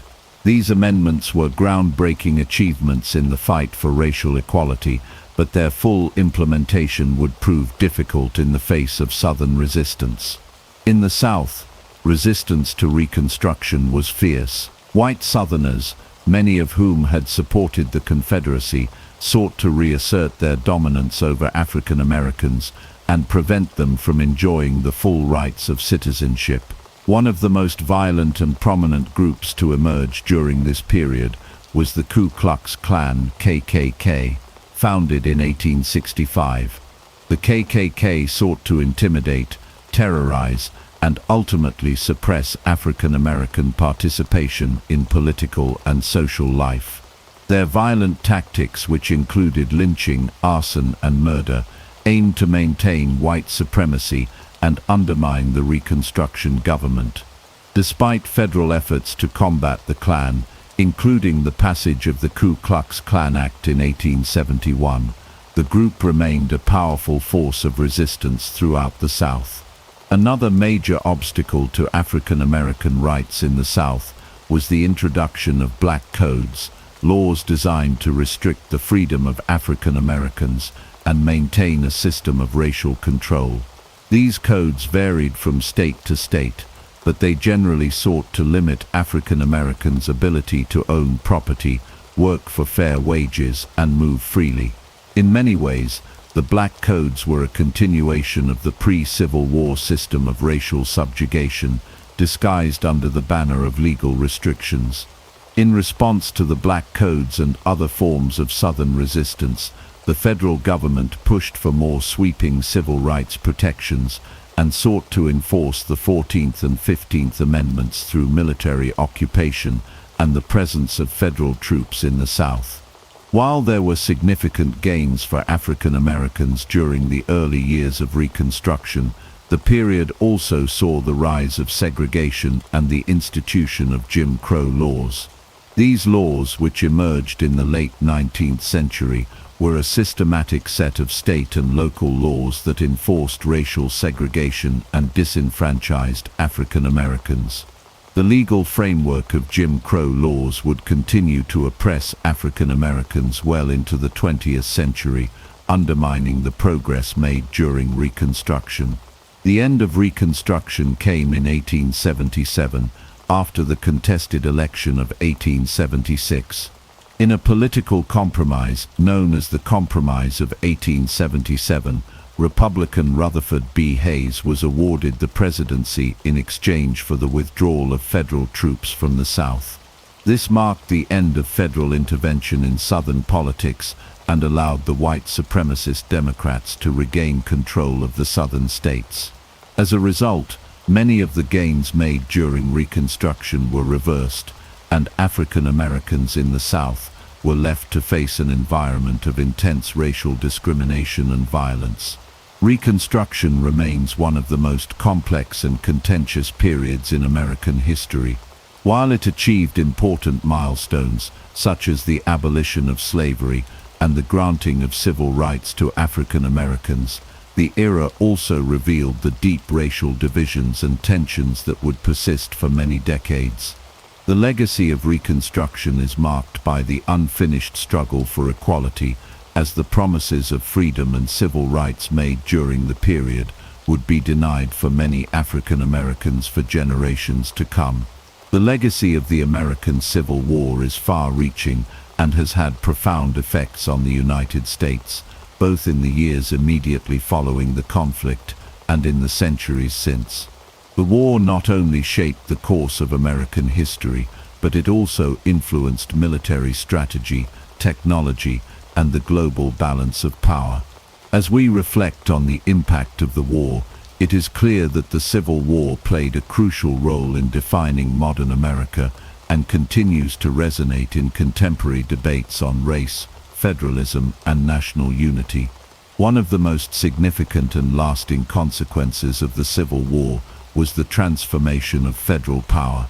Prior to the war, the United States operated with a more decentralized system where states retained significant autonomy. However, the war fundamentally changed the relationship between the states and the federal government. The Union's victory reinforced the idea of a strong centralized federal government with authority over issues such as civil rights, national defense, and economic policy. The war also affirmed the supremacy of the federal government over state sovereignty, a concept that has shaped the political landscape of the United States ever since. In terms of civil rights, the Civil War was a turning point in American history. The abolition of slavery through the 13th Amendment was a monumental achievement, but the war also laid the foundation for future civil rights movements. The struggle for racial equality did not end with the Emancipation Proclamation or the ratification of the 13th, 14th, and 15th Amendments. Rather, these events were the beginning of an ongoing battle for African Americans' full rights as citizens. While Reconstruction failed to deliver lasting change in the South, the fight for civil rights would continue in earnest throughout the 20th century, culminating in landmark legislation such as the Civil Rights Act of 1964 and the Voting Rights Act of 1965. The Civil War's legacy in shaping modern race relations is undeniable, as the war forced the nation to confront the deeply embedded issue of slavery and racism. The Civil War also had a profound impact on military strategy, technology, and warfare. The conflict introduced new tactics and technologies that would shape future wars both in the United States and abroad. The war saw the first large-scale use of rifled muskets, which allowed for more accurate and deadly long-range fire. It also marked the beginning of modern warfare, with the introduction of railroads and telegraphs, which revolutionized the speed and communication of military operations. Additionally, the Civil War was the first conflict to feature ironclad warships, which would change the nature of naval combat. These technological advancements would influence military strategies and warfare for decades to come, including in future conflicts such as World War I and World War II. The cultural legacy of the Civil War is also significant. The war has been the subject of countless books, films, and monuments, and its impact on American culture cannot be overstated. From the classic works of literature, such as Uncle Tom's Cabin by Harriet Beecher Stowe, to films like Gone with the Wind and Gettysburg, the Civil War has been portrayed and remembered in a variety of ways. Monuments to the war's battles and soldiers dot the landscape of the South, while the ongoing debates over the display of Confederate symbols and statues show that the war's cultural memory remains contested and divisive. The war's legacy continues to be a powerful force in shaping how Americans view their history, their identity, and their values. Finally, the lessons of the Civil War are still relevant in modern America. The war's outcome reinforced the importance of national unity and the consequences of division. The Civil War was fought over deeply entrenched issues, including slavery and states' rights, and its resolution showed that the preservation of the Union was paramount. In today's political climate, the lessons of the Civil War remind us of the dangers of division and the importance of compromise and reconciliation. The war demonstrated that the nation must find ways to bridge its differences, uphold the principles of democracy, and ensure that all citizens, regardless of race or background, have an equal place in the American story. In conclusion, the Civil War was not just a pivotal event in American history, it was a turning point in the development of modern society, both in the United States and the wider world. The war reshaped the nation's political, social, and cultural landscape, and its impact continues to be felt today. The Civil War's legacy is a testament to the enduring struggle for freedom, equality, and national unity, and it serves as a reminder of the complexities of building a nation that truly lives up to its ideals. Napoleon Bonaparte was born on August 15, 1769, on the rugged island of Corsica, just months after the island was transferred from Genoese to French rule. His family belonged to the lower ranks of Italian nobility, but their status did little to protect them from the harsh economic realities of life under new rulers. Napoleon's father, Carlo Bonaparte, was an ambitious man who managed to align himself with the new French administration, gaining a modest political role and securing a scholarship for his son. From an early age, Napoleon was different. He was fiercely intelligent, fiercely proud, and fiercely Corsican. He spoke with a thick Corsican accent, and his French was broken, which made him a target of mockery when he was sent to mainland France for school. Yet the boy who barely spoke the language of his new country absorbed everything. History, mathematics, strategy, and the lives of great leaders filled his imagination. He was determined not just to learn, but to rise. In 1779, at just 9 years old, he left Corsica to attend military school in Brienne-le-Château. It was here that the seeds of ambition truly began to grow. Napoleon was isolated, often mocked by his classmates for his accent and modest background. But instead of retreating, he immersed himself in books, particularly those about military history and philosophy. He studied Julius Caesar, Alexander the Great, and Hannibal. While other boys played games, Napoleon envisioned empires. At 16, he graduated and was commissioned as a second lieutenant in the French artillery. It was an achievement that few from his background could have expected. When the French Revolution erupted in 1789, Napoleon was still a young officer, but the chaos and collapse of the old order created opportunities. The revolution overturned the social hierarchy. Nobles fled, and the military command structure was shattered. For men like Napoleon, it was the opening of a door that had long been shut. He returned briefly to Corsica, but found himself at odds with the island's revolutionary leader Pasquale Paoli. Their conflict turned violent and forced Napoleon and his family to flee to mainland France as refugees. It was a humiliating moment, but also a turning point. Now stripped of his home and his former identity, Napoleon embraced France fully. His rise would be built not on aristocratic birthright, but on talent, ambition, and an unshakable belief in destiny. In 1793, during the siege of Toulon, he got his first chance to prove himself. As a young artillery officer, he suggested a bold strategy that turned the tide of the battle. His plan worked and British forces were driven from the port. Napoleon was promoted to brigadier general at just 24. It was the beginning of a meteoric ascent, from a boy mocked for his Corsican accent to a commander who had reshaped a battlefield. Napoleon had begun his journey from obscurity to legend. In 1793, Napoleon Bonaparte had already proven himself to be an intelligent and determined officer, but it was during the siege of Toulon that his brilliance truly began to shine. At just 24 years old, Napoleon found himself thrust into a crucial military engagement that would set the course for his future and elevate him to the highest ranks of the French army. Toulon, a strategic port on the southern coast of France, had fallen into the hands of British and Royalist forces. The French Revolution was in full swing, and Toulon's defection to the enemy was a major blow to the revolutionary cause. The city was heavily fortified, and its defenders were well equipped. The French government, in desperate need of a decisive victory, turned to the young artillery officer Napoleon Bonaparte to help reclaim the port. The situation seemed dire. Toulon was a fortress surrounded by high ground, giving the British forces a clear advantage. The city was also home to a powerful fleet of ships that could threaten France's naval supremacy.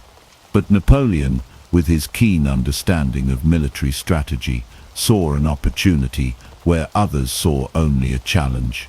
His first insight was that Toulon's defenders relied too heavily on their naval superiority and the natural fortifications of the surrounding hills. Napoleon proposed a bold plan to position French artillery on the high ground surrounding the city, targeting the British fleet and cutting off their ability to resupply. The idea was audacious.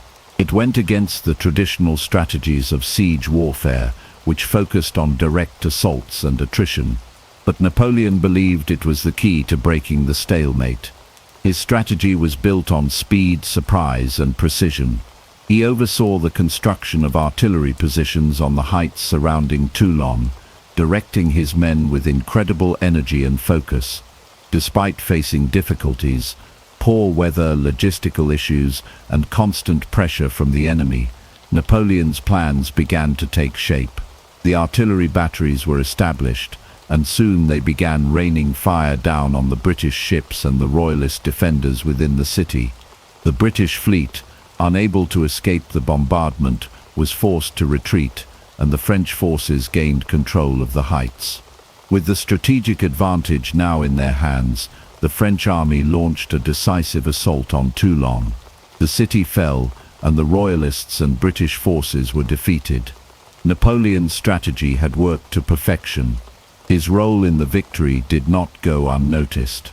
His innovative tactics, bold decision-making, and tireless work ethic earned him the respect of his superiors and the loyalty of his men. Napoleon was promoted to brigadier general at just 24 years old, a remarkable achievement that recognized his military genius. This victory at Toulon was not only a testament to Napoleon's brilliance, but also a defining moment in his career. It marked the beginning of his rise to power, and it set him on a path that would lead to the heights of military and political greatness. The siege of Toulon revealed to the world what Napoleon was capable of, a young officer with the strategic mind of a seasoned general, a man who would go on to reshape the face of Europe. The year was 1798, and Napoleon Bonaparte, now a rising star in the French military, embarked on one of his most ambitious and ultimately disastrous ventures, the Egyptian campaign. This was a bold move that would shape his reputation, but also mark the beginning of his downfall. The purpose of the campaign was clear: to disrupt British trade with India, weaken British influence in the region, and establish French dominance over the eastern Mediterranean. But behind the military strategy was a grand vision. Napoleon dreamed of creating a French empire stretching across the Middle East, a vision that would secure his place in history as a conqueror. The Egyptian campaign was a gamble, one that Napoleon hoped would pay off. At the time, Britain's economic power was largely tied to its control over trade routes to India, the crown jewel of its global empire. France, under the leadership of Napoleon, wanted to disrupt this trade by occupying Egypt and threatening Britain's access to the subcontinent. Napoleon's ambition was fueled by the belief that defeating Britain would not only elevate his stature, but also reshape the global order. The campaign began with the landing of Napoleon's army in Egypt in July of 1798. Napoleon's forces faced a hostile environment, far from the familiar European battlefield. But Napoleon, ever the visionary, did not simply focus on military conquest. He also brought along a team of scholars, scientists and engineers, members of the Institute of Egypt, whose task was to document and study Egypt's rich history, culture, and natural resources. This side of the campaign was just as important to Napoleon as the military victory. He saw Egypt as a place where French culture, knowledge and influence could be spread across the Middle East. But the realities of the campaign soon began to diverge from Napoleon's grand vision. After a relatively easy landing, the French forces quickly marched toward Cairo, where they encountered their first serious opposition. The Battle of the Pyramids, fought on July 21, 1798, would become one of Napoleon's most famous victories. Against a much larger army of Mamluks, the elite soldiers who had ruled Egypt for centuries, Napoleon employed his now signature tactic, the use of artillery to break the enemy's formations. With devastating precision, Napoleon's artillery devastated the Mamluks, while his infantry followed up with rapid assaults, breaking the enemy lines. The battle was a triumph, and Napoleon emerged as a hero. The Mamluks were crushed, and Egypt was effectively in French hands. Napoleon's victory at the pyramids cemented his reputation as a military genius, but the true challenges were only beginning. The real test came when Napoleon's forces, after securing Cairo, began to face the realities of operating in a foreign land, cut off from supplies and reinforcements. The logistical challenges were overwhelming. The French forces, though skilled in battle, were unprepared for the harsh desert environment. They faced constant shortages of food, water, and medical supplies. The army was not trained for the desert's brutal conditions, and disease began to spread rapidly through the ranks. Malaria, dysentery, and other tropical diseases decimated the troops. The very terrain that had allowed Napoleon to achieve victory at the pyramids now became a death sentence for his army. Meanwhile, in Europe, the situation was shifting. While Napoleon was focused on Egypt, the British, under Admiral Horatio Nelson, were preparing a counterattack.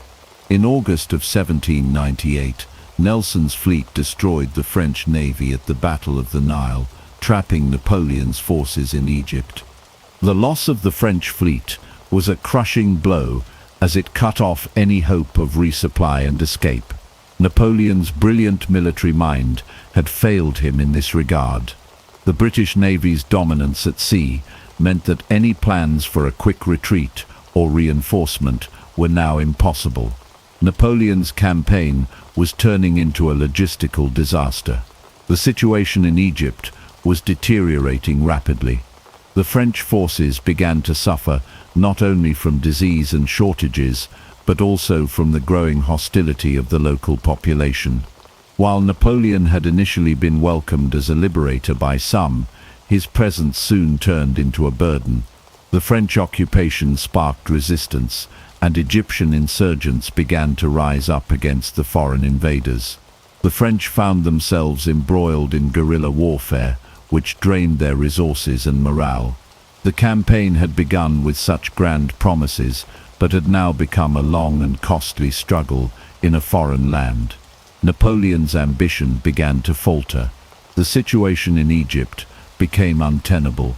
After nearly a year of fighting, Napoleon made the difficult decision to return to France, leaving behind his forces in Egypt. The retreat was marked by confusion and failure. Although the scientific missions continued to explore Egypt's wonders, Napoleon had failed to establish a lasting French presence in the region. The Egyptian campaign was a failure in the long term, but it still had significant effects on Napoleon's career. He returned to France in the fall of 1799 to find the political landscape in turmoil. The French Revolution had entered a new phase, and the political chaos that had characterized the previous decade had opened the door for Napoleon to seize power. In November of 1799, just a few months after his return, Napoleon staged a coup d'état, overthrowing the French Directory and establishing himself as first consul of France. Despite the failure of his Egyptian ambitions, Napoleon had succeeded in his ultimate goal to increase his power and influence. The Egyptian campaign had been a gamble, one that had failed in many ways, but it had also proven Napoleon's ability to rise from setbacks, inspire loyalty, and secure his place at the center of French politics. The military brilliance he had displayed in Egypt, even amid chaos, would become the foundation for his future successes, even if the desert's harsh conditions had ultimately turned his dream into a tragic and costly affair. The year was 1799, and the winds of change were sweeping through France. The revolution, which had begun a decade earlier with cries of liberté, égalité, fraternité, had left the country in turmoil.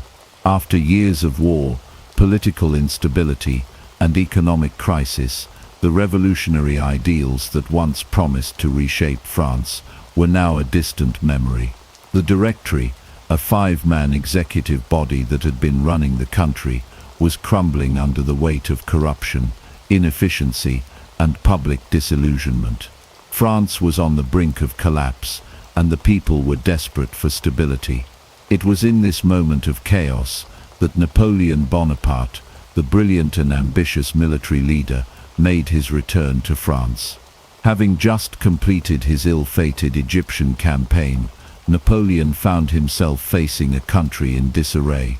Yet, he saw an opportunity to seize power, to capitalize on the disillusionment with the current government, and to restore order to the chaos. But Napoleon's return was not merely about restoring France to greatness, it was about his own personal rise to power. He had already proven himself to be a master of strategy on the battlefield, and now he would turn his keen political mind to the task at hand. In October of 1799, Napoleon returned to France in the midst of a political crisis. The Directory was struggling, and the French government was deeply divided. Revolutionary fervor had given way to cynicism and fear. Napoleon, with his military fame and reputation, was seen as a figure who could bring stability to the country. He was welcomed by some, but feared by others. The time was ripe for change, and Napoleon was determined to take advantage of the situation. He quickly allied himself with key figures in the political establishment, including the directors of the Directory and leading members of the opposition. But his true ambition was clear. He was not interested in simply being a figurehead. Napoleon was positioning himself to seize ultimate power. The coup that would change the course of French history came on the 18th of Brumaire, year the 8th of the revolutionary calendar, November 9th, 1799. The plan was simple but daring. Napoleon would use his popularity, military influence, and the disarray of the French government to overthrow the Directory and install himself as the new leader of France. The coup was meticulously planned and executed with precision. Napoleon's forces, loyal soldiers who had fought for him in Egypt, marched into Paris, securing key government buildings. The political leaders who had once feared Napoleon now found themselves scrambling to respond. Napoleon's move was calculated. He knew that the people of France, tired of the instability, would rally to his cause. In the early hours of the 18th Brumaire, Napoleon convened a meeting of the French legislature. In a dramatic moment, he declared that the Directory was no longer capable of governing and that he was stepping in to restore order. The legislature, though initially resistant, was soon overwhelmed by Napoleon's charm, determination, and military presence. Within hours, the Directory was dissolved, and Napoleon had secured control of the government. It was a bloodless coup, executed with military precision, but it was also a coup that marked the end of the French Republic and the beginning of a new era in French history. Napoleon's political acumen had been demonstrated in the most dramatic way possible. He was now in control. The coup of 18 Brumaire was the culmination of years of political maneuvering, military victories, and the exploitation of France's desperate need for stability. The people, tired of the chaos, rallied behind him. Napoleon, the military hero who had once been an outsider, was now the ruler of France. But the transition to power was not without its challenges. The overthrow of the Directory did not immediately guarantee Napoleon's supremacy. He faced opposition from rival political factions, from royalists who wanted to restore the monarchy to revolutionaries who still clung to the ideals of the French Revolution. Napoleon, however, was a master of consolidating power. He quickly established himself as first consul, the head of the new government, and took steps to neutralize any remaining threats to his authority. He used a mix of charm, intimidation, and political savvy to secure the loyalty of key figures in the French government. He also moved quickly to solidify his position by reforming the legal system and centralizing power in his own hands. With the coup complete and his position secure, Napoleon set his sights on reshaping France. He introduced sweeping reforms, including the establishment of the Napoleonic Code, which would go on to influence legal systems around the world. He also worked to stabilize the economy, restore relations with the Catholic Church, and solidify his control over the military. In the months following the coup, Napoleon's power only grew. He transformed the political landscape of France, consolidating his control and making himself the undisputed leader of the nation. But while Napoleon's rise to power was swift and impressive, it also marked the beginning of the end for the democratic ideals of the Revolution. The French Republic, which had been born out of a desire for equality and liberty, was now replaced by a strongman's rule. Democracy was fading, and the age of Napoleon had begun. The coup of 18 Brumaire, though bloodless, had set in motion the rise of one of the most powerful and controversial figures in history. Napoleon, once an outsider with a burning desire to prove himself, was now at the helm of the French government, his eyes set on greater ambitions. In the years to come, his rule would reshape the world for better or for worse, and the legacy of the coup would echo throughout the history of France and Europe. In the year 1804, the French Revolution, which had upended centuries of tradition, was now a distant memory. The once defiant cries for liberty, equality, and fraternity, which had reverberated through the streets of Paris, were now overshadowed by the imperial ambitions of a man who had risen from the ashes of revolution itself. Napoleon Bonaparte, the former general, had ascended to the pinnacle of power, not as the leader of a republic, but as the emperor of the French. It was a transformation that shocked the world, a bold and theatrical statement of absolute authority. On December 2nd, 1804, in the magnificent Notre Dame Cathedral in Paris, Napoleon Bonaparte did what no ruler before him had dared to do. In the wake of the French Revolution, he crowned himself emperor. It was a symbolic moment, an act that defied the very principles of the revolution that had brought him to power. The self-coronation was both a statement of defiance and a declaration of sovereignty. It was Napoleon's way of rewriting the rulebook of monarchy, making it clear that he was not beholden to anyone, not even the Pope, who had been invited to the ceremony. As the Pope, Pius VII, stood by in awe, Napoleon took the crown from the altar and, in a breathtaking display of theatrical symbolism, placed it upon his own head. It was an act that sent shockwaves throughout Europe and beyond. It was not just the coronation of a monarch, but the crowning of a man who had bent the very fabric of history to his will. Napoleon's rise to power had been a journey of ambition, but this act, his coronation, was the culmination of his transformation from revolutionary hero to emperor. As he stood before the grand altar, surrounded by the glittering nobility of France and the representatives of the revolution, Napoleon knew that he was not just ruling over a country. He was now the embodiment of France itself, its future and its destiny. The self-coronation was not only a personal triumph for Napoleon, but also a moment of profound significance for France and the world. It marked the end of the revolutionary ideals that had once driven the French people to overthrow their monarchy and the rise of a new imperial order.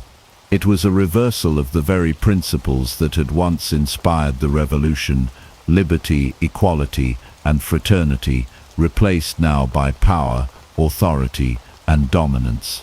The French people, who had once risen up against a king, now found themselves in the presence of a new monarch, one who wore the crown of empire with an iron will and a burning desire to restore France's place at the center of Europe. The coronation ceremony itself was a grand spectacle, a theatrical performance that underscored Napoleon's desire to project power and control. The lavish decorations, the pomp and circumstance, the grandeur of Notre Dame Cathedral, all of it was designed to highlight the shift in power that had taken place. The streets of Paris were filled with spectators, their eyes fixed on the towering spires of the cathedral as they awaited the coronation of their new emperor. And when Napoleon placed the crown upon his head, it was not just a symbol of his new status, it was a message to the world. Napoleon was no longer a general, no longer a product of the revolution. He was the emperor, the supreme ruler of France, and his reign would define the future of Europe. In the weeks and months that followed, Napoleon began to consolidate his power further. He reshaped the government, reformed the legal system, and created a new aristocracy that would pledge loyalty to him. He built a new imperial court, with himself at the center, surrounded by a group of loyal followers who would carry out his will. Napoleon's self-coronation was not just an isolated event, it was the beginning of a new era for France. It was a statement of power, a declaration that the revolution was over and that the future would be shaped by the will of one man. The ideals of the revolution were slowly eroded as Napoleon, the emperor of the French, began to reshape the political and social order in his own image. The French Empire, now under his control, would be a force to be reckoned with. But with this new power came great responsibility and even greater risks. As Napoleon's imperial ambitions grew, so too did the challenges he faced. The Europe he sought to dominate was filled with rival powers: Britain, Russia, Austria, and Prussia, each eager to resist his influence and protect their own interests. Yet for all the risks that lay ahead, Napoleon's self-coronation in 1804 was the moment when he truly became the embodiment of French greatness. His vision for an empire was now set in stone, and the stage was set for a series of wars that would shape the future of Europe for decades to come. The coronation, grand and theatrical as it was, symbolized not only his power, but his desire to rewrite the course of history itself. He had crossed the Rubicon, casting aside the ideals of the revolution and embracing the mantle of empire. The world would soon learn that Napoleon, now emperor of the French, was a force unlike any other, a man whose ambitions knew no bounds and whose quest for dominance would leave a legacy that would echo through the ages. The year was 1805, and Napoleon Bonaparte stood at the pinnacle of his power.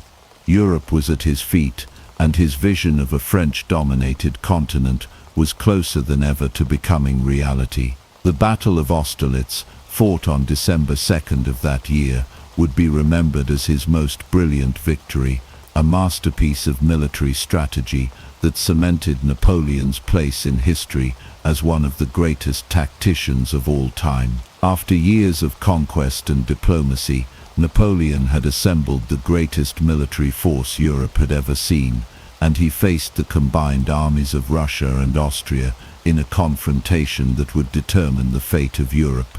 The Russian and Austrian forces, led by Tsar Alexander I and Holy Roman Emperor Francis II, were determined to crush Napoleon's growing empire. They believed that a decisive defeat of Napoleon's army would force France to abandon its conquests and restore the old balance of power. Napoleon, however, had other plans. He understood that the key to victory was not simply defeating the enemy's forces, but outthinking them. As the two armies faced off near the town of Austerlitz, Napoleon feigned weakness. He deliberately left his right flank vulnerable, inviting the Allied forces to attack. The Allies, eager for a decisive victory, took the bait. They launched a full-scale assault on what they believed was a weak point in Napoleon's line. But Napoleon's brilliance lay in his ability to create the perfect trap. As the Allies advanced, Napoleon's forces, positioned strategically behind the lines, sprang into action. His artillery, placed with devastating precision, rained down on the advancing troops, while his cavalry and infantry swept around to cut off their retreat. The result was a stunning defeat for the Allies. The Russian and Austrian forces were crushed, suffering heavy casualties, and were forced to retreat in disarray. The Battle of Austerlitz was not just a victory, it was a declaration of Napoleon's military genius. It was a battle fought with speed, deception, and an unmatched understanding of terrain and timing. The victory sent shockwaves through Europe, and it marked the high point of Napoleon's dominance. With Austerlitz, Napoleon had defeated two of the greatest military powers in Europe, and the outcome was nothing short of a masterpiece. The success at Austerlitz reshaped Europe's political landscape. Napoleon's enemies were scattered, and his control over much of Europe was solidified. The Treaty of Pressburg, signed shortly after the battle, forced Austria to surrender large portions of its territory to France, effectively knocking the Holy Roman Empire out of the war. The Austrians were now forced to recognize Napoleon as a dominant force in Europe. But the victory came at a price. Napoleon's ambition for total control of Europe had ignited the fury of Britain, which had been watching from the sidelines, and the Russian Empire, which had already pledged to continue the fight. The Battle of Austerlitz may have been his most brilliant victory, but it was also the beginning of a new chapter in Napoleon's reign. With Austerlitz, Napoleon demonstrated his ability to reshape the map of Europe at will, but the seeds of his downfall had already been sown. While the battle was a triumph, the war was far from over. Napoleon's victory brought him closer to realizing his dream of a united Europe under French rule, but it also set the stage for future conflicts that would ultimately undo his empire. The victory at Austerlitz, however, remains one of the most iconic moments of Napoleon's reign. The image of Napoleon, standing tall in front of his army after the battle, surrounded by his generals, is etched into the annals of history. It was the moment when he was at his most powerful, a force to be reckoned with, and the undisputed master of Europe. The Battle of Austerlitz, with its dramatic reversals, brilliant tactics, and devastating consequences, marked the height of Napoleon's reign. But as with all peaks, it was only a matter of time before the fall would begin. Austerlitz may have been Napoleon's greatest victory, but it would also be the high point of his empire's power, a moment frozen in time before the storm that would eventually bring it all crashing down. The years 1808 to 1812 marked the beginning of the end for Napoleon Bonaparte. His once unshakable empire, which stretched across much of Europe, would soon begin to unravel.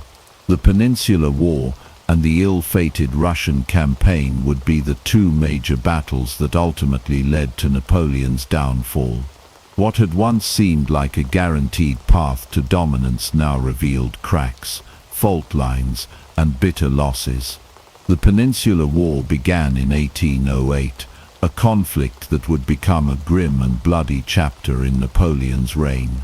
Spain, once an ally of France, was thrown into chaos after Napoleon deposed the Spanish king and placed his own brother Joseph Bonaparte on the throne. This move alienated the Spanish population and ignited a fierce resistance. Guerrilla warfare erupted across the Iberian Peninsula as Spanish and Portuguese fighters, aided by the British, waged a brutal campaign against the French. The French military, accustomed to large-scale battles, was unprepared for the relentlessness of the guerrilla tactics. The Spanish, motivated by a deep sense of patriotism, fought with ferocity and desperation. Napoleon's army, stretched thin and demoralized by the constant skirmishes, found itself bogged down in a war that refused to end. What was supposed to be a swift and decisive campaign turned into a prolonged quagmire. For every French victory, there were countless ambushes, raids and attacks on supply lines. The cost in men and resources was immense.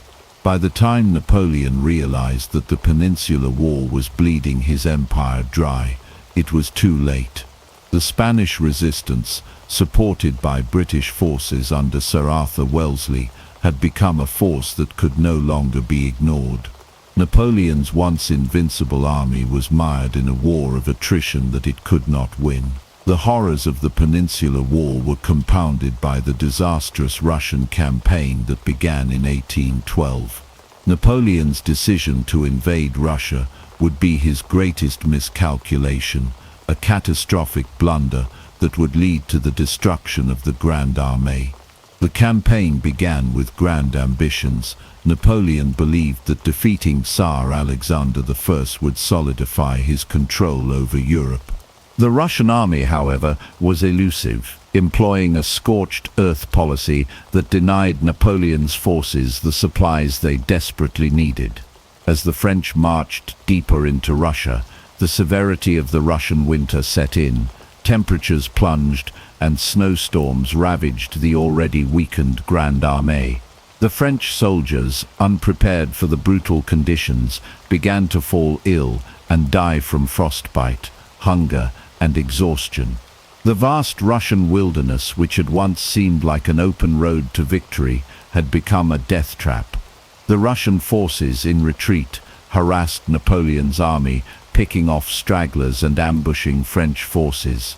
The infamous Battle of Borodino, fought in September 1812, was one of the bloodiest encounters of the campaign. Despite heavy casualties on both sides, the Russians refused to give up. Napoleon's army, already stretched to its breaking point, continued to march toward Moscow. When they finally arrived, they found the city abandoned and set alight by the retreating Russian forces. Moscow, once a symbol of Russian power, was now nothing but ashes. Napoleon's army was trapped, exhausted, and starving. The Russian winter had decimated their strength, and they had little hope of survival. Napoleon, once unstoppable, now found himself facing the harshest of enemies, the elements, attrition, and the relentless Russian resolve. The retreat from Moscow marked the beginning of the end for Napoleon. As the Grande Armée limped back through the Russian wilderness, it was a broken shell of its former self. Men died by the thousands from starvation, disease, and the relentless cold. The once great army was reduced to a disorganized, panicked retreat, with the remnants of the French forces being pursued by Russian troops. By the time the French army crossed the Berezina River in November 1812, the campaign had turned into a full-blown disaster. The retreat from Russia would become one of the most humiliating defeats in military history. Napoleon's dreams of European domination had been dashed, and the once mighty Grand Armée had been all but destroyed. The failures of the Peninsular War and the Russian campaign shattered Napoleon's reputation. He had overextended himself and underestimated the resilience of his enemies. What had once seemed like an unstoppable march toward European supremacy had become a nightmare of constant retreat and death. The loss of men, resources and morale would haunt Napoleon for the rest of his reign. His empire, once expansive and powerful, was beginning to crack under the pressure of these catastrophic defeats. The once unshakable figure of Napoleon Bonaparte was now facing the reality of failure. As winter closed in, the grim reality of his losses became undeniable. The soldiers who had marched with him through the triumphs of Austerlitz and Jena were now broken, and Napoleon's dreams of glory seemed increasingly out of reach. The Peninsular War and the Russian campaign had changed the course of history, and they marked the beginning of the end for the man who had once been master of Europe. The snow and the bloodshed of these campaigns would follow Napoleon throughout his life, a reminder that even the greatest of empires can crumble beneath the weight of ambition. The year 1813 marked the beginning of the tragic unraveling of Napoleon Bonaparte's empire. A titan who had once shaped Europe with his brilliance on the battlefield now found himself facing an unstoppable tide of opposition. The Battle of Nations, fought near Leipzig in October, would prove to be the turning point. It was here that Napoleon's dominance over Europe finally shattered. The scale of the conflict was immense. An alliance of Austria, Russia, Prussia, and Sweden, collectively known as the Sixth Coalition, assembled an army of over 300,000 men against Napoleon's forces, which numbered only around 200,000. What began as a battle of necessity soon became the final reckoning for Napoleon. The battle itself was a fierce, chaotic affair, as the coalition forces sought to break Napoleon's stranglehold on Central Europe. Napoleon, ever the master tactician, threw everything into the fight, but even his military genius couldn't overcome the numerical superiority and unity of his enemies. The French were pushed back, and after 4 days of brutal combat, the Battle of Nations ended in a decisive defeat for Napoleon. The losses were staggering, around 100,000 soldiers on both sides. The battlefield, littered with the bodies of men from all corners of Europe, became a grim symbol of Napoleon's crumbling empire. The loss at Leipzig was not just a military defeat, it marked the beginning of the end of the Napoleonic era. As the coalition forces pushed westward, Napoleon's enemies closed in from all directions. With the Battle of Nations lost, the French Empire found itself besieged. The Allies invaded France in 1814, and Napoleon, once invincible, was now struggling to hold on to his throne. The cities that had once hailed him as their liberator now turned against him, and the French people, weary of war, grew disillusioned. In the streets of Paris, whispers of defeat and surrender filled the air. Despite his best efforts to rally his forces, Napoleon could not reverse the tide. His soldiers, battered and demoralized, were no match for the relentless advance of the Allies. Paris, the heart of his empire, fell on March 31st, 1814. The once great city was occupied by foreign troops, and Napoleon's reign came to an end. Facing certain defeat, Napoleon was forced to abdicate on April 6, 1814. The act of abdication was in many ways a reflection of the man himself, decisive yet deeply tragic. Napoleon, who had once ruled with unyielding authority, was now a man defeated by the very forces he had sought to conquer. His abdication was not just the end of his reign, it was the shattering of a dream. In the final moments of his rule, Napoleon requested to retain his title as emperor and to be allowed to rule over a small part of France.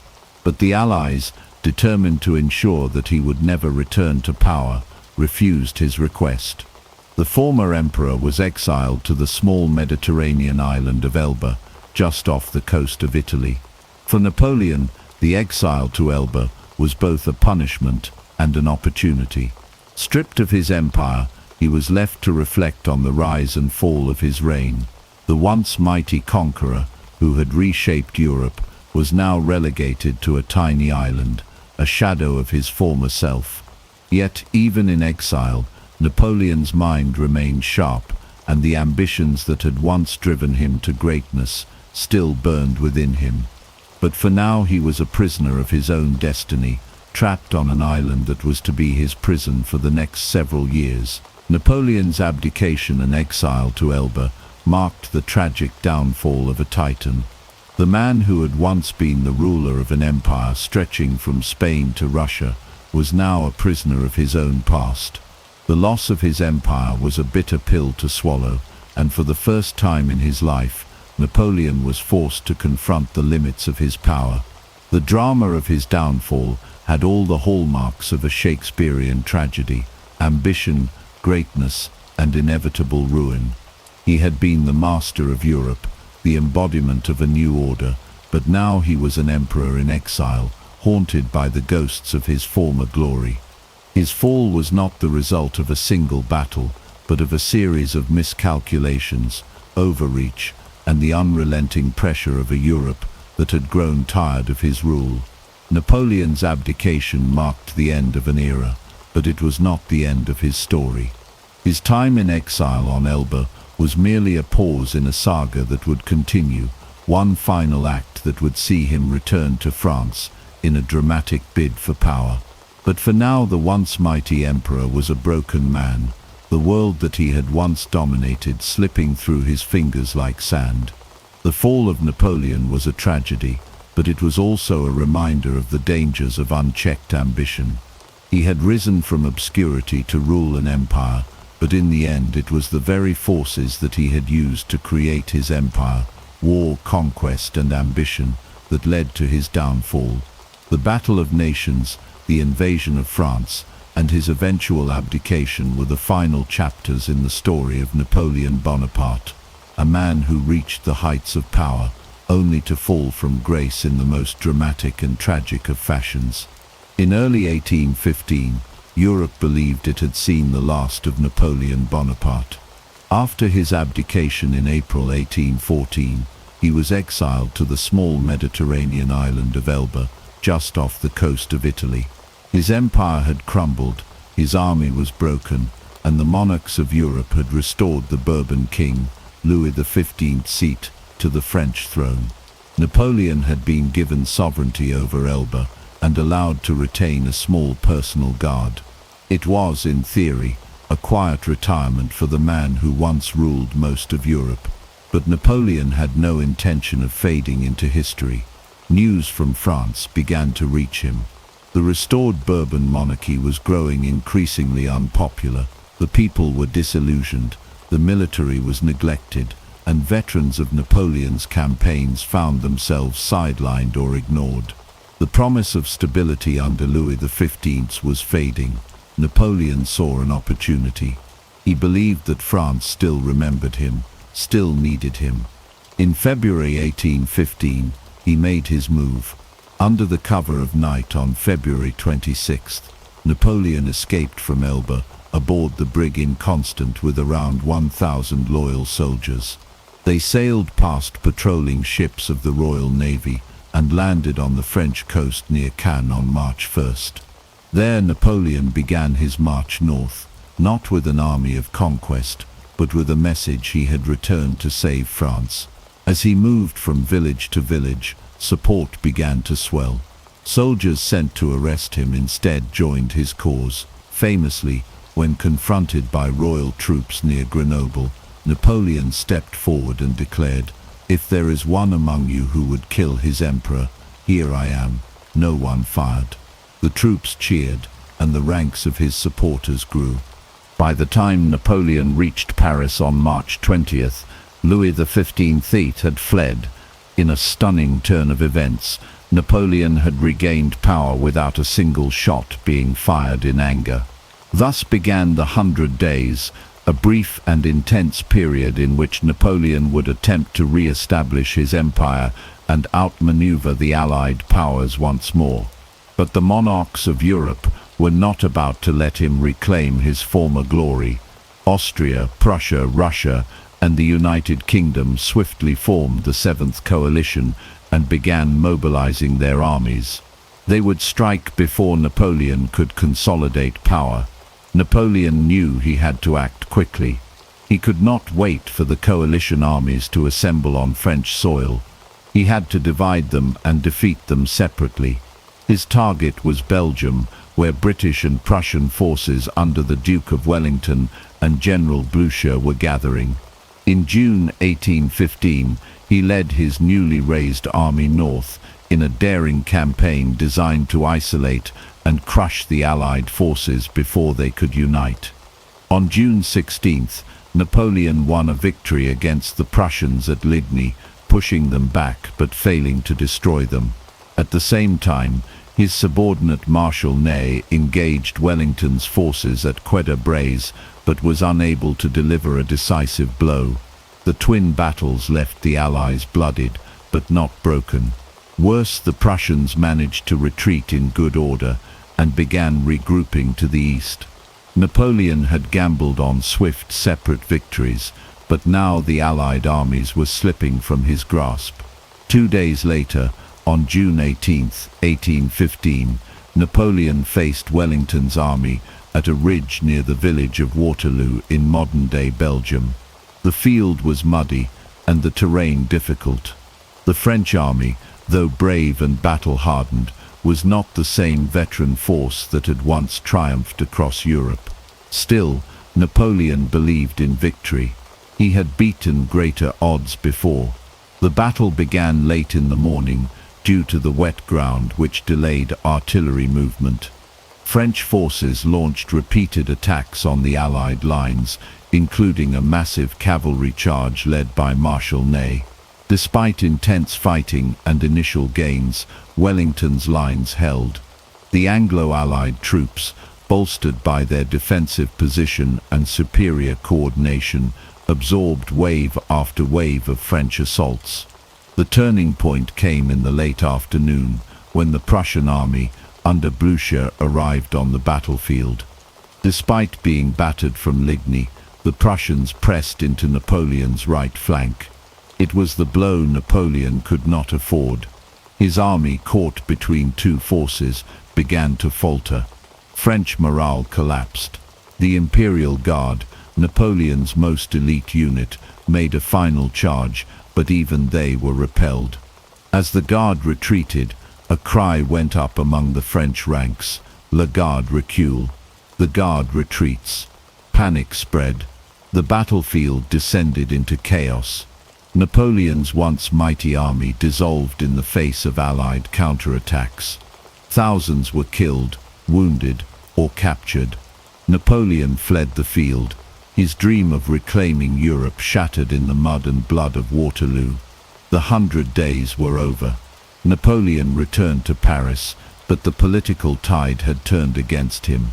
With coalition forces marching on the capital and support evaporating, he abdicated once more on June 22, 1815.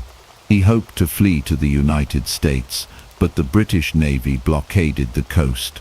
With no escape, Napoleon surrendered to the British and was exiled once again, this time to the remote island of St. Helena in the South Atlantic.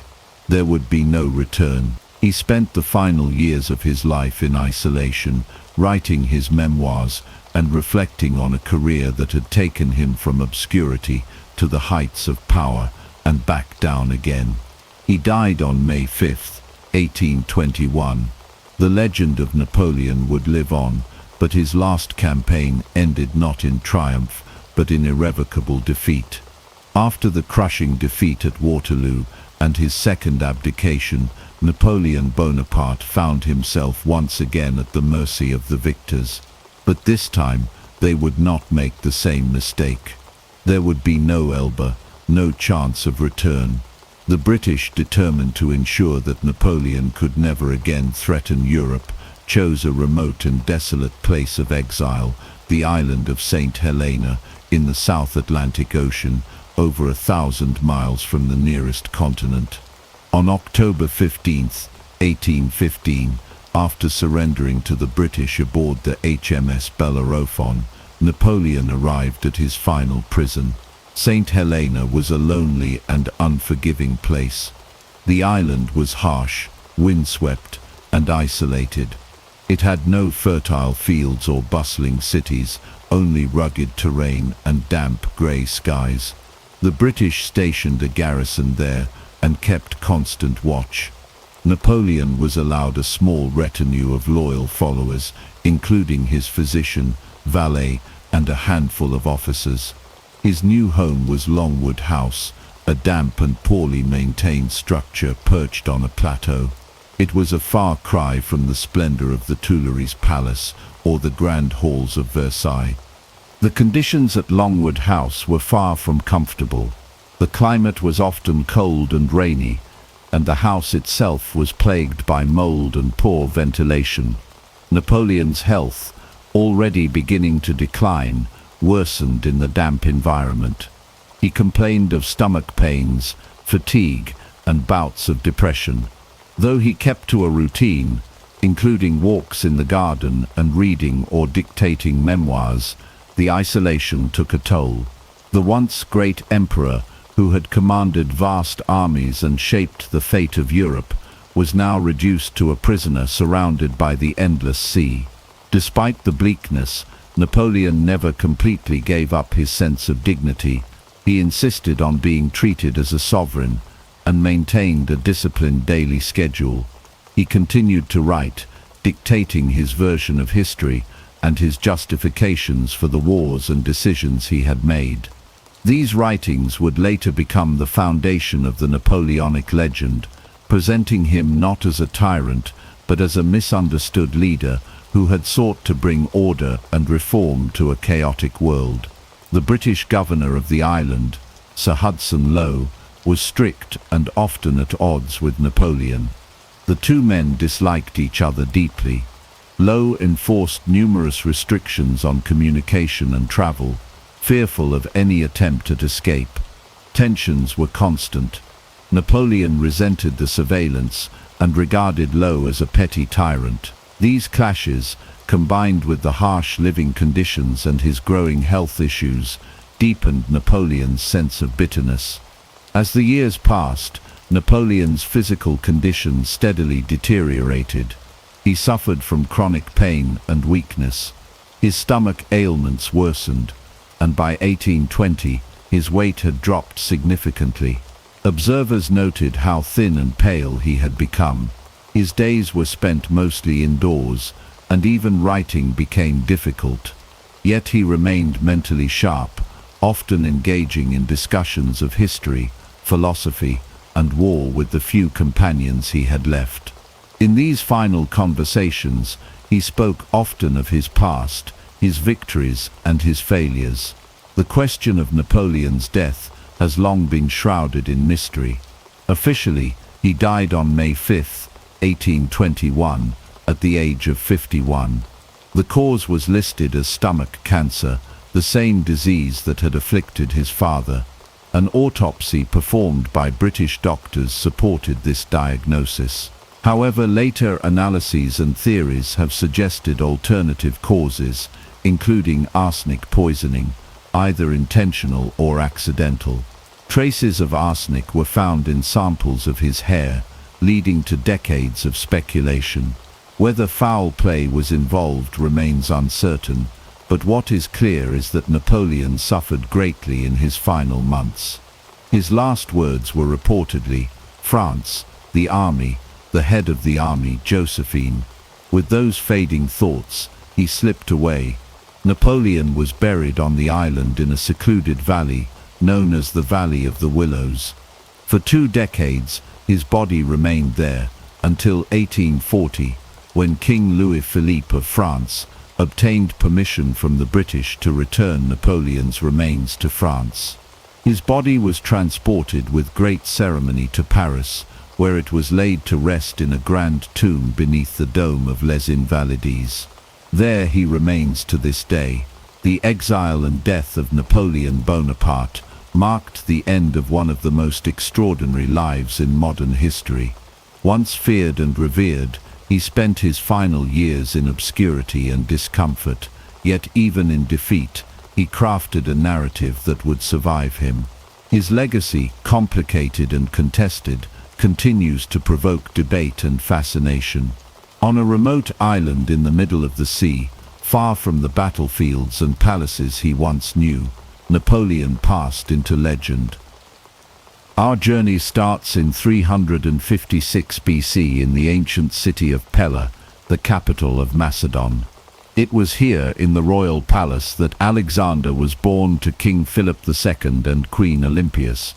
From the moment of his birth, myths and omens surrounded him. According to legend, on the night of his birth, the temple of Artemis, one of the 7 wonders of the ancient world, burned to the ground. Many saw this as a sign that a force had entered the world, one that would change it forever. Olympias was a deeply spiritual woman, and she believed her son was no ordinary child. She told Alexander that he was the son of Zeus himself, the king of the gods, and that he was destined for greatness. Whether he truly believed this or not is unknown, but it planted in him an unshakable confidence, a belief that he was meant to rule over all men. While his mother filled his mind with divine destiny, his father Philip was shaping him into a warrior. Philip was no ordinary king. He had taken Macedon from the brink of collapse and turned it into the dominant power of Greece through cunning diplomacy and military brilliance. He revolutionized warfare, creating the Macedonian phalanx, a formation of tightly packed soldiers wielding long spears. It was this innovation that made his army nearly unstoppable. But Philip knew that the strength of a warrior was not enough. For his son to become a great ruler, he needed knowledge and wisdom. For this he turned to one of the greatest minds of the ancient world, Aristotle. Aristotle was brought to Macedon to tutor Alexander in philosophy, science, medicine, and the art of war. Under Aristotle's guidance, Alexander studied the great epics of Homer, learning about heroes like Achilles and Odysseus. He absorbed the lessons of history, politics, and strategy. But beyond the books and scrolls, he trained in the ways of combat. He learned to ride, fight, and command. From a young age, his brilliance and determination set him apart. One of the most famous stories from his youth was the taming of the horse Bucephalus, a powerful and untamed stallion that no one could ride. Alexander observed that the horse was afraid of its own shadow. With patience and understanding, he turned it toward the sun, calming the beast and riding it with ease. His father watched in awe and declared, "My boy, you must find a kingdom big enough for your ambitions. Macedon is too small for you." Those words would prove prophetic. But before he could seek his own destiny, he had to survive the dangerous world of Macedonian politics. Philip's rule was not without enemies. He had spent his life securing power and expanding his influence, but his rise created rivals and resentment. Many in his court saw Alexander as a threat, and tensions within the royal family ran high. Philip had taken other wives in his pursuit of political alliances, and this created deep divisions at the Macedonian court. Olympias and Alexander found themselves at odds with the new factions forming around Philip's other children. As Alexander grew older, he began to accompany his father on military campaigns, observing firsthand how Philip commanded his troops and strategized on the battlefield. He witnessed the brutal realities of war, the clashing of shields, the cries of the wounded, and the triumph of victory. He saw how Philip dealt with enemies using both diplomacy and force, and he learned that power was never given. It had to be taken and defended. Alexander's first experience in battle came when he was just 16. While his father was away on campaign, he was left to govern Macedon in Philip's absence. During this time, a Thracian tribe revolted, seizing the opportunity to test the young prince, but Alexander did not hesitate. He gathered an army, rode into battle, and crushed the rebellion with ruthless efficiency, proving himself as a capable leader. His reputation as a fearless warrior was growing, but so too were the tensions between him and his father. Philip's successes had made him powerful, but they had also made him arrogant. He began to look beyond Alexander, seeking other heirs and alliances. One such moment came at a grand feast celebrating Philip's latest marriage to a Macedonian noblewoman. During the gathering, one of Philip's generals openly declared that at last Macedon would have a true heir of pure blood. Enraged, Alexander stood up and shouted, "Am I a bastard then?" Before the entire court he threw his cup at the general, and an argument erupted. Philip, drunk with wine, tried to attack his son, but he stumbled and fell. Humiliated, Alexander turned to the crowd and sneered, "Here is the man who plans to conquer Asia, and yet he cannot even rise from the floor." The room fell silent. Tensions had reached their breaking point. Alexander and Olympias fled the court, fearing for their safety. Philip would later attempt to reconcile with his son, but the damage had been done. The rift between them would never truly heal, and soon fate would take a dark turn that would change everything forever. The uneasy truce between Alexander and his father was short-lived. In 336 BC, Philip II prepared for his greatest campaign yet, an invasion of the Persian Empire. Macedon was stronger than ever, and with Greece firmly under his control, Philip sought to expand his power beyond the Aegean. But before he could embark on this ambitious conquest, disaster struck. During a grand festival in Aegae, where Philip was celebrating the marriage of his daughter Cleopatra to the king of Epirus, he was assassinated. As he entered the theater surrounded by his elite guards, a former bodyguard named Pausanias suddenly rushed forward and drove a dagger into his heart. Philip collapsed in front of the stunned crowd, and within moments, his once mighty rule had come to a bloody end. Chaos erupted in the aftermath.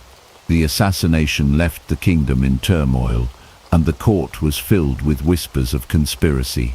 Many believed Olympias had played a role in Philip's murder, seeking to eliminate rivals and secure Alexander's path to the throne.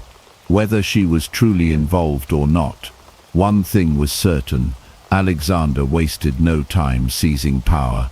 At just 20 years old, he proclaimed himself King of Macedon. His first move was swift and ruthless. Any who dared challenge his claim were eliminated. Rivals, nobles, and even potential threats within his own family were executed to prevent any resistance.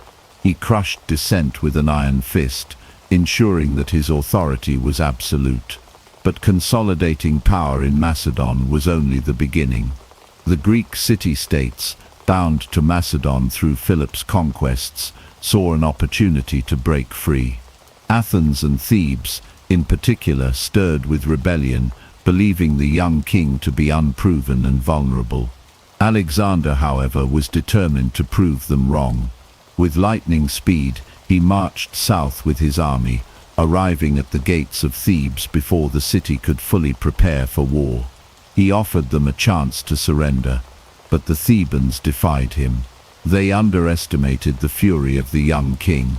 Alexander unleashed his forces, and the siege of Thebes became a brutal display of his power. The city's defenses crumbled under the relentless assault, and once his army broke through the walls, the slaughter began. In a ruthless show of strength, Alexander ordered the city to be razed to the ground. Thousands were killed, and the survivors were sold into slavery. The message was clear: rebellion would not be tolerated. The destruction of Thebes sent shockwaves through Greece. Athens and the other city-states, quickly abandoned thoughts of resistance and submitted to Alexander's rule. With Greece secured under his iron grip, he could now turn his attention to the dream his father had never lived to see fulfilled, the invasion of Persia. The great war that would define his legacy was about to begin, and Alexander was ready to carve his name into history. With Greece firmly under his control, and the memory of Thebes' destruction fresh in the minds of his subjects, Alexander turned his gaze eastward. Persia, the greatest empire the world had ever known, stood before him, a vast and powerful enemy. But to Alexander, it was not an insurmountable obstacle, it was his destiny. In the spring of 334 BC, he led his army across the Hellespont, the narrow strait that separated Europe from Asia. He had arrived on Persian soil, and there would be no turning back. The force he brought with him was small compared to the mighty Persian army, but it was battle-hardened, disciplined, and led by a man whose ambition knew no limits. He commanded roughly 40,000 soldiers, including the elite Macedonian phalanx, a formation of warriors wielding long spears that had never been broken in battle. Alongside them were his trusted cavalry, the companion cavalry, considered the most formidable horsemen of their time. Though outnumbered, Alexander's strategy, speed and sheer force of will would prove more than a match for the Persians. The first true test of his campaign came swiftly. Near the banks of the Granicus River, the Persian satraps had assembled an army to halt Alexander's advance. They believed they could crush him before he could gain a foothold in Asia. The Persian commanders lined their cavalry along the riverbank, confident that the raging waters and steep embankment would break the Macedonian charge. But Alexander did not hesitate. Leading from the front, he spurred his cavalry forward, plunging into the river despite the strong currents and treacherous footing. The battle was fierce, with Alexander himself at the heart of the fighting. He cut through the Persian lines with relentless fury, his sword striking down enemy commanders one by one. At one point, he was nearly killed when a Persian noble raised his weapon to strike him down, but his loyal general Clytus the Black intervened at the last moment, saving his life. With the Persian cavalry shattered, their forces broke and fled, leaving Alexander victorious. This first triumph sent a clear message to the Persian king Darius III. Alexander was not a mere upstart. He was a force to be reckoned with. Rather than slowing his momentum, Alexander pressed forward, marching deeper into Persian territory, seizing cities and fortresses along the way. At every turn he was met with both fear and admiration. Many Greek cities under Persian control welcomed him as a liberator, opening their gates willingly. Others, unwilling to surrender, faced the full wrath of his army. But while Alexander pushed forward, Darius III was preparing for war. The young Macedonian king had proven himself in battle, but the real test was yet to come. The Persian king was amassing a massive army, one that would dwarf Alexander's forces in size. The two would soon meet on the battlefield, and the fate of an empire would hang in the balance. Alexander's victory at the Granicus River had sent shockwaves through the Persian Empire, but the true test of his campaign still lay ahead. The great king Darius III, now fully aware of the Macedonian threat, was no longer content to let his satraps handle the invader. He began assembling an army unlike any Alexander had ever faced, one that would dwarf the Macedonian forces in both numbers and resources. Yet, if there was one thing Alexander knew, it was that sheer numbers did not win battles, strategy did. Marching through Asia Minor, Alexander continued his advance with unrelenting speed. City after city fell to his forces, either by surrender or conquest. In many Greek cities that had long been under Persian rule, he was welcomed as a liberator, and they pledged their loyalty to him. Those who resisted met the full fury of his army. As his reputation grew, so did his legend. His soldiers saw him not just as a commander, but as a man touched by the gods, a living embodiment of destiny. By late 333 BC, Alexander had reached the city of Gordium, home to the famous Gordian knot, an intricate and seemingly impossible tangle of rope said to have been tied by an ancient king. According to legend, whoever could untie the knot was destined to rule all of Asia. Alexander, never one for superstition without action, approached the knot. When attempts to unravel it proved futile, he simply drew his sword and sliced through it in one clean stroke. Whether he had solved the puzzle or simply bypassed it mattered little. The message was clear: nothing would stand in his way. But as Alexander pushed further into Persia's domain, Darius was ready. The Persian king had gathered an army of nearly 100,000 men, composed of elite Persian immortals, cavalry, and levied soldiers from across his vast empire. He had chosen the battlefield carefully, narrow terrain near the town of Issus, where his numerical superiority would be less of an advantage. When Alexander learned of Darius's location, he wasted no time. He turned his army south, marching through the night to surprise the Persian forces. By dawn, both armies stood face to face. The Battle of Issus was unlike anything Alexander had fought before. The Persian forces stretched as far as the eye could see, their banners waving under the eastern sun. Darius, seated in his grand war chariot, believed victory was assured. But Alexander had no intention of letting the Persian king dictate the terms of battle. With calculated precision, he ordered his companion cavalry to charge directly at the Persian left flank, breaking through their lines with devastating force. The Macedonian phalanx followed, their sarissas driving into the enemy ranks with deadly efficiency. The battlefield was a chaotic storm of blood and steel, but amid the carnage, Alexander saw his moment. He fixed his gaze on Darius himself. With his elite cavalry at his side, Alexander cut through the Persian defenses, forcing his way toward the Persian king. Darius, seeing the relentless advance, panicked.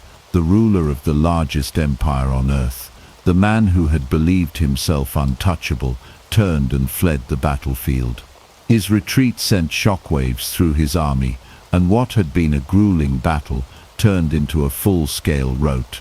The Persian lines collapsed, and the once mighty host was sent scattering in all directions. Alexander had achieved the impossible. He had broken the Persian king. The victory at Issus was more than just a military triumph. Among the captured were Darius's own family, including his wife, mother, and children. But rather than treating them as spoils of war, Alexander showed them great respect, ensuring they were given the finest care. His actions were not just those of a conqueror, but of a ruler who sought legitimacy over the empire he intended to claim. Yet, despite his victory, Alexander knew that Darius was not yet defeated. The Persian king had escaped, and as long as he lived, the war was far from over.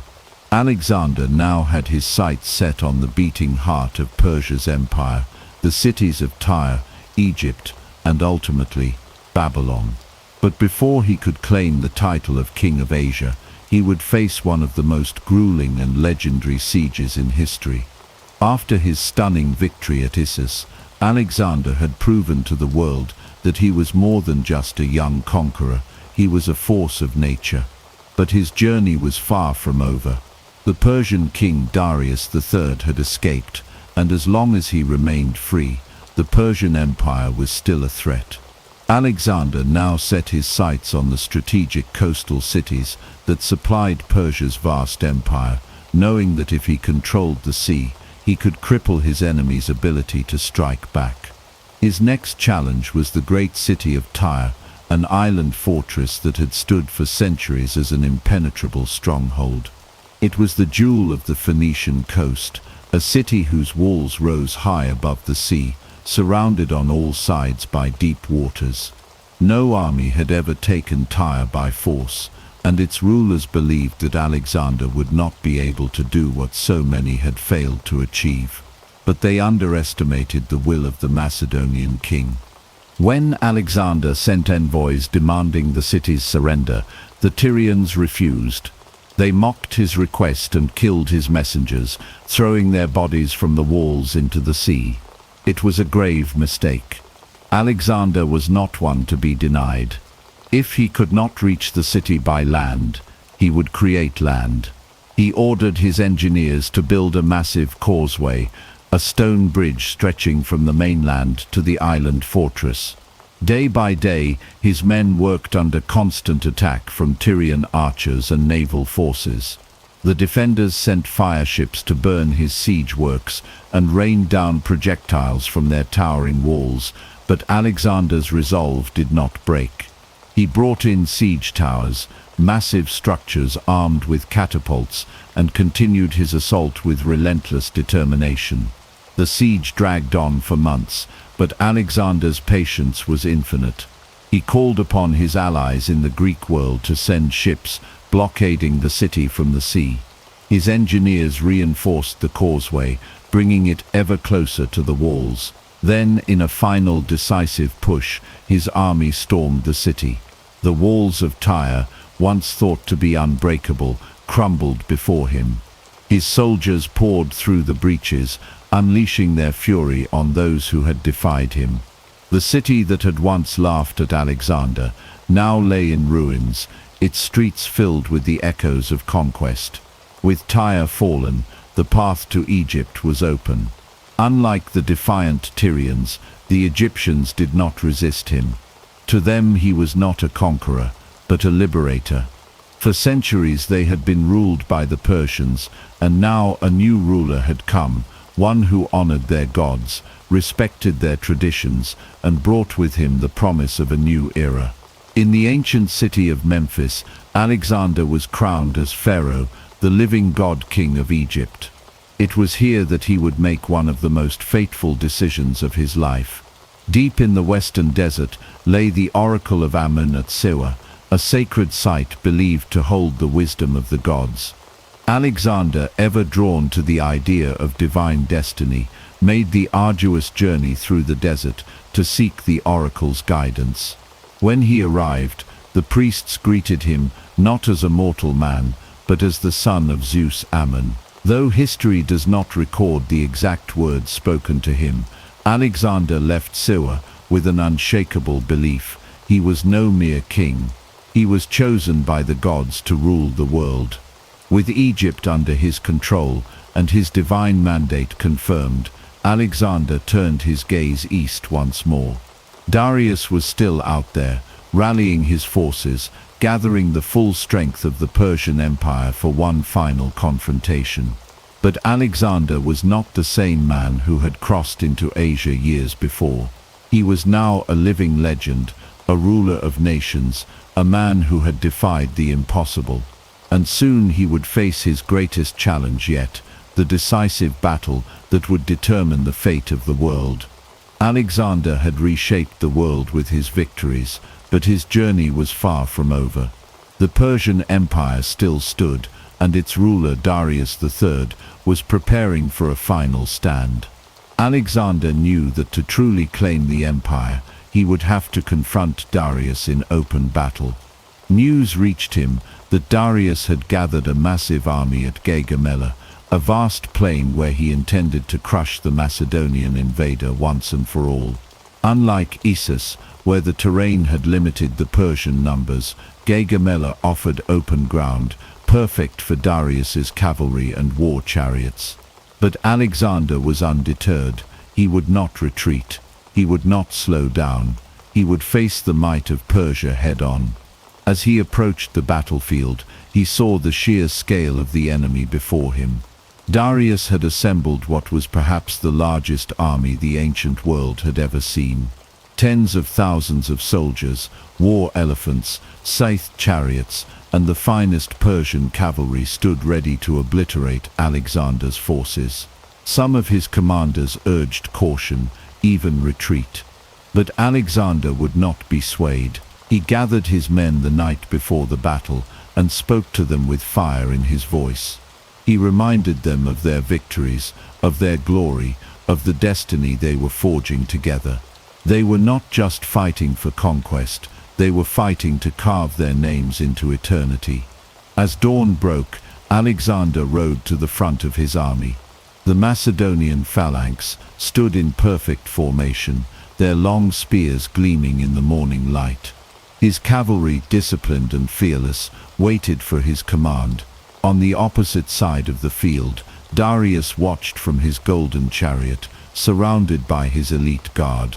Then, with a single motion, the battle began. Darius unleashed his war chariots, their bladed wheels designed to cut through infantry like a scythe through wheat. But Alexander had anticipated this. He ordered his men to open gaps in the line, allowing the chariots to pass harmlessly through before cutting down their drivers. The Persian cavalry then surged forward, seeking to envelop the Macedonian forces, but Alexander countered with precision, sending his own cavalry to meet them in a clash of steel and fury. The field became a storm of dust and blood, warriors locked in deadly combat, the air filled with the sounds of battle. Then Alexander saw his moment. He had spent the battle luring Darius into a false sense of control, drawing his forces apart. Now, with perfect timing, he led his elite companion cavalry straight toward the Persian king.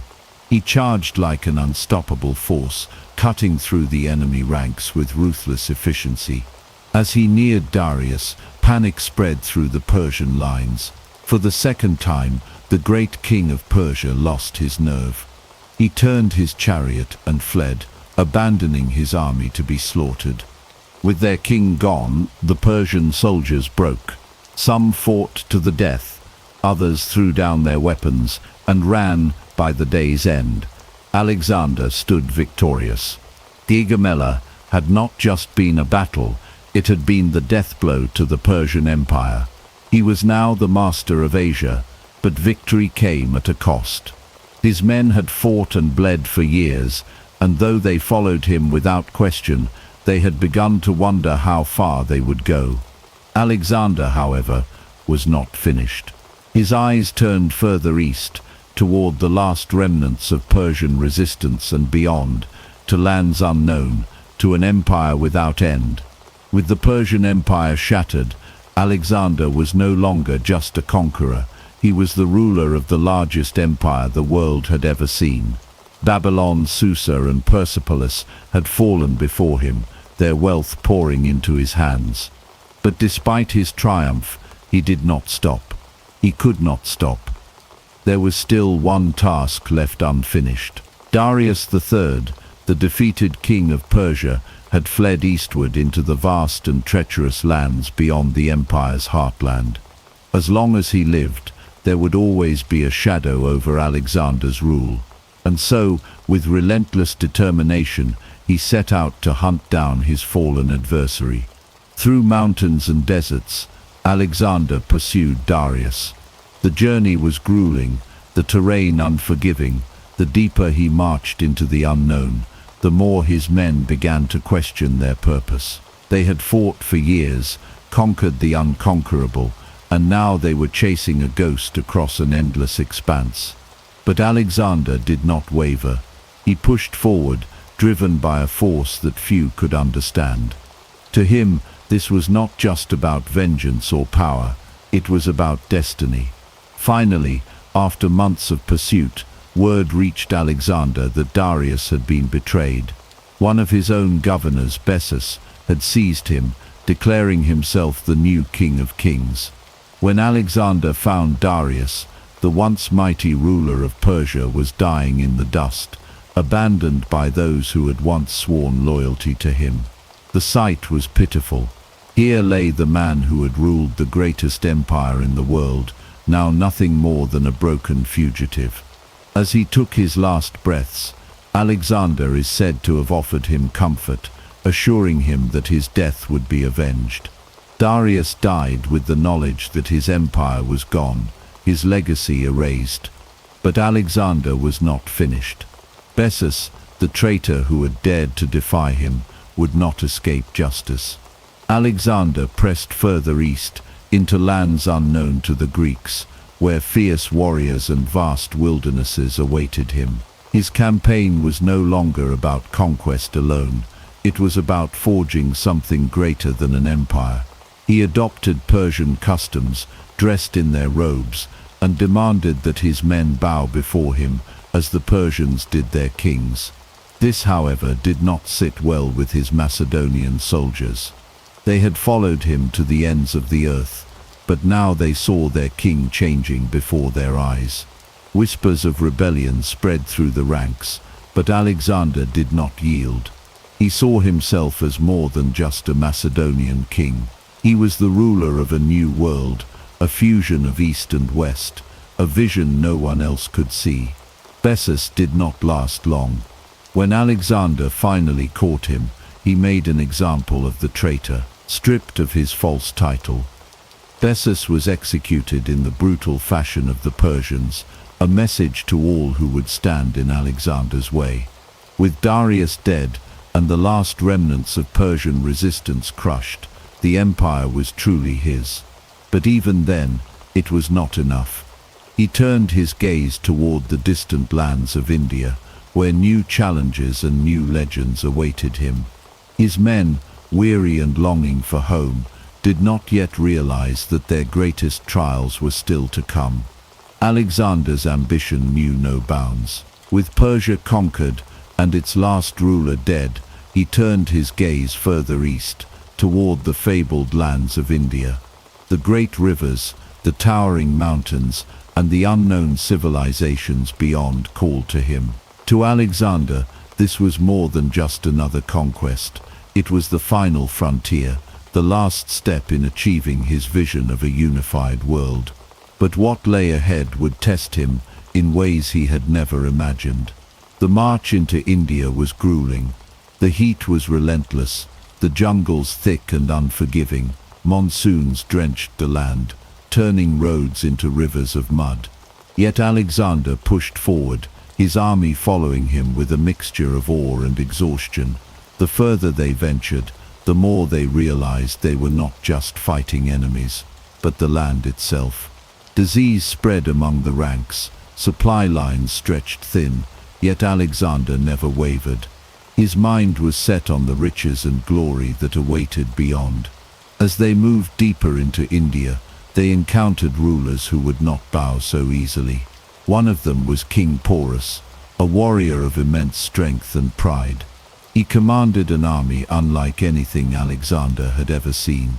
Thousands of men, cavalry, and the most fearsome of all, war elephants. These massive beasts, armored and trained for battle, towered over the battlefield, their presence alone enough to shake even the most seasoned soldier. But Alexander did not fear them. He had faced the might of Persia and emerged victorious. He would do the same here. The battle against Porus took place near the Hydaspes River, a swollen and raging force that Alexander used to his advantage. Under the cover of darkness, he led a portion of his army across the river, surprising Porus at dawn.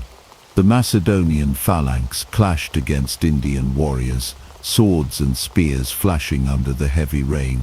The elephants charged, crushing men underfoot, sweeping away soldiers with their trunks. The battle was brutal, chaotic, and unlike anything Alexander had fought before. But he was relentless. His cavalry maneuvered with precision, his men striking at the elephants' legs, forcing the massive beasts into a frenzy. The tide turned, and soon Porus found himself wounded, his army shattered. When he was finally captured and brought before Alexander, he stood tall despite his injuries. When asked how he wished to be treated, he simply replied, "Like a king." Impressed by his bravery, Alexander not only spared him, but made him an ally, granting him his kingdom back under Macedonian rule. Though victorious, the cost of the battle was high.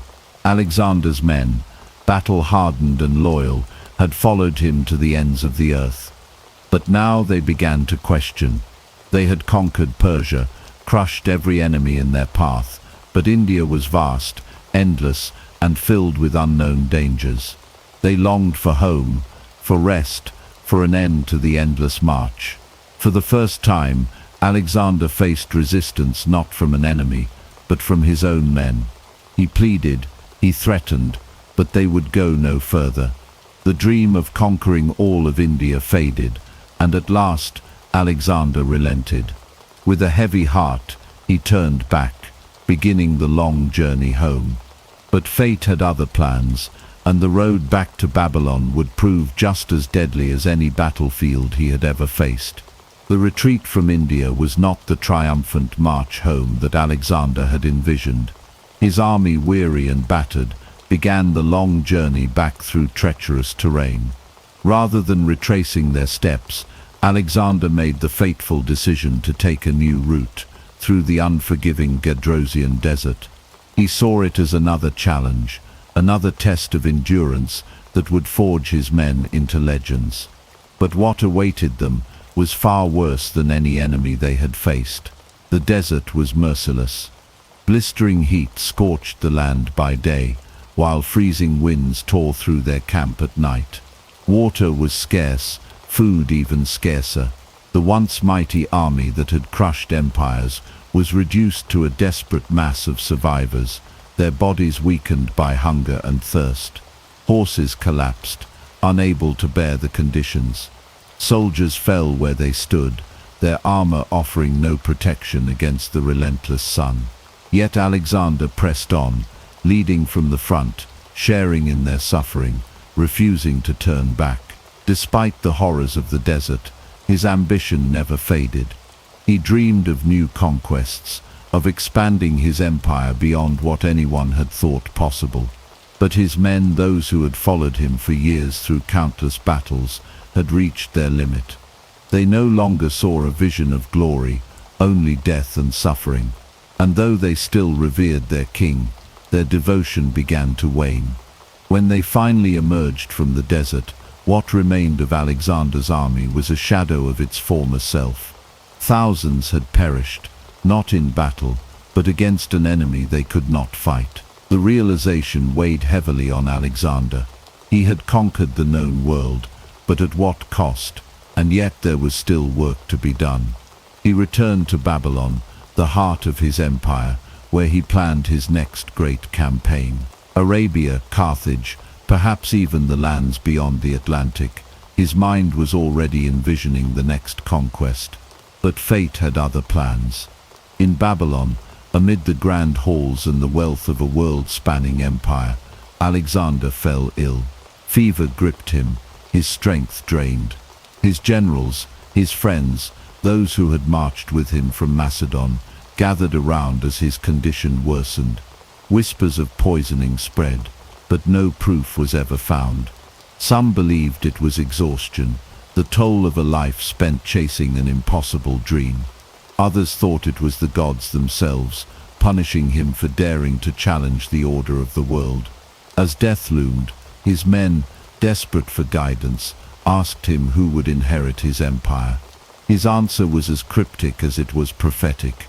To the strongest, with those final words, Alexander the Great, the man who had conquered the world, breathed his last. His death sent shockwaves through his empire. Without an heir, his generals turned on each other, dividing his vast lands in a brutal struggle for power. The dream of a unified world under one ruler died with him, but his legacy endured. Cities bore his name, his tactics shaped warfare for centuries, and his legend lived on. Alexander had carved his name into history, not just through conquest, but through the sheer force of his will. And though his empire crumbled, his story would never be forgotten. Alexander's death marked the end of an era, but the battle for his empire was only beginning. With no clear successor, his most trusted generals, known as the Diadochi, turned on one another in a brutal struggle for power. The unity Alexander had fought so hard to create dissolved into chaos, as the vast empire fractured under the weight of ambition and betrayal. In Babylon, Perdiccas, Alexander's trusted commander, initially took control, attempting to hold the empire together. He had Alexander's signet ring, a symbol of authority, but power was fleeting. Other generals, each with their own ambitions, refused to accept his rule. Ptolemy seized Egypt, declaring it his own. Antigonus claimed Asia Minor. Lysimachus took Thrace. Cassander, the son of a former regent, sought control of Macedon itself. Each man saw himself as the rightful heir, and none were willing to submit to another's rule. The empire descended into the Wars of the Diadochi, a series of brutal conflicts that reshaped the world Alexander had left behind. Betrayals were constant. Alliances formed and shattered in an instant. Perdiccas, once poised to rule in Alexander's name, was assassinated by his own officers.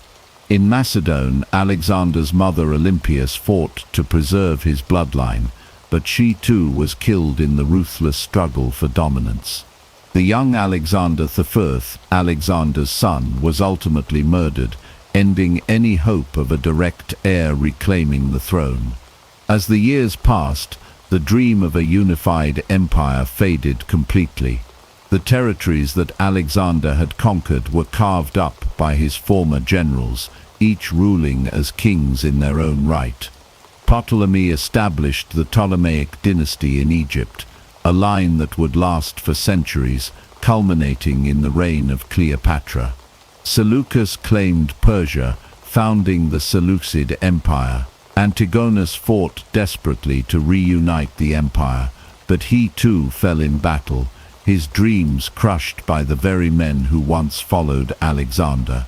Despite the bloodshed, Alexander's influence endured. Greek culture, language and ideas spread across the lands he had conquered, shaping civilizations for centuries to come. His cities, from Alexandria in Egypt to those in Central Asia, became centers of learning and trade. His military strategies were studied by future generals, from Rome to Napoleon. Even in death, Alexander's vision had changed the course of history. Though his empire did not survive, his legend did. His name remains synonymous with greatness, a symbol of ambition, conquest, and the relentless pursuit of glory. The world he left behind was forever altered, shaped by the echoes of his impossible dream. As the dust of war settled and the Diadochi carved up Alexander's empire, a new era emerged, one of kings rather than conquerors. The generals who had once stood united under Alexander's banner now ruled as monarchs, each forging their own destiny from the ruins of his vision. The wars had left scars across the land, but they had also laid the foundation for the Hellenistic world, a civilization that blended Greek culture with the traditions of the East. Ptolemy had secured Egypt, a land of ancient wonders and untold wealth. Unlike many of his rivals, he chose stability over endless conquest. He declared himself pharaoh, adopting the customs of the people he ruled while maintaining the Greek ideals that had shaped his life. Under his reign, Alexandria flourished, becoming a beacon of knowledge and power. The Great Library of Alexandria, a monument to learning, was founded, attracting scholars from across the known world. Ptolemy had not only taken a kingdom, he had built a legacy that would last for generations. In the east, Seleucus claimed vast territories stretching from Persia to India. His rule was one of constant struggle, balancing the ambitions of his Greek officers with the traditions of the peoples he governed.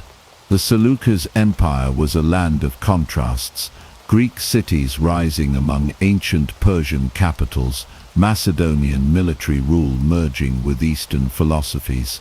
But like all great kingdoms, it was vulnerable. Rivals within and enemies beyond its borders ensured that his reign would never know peace.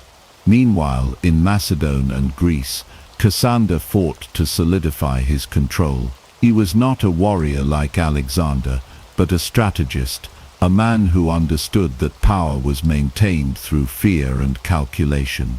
He ordered the execution of Alexander's mother Olympias, and later his wife Roxana, and their son Alexander the.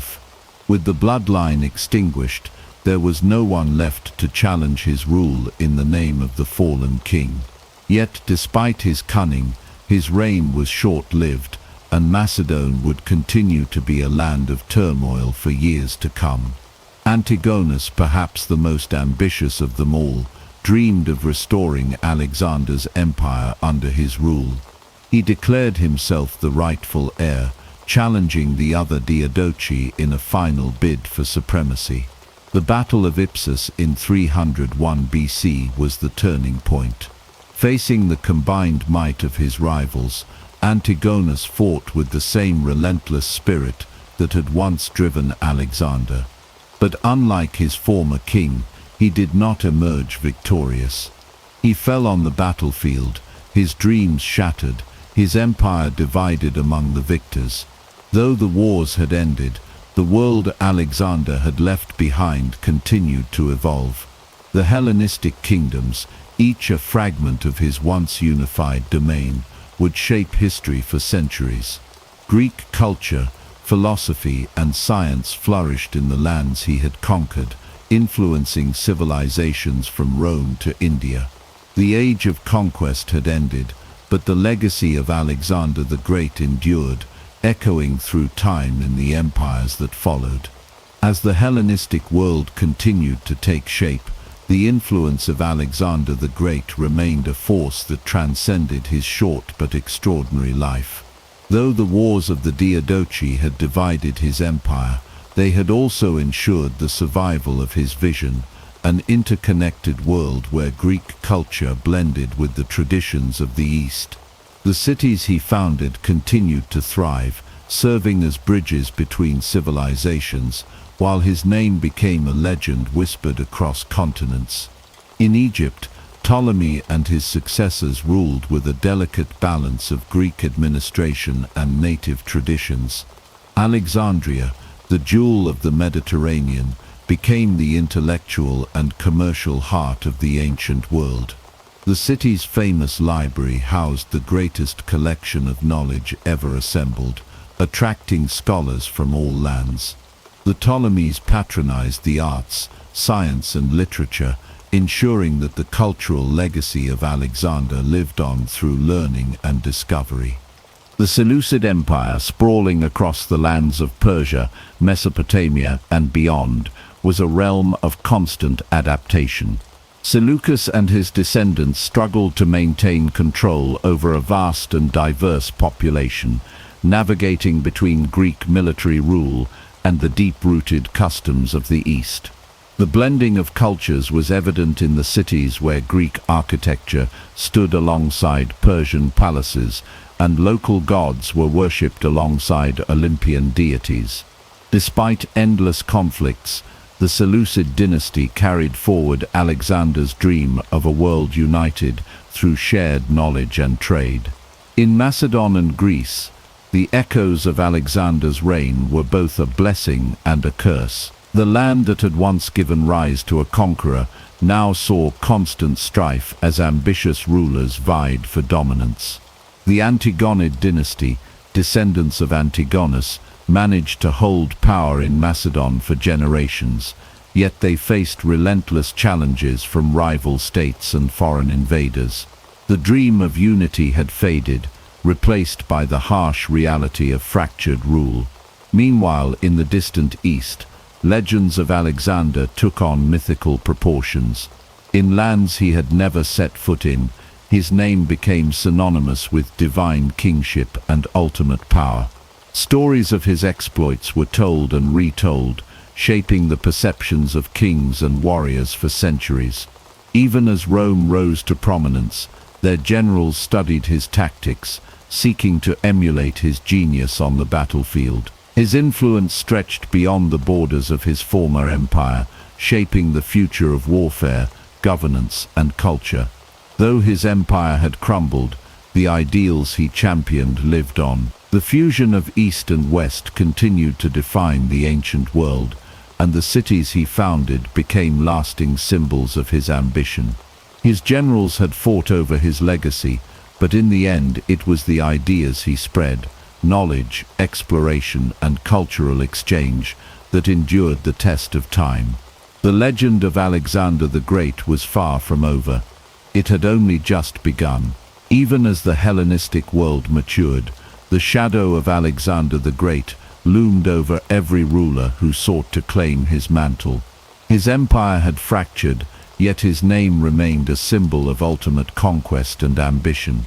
The rulers of the Hellenistic kingdoms, Ptolemies in Egypt, Seleucids in the east, and Antigonids in Macedon, continued to shape their realms with Greek influence, but none could match the sheer brilliance of the man who had created it all. In Egypt, the Ptolemies had firmly entrenched themselves as pharaohs, blending Greek and Egyptian traditions to maintain control over their diverse subjects. Alexandria had become the beating heart of the Mediterranean world, a hub of trade, learning, and innovation. The great library and the museum attracted scholars from every corner of the known world, advancing science, medicine, and philosophy in ways Alexander himself might have dreamed. Yet for all their prosperity, the Ptolemies remained ever wary of their rivals, knowing that war was never far away. The Seleucid Empire, stretching from Anatolia to the borders of India, remained the most volatile of Alexander's successor states. Seleucus and his heirs struggled to maintain cohesion over a vast and culturally diverse population. Greek rulers governed Persian subjects, Indian war elephants marched alongside Macedonian phalanxes, and cities bore the marks of both East and West.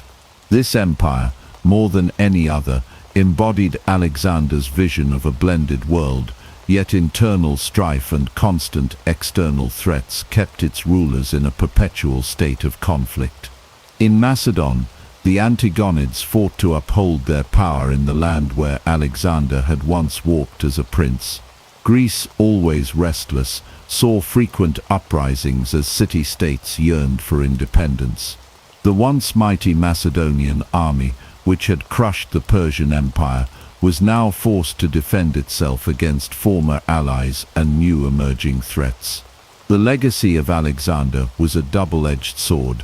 His conquests had set the stage for greatness, but his absence had left a void none could truly fill. Beyond the borders of his former empire, Alexander's legend only grew. In India, tales of his invincibility were woven into local myths, transforming him into a near-divine figure. In the lands of Persia and beyond, rulers invoked his name to legitimize their own ambitions. Even in Rome, a rising power on the horizon, generals studied his campaigns, eager to learn from the man who had conquered the known world before his death at 32. Though his empire had long since crumbled, his influence remained stronger than ever. The world had changed because of Alexander, and no king, no general, no empire could ignore the indelible mark he had left. His dream of unity had faded into history, but his name, Alexander the Great, would endure for eternity. As the years passed and the Hellenistic kingdoms continued their struggles, the name of Alexander the Great remained a force that shaped the ambitions of rulers and the dreams of conquerors. Though his empire had splintered, his legend had grown even larger, spreading far beyond the lands he had marched through in his lifetime. Stories of his victories and conquests were told in palaces and marketplaces alike, his name whispered with reverence and awe. In Egypt, the Ptolemies maintained their rule by blending Greek and Egyptian traditions, presenting themselves as pharaohs while maintaining the intellectual and cultural superiority of the Hellenic world. Alexandria flourished as a beacon of knowledge, home to the great library and scholars who pushed the boundaries of science, medicine, and philosophy. The Ptolemaic rulers, though powerful, never ceased to look over their shoulders, knowing that the struggle for dominance among the successor states was far from over. The Seleucid Empire remained a vast but unstable realm, constantly at war with itself and its neighbors. Greek rule stretched over Persian lands, but the fusion of cultures that Alexander had envisioned remained a fragile experiment. The Seleucid kings sought to preserve his dream, founding cities and spreading Hellenistic ideals, yet their rule was plagued by rebellions and external threats. From the rising power of Rome to the shifting alliances of their own satraps, they fought tirelessly to hold together what remained of their dominion. In Macedon, the Antigonid dynasty clung to power in a homeland that had grown weary of endless conflict. The once mighty Macedonian phalanx, which had crushed the Persian Empire, now stood as a defensive force against both internal revolts and the encroaching influence of Rome. Greece, ever resistant to foreign rule, remained a hotbed of dissent, and though the Antigonids claimed to uphold the legacy of Alexander, their grip on power was always tenuous. Beyond the lands of his former empire, Alexander's legend had transformed into something almost mythical. In India, he was remembered not as a conqueror, but as a godlike figure whose campaigns had left an indelible mark on their history. In Persia, his name was both revered and reviled, a symbol of both destruction and the merging of civilizations. And in Rome, a new generation of leaders studied his strategies, seeing in him the model of the ideal warrior king. Though the Hellenistic world he had created was constantly shifting, one thing remained unchanged: Alexander's impact on history.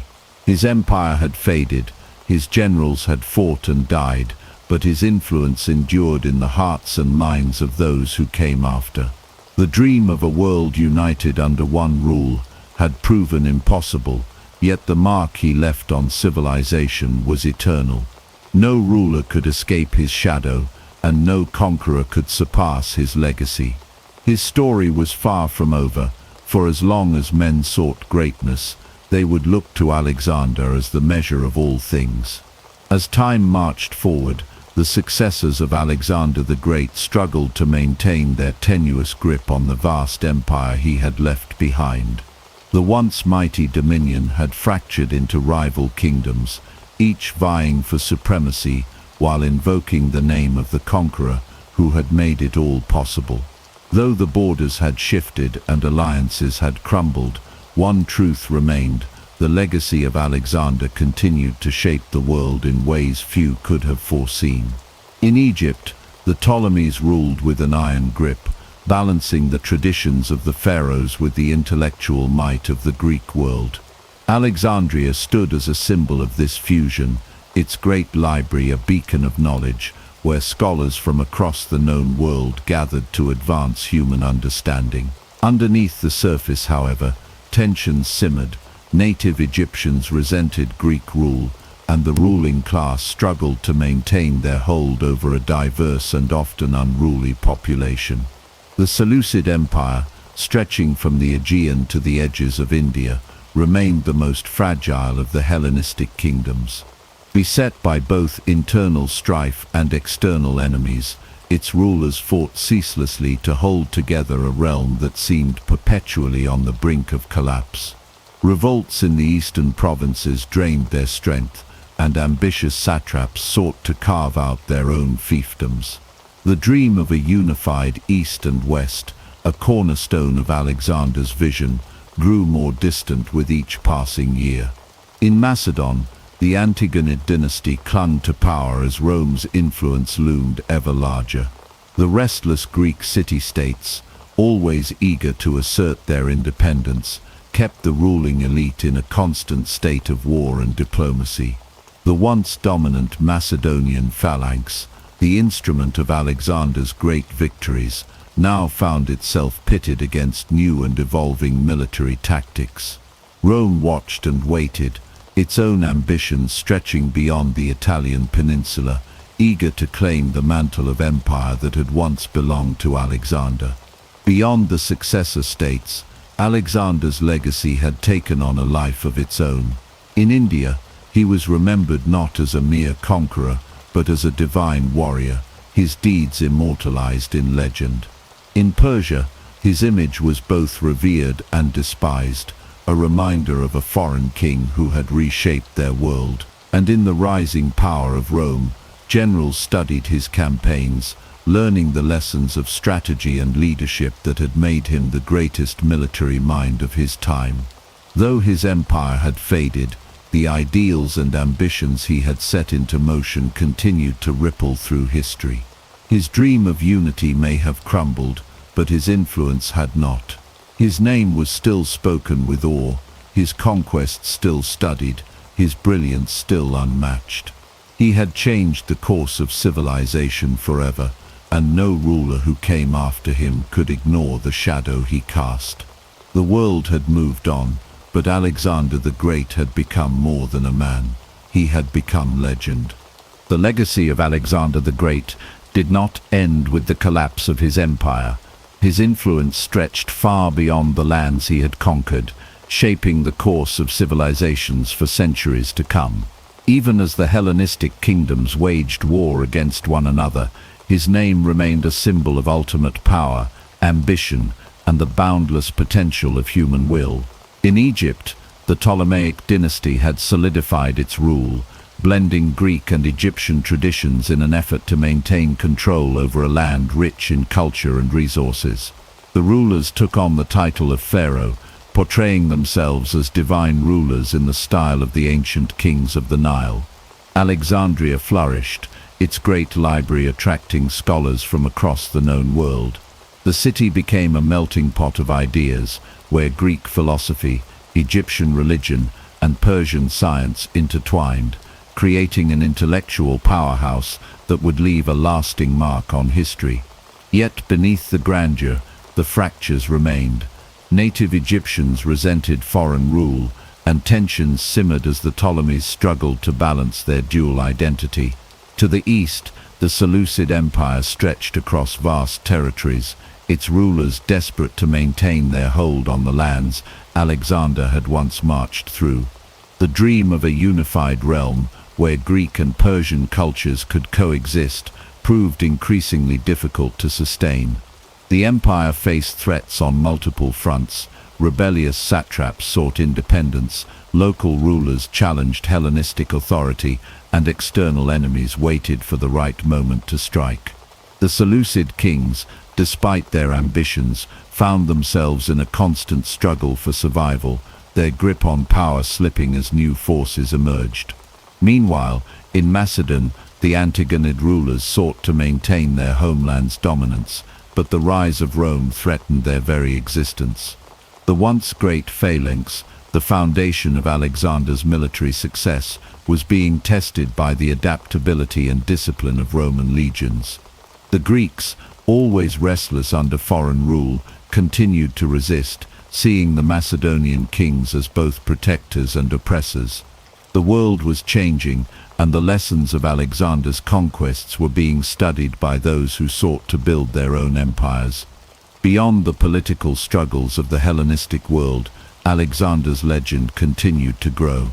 In India, he was remembered as a warrior king whose bravery and skill had left an indelible mark on their history.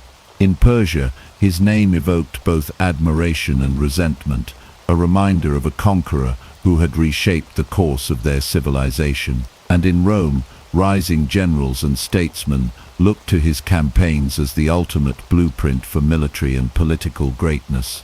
His strategies, his leadership, and his vision of a vast unified empire became the standard by which all future conquerors would measure themselves.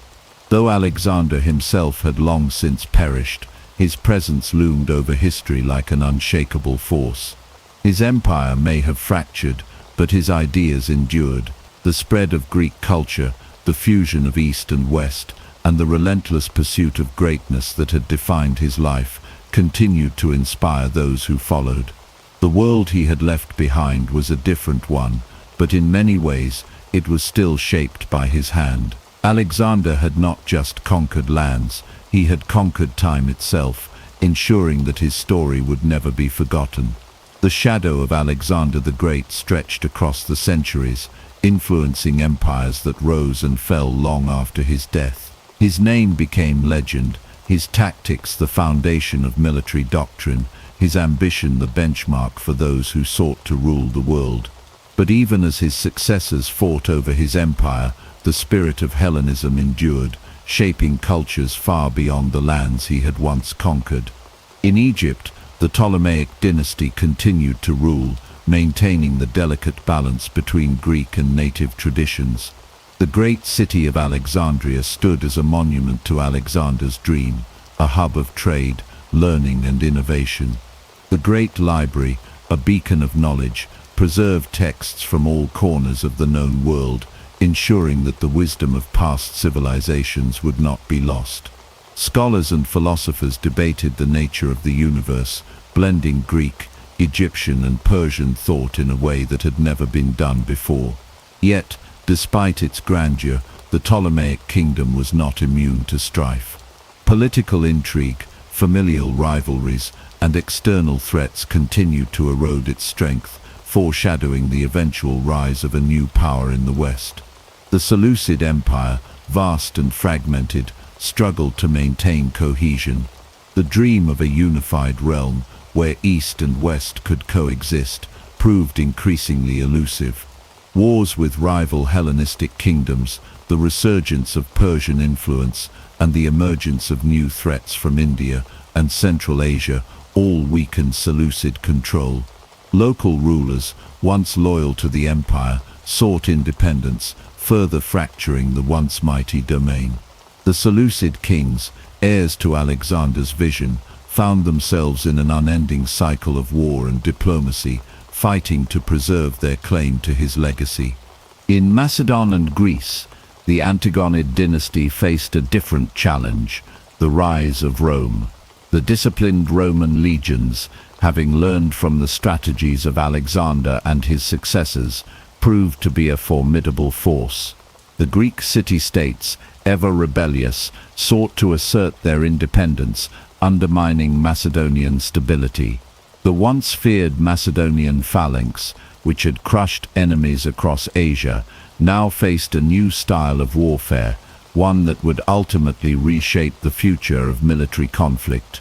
Rome's influence grew stronger, and the echoes of Alexander's empire could be heard in the strategies of its greatest generals. Yet, beyond the successor states, Alexander's legacy transcended borders. In Persia, he was remembered as both a conqueror and a liberator, a figure of awe and resentment. In India, his brief but impactful campaign left behind stories of his unmatched bravery and military genius. In lands he had never set foot in, his legend grew, his name whispered as the epitome of a ruler who had defied the limits of human ambition. And in Rome, where the next great empire was rising, Alexander was the ultimate model of conquest and governance. Generals studied his battles, seeking to replicate his tactics. Leaders looked to his empire as both a warning and an inspiration. The ideals he had fought for, unity, cultural fusion, and the relentless pursuit of greatness, continued to shape the course of history. Though centuries had passed, Alexander had become more than a man. He was an idea, a force that refused to fade. His dream of a world without borders may have shattered, but his influence remained, woven into the very fabric of civilization. And as new empires emerged, his shadow loomed over them all, a silent reminder that true greatness was not measured in land or gold, but in the impact one left behind. The world that Alexander had left behind was one of chaos and ambition. His generals, once united under his command, had turned against each other in a brutal struggle for power. The wars of the Diadochi, as they came to be known, had reshaped the map of Alexander's empire, dividing it into fractured kingdoms each ruled by one of his former lieutenants. But while these rulers fought for supremacy, Alexander's legacy continued to evolve, shaping the ambitions of those who sought to follow in his footsteps. In Egypt, the Ptolemaic dynasty had embraced both Greek and native Egyptian traditions, presenting themselves as pharaohs in an effort to legitimize their rule. The great city of Alexandria flourished, becoming a beacon of learning and trade. The great library expanded, attracting scholars from across the known world. Here, the fusion of cultures that Alexander had envisioned continued, as Greek philosophy intertwined with Egyptian mysticism and Persian science. The city was a living testament to the idea that knowledge and culture could transcend the borders of empires. Yet, for all its grandeur, Egypt was not without its problems. The native population chafed under foreign rule, and as generations passed, the Ptolemies found themselves increasingly isolated from the people they governed. In the vast Seleucid Empire, stretching from Anatolia to the edges of India, the struggle to maintain Alexander's vision proved even more difficult. The empire was too large, too diverse, and too fragile. Persian influences reasserted themselves, and local rulers sought autonomy. The Seleucid kings, despite their attempts to hold on to their power, faced constant rebellions and external threats. The dream of a unified realm, where Greek and Eastern cultures coexisted as equals, was slipping away. The empire's borders shrank, and the once great domain of Alexander fractured into smaller, independent states. Meanwhile, in Macedon, the Antigonid dynasty struggled to maintain control over Greece. The Greek city-states, ever independent, resisted Macedonian rule, and the growing power of Rome loomed on the horizon. The Roman Republic had studied the strategies of Alexander and his successors, refining their own military tactics. They adapted, learning from the mistakes of the Hellenistic armies, and their legions grew into a force that would soon challenge the very foundations of the Hellenistic world. But Alexander's legacy was not just political. His conquests had spread Greek culture across vast distances, leaving a lasting imprint on the lands he had once ruled. Cities bearing his name still thrived, from Alexandria in Egypt to far-off Bactria, where Greek influence persisted for centuries. The blending of Greek and Eastern traditions had given rise to new art, architecture, and philosophies. The very idea of empire had changed. No longer was it simply about domination, but about cultural synthesis, the merging of ideas and traditions to create something greater than the sum of its parts. Even in Rome, where the next great empire was rising, Alexander remained the ultimate symbol of conquest and ambition. Generals and statesmen looked to his campaigns as the pinnacle of military genius. His name was spoken with reverence, a reminder of what a single man could achieve with vision and determination. Though his empire had fractured, though his generals had turned against each other, and though new powers were rising, Alexander's influence endured. He had not just conquered lands, he had reshaped the world itself, setting in motion a chain of events that would echo through history for millennia. His shadow stretched across continents, a force that refused to fade, a reminder that the ambition of one man could alter the course of civilization forever. As the years passed, the world Alexander had conquered continued to change, shaped by the ripple effects of his ambitions. His generals and their descendants had carved out their own kingdoms, yet none could fully recreate the empire he had forged.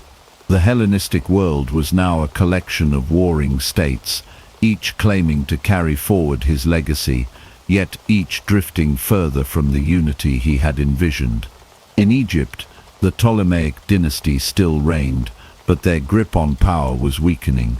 The fusion of Greek and Egyptian traditions had produced a unique culture, but it had also created tensions.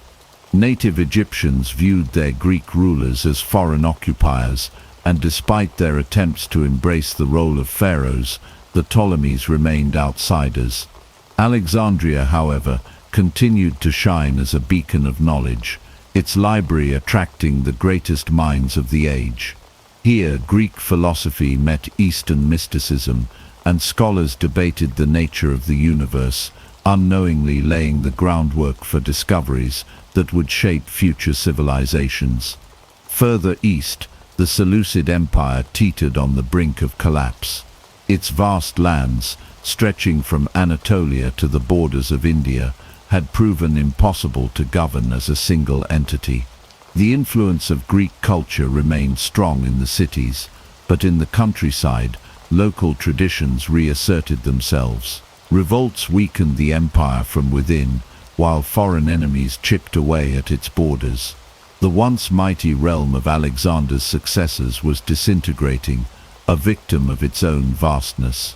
In Macedon, the Antigonid dynasty faced a challenge unlike any before Rome. The Romans, having studied the tactics of Alexander and his successors, had developed their own brand of warfare. No longer were the Macedonian phalanxes invincible. The disciplined Roman legions adapted and overcame them. One by one, the Hellenistic kingdoms found themselves facing the unstoppable march of Rome. Macedon fell, and with it, Greek dominance in the Mediterranean began to wane. But even as Rome absorbed the remnants of Alexander's empire, his influence remained. The Roman generals revered him, seeking to emulate his strategies. His name was spoken in admiration, his achievements studied as the pinnacle of military and political genius. Roman leaders saw themselves as the inheritors of his vision, and his dream of a united world lived on, albeit under a different banner. Beyond the Mediterranean, Alexander's legacy endured in unexpected ways. In India, the memory of his campaign lingered, inspiring future rulers. In Persia, he was remembered as both a conqueror and a liberator, a figure of awe and complexity. And in the far reaches of Central Asia, where Greek culture had mingled with Eastern traditions, the seeds of his empire continued to bear fruit for centuries. Though his empire had long since crumbled, Alexander's mark on history was indelible. He had not merely conquered lands, he had transformed them. The world after him was forever altered, infused with the cultural and intellectual exchanges he had set in motion. He had bridged East and West, creating a fusion of ideas that would shape civilizations for millennia. As new empires rose and fell, his shadow remained. He was more than a king, more than a conqueror. He was an idea, a force of ambition, vision, and relentless pursuit of greatness. And though centuries passed, the world would never forget the name of Alexander the Great. The story of Alexander the Great does not end with his death, nor with the wars of his successors. His legend lived on, evolving with time, transforming from history into myth. To some, he was the ultimate warrior, a man who achieved the impossible and carved his name into eternity. To others, he was a tragic figure, a man consumed by his own ambition, unable to find peace even in victory. But regardless of how history judged him, his impact on the world was undeniable. Centuries passed, and each new empire that rose sought to claim a piece of his legacy. The Romans revered him, Napoleon studied him, and countless leaders after them measured their ambitions against his conquests. His tactics were analyzed in military academies, his political maneuvers debated by scholars, his vision of a connected world echoed in the ambitions of nations yet to be born. The cities he founded continued to thrive, their names a reminder of the man who built them. The knowledge he spread, the cultures he merged, the legends he inspired, they all endured. His tomb, if it ever truly existed, was lost to time. Many have searched for it, hoping to find the resting place of the greatest conqueror the world has ever known, but none have succeeded. Perhaps that is fitting, for a man who never stopped moving, who sought to push the boundaries of the known world ever further. There could be no final resting place. His spirit was never meant to be confined to a tomb. It lived on in the minds of those who dared to dream as he did, to strive for more, to break the limits imposed upon them by the world. And so, as history marched forward, Alexander remained, not as a mere memory, but as a force, an eternal symbol of ambition, of brilliance, of what a single man could achieve against all odds. He had once stood at the edge of the world and gazed beyond it, believing there was always more to conquer, more to discover. His empire faded, but his influence never did, and perhaps in that, Alexander the Great achieved something far greater than conquest. He achieved immortality.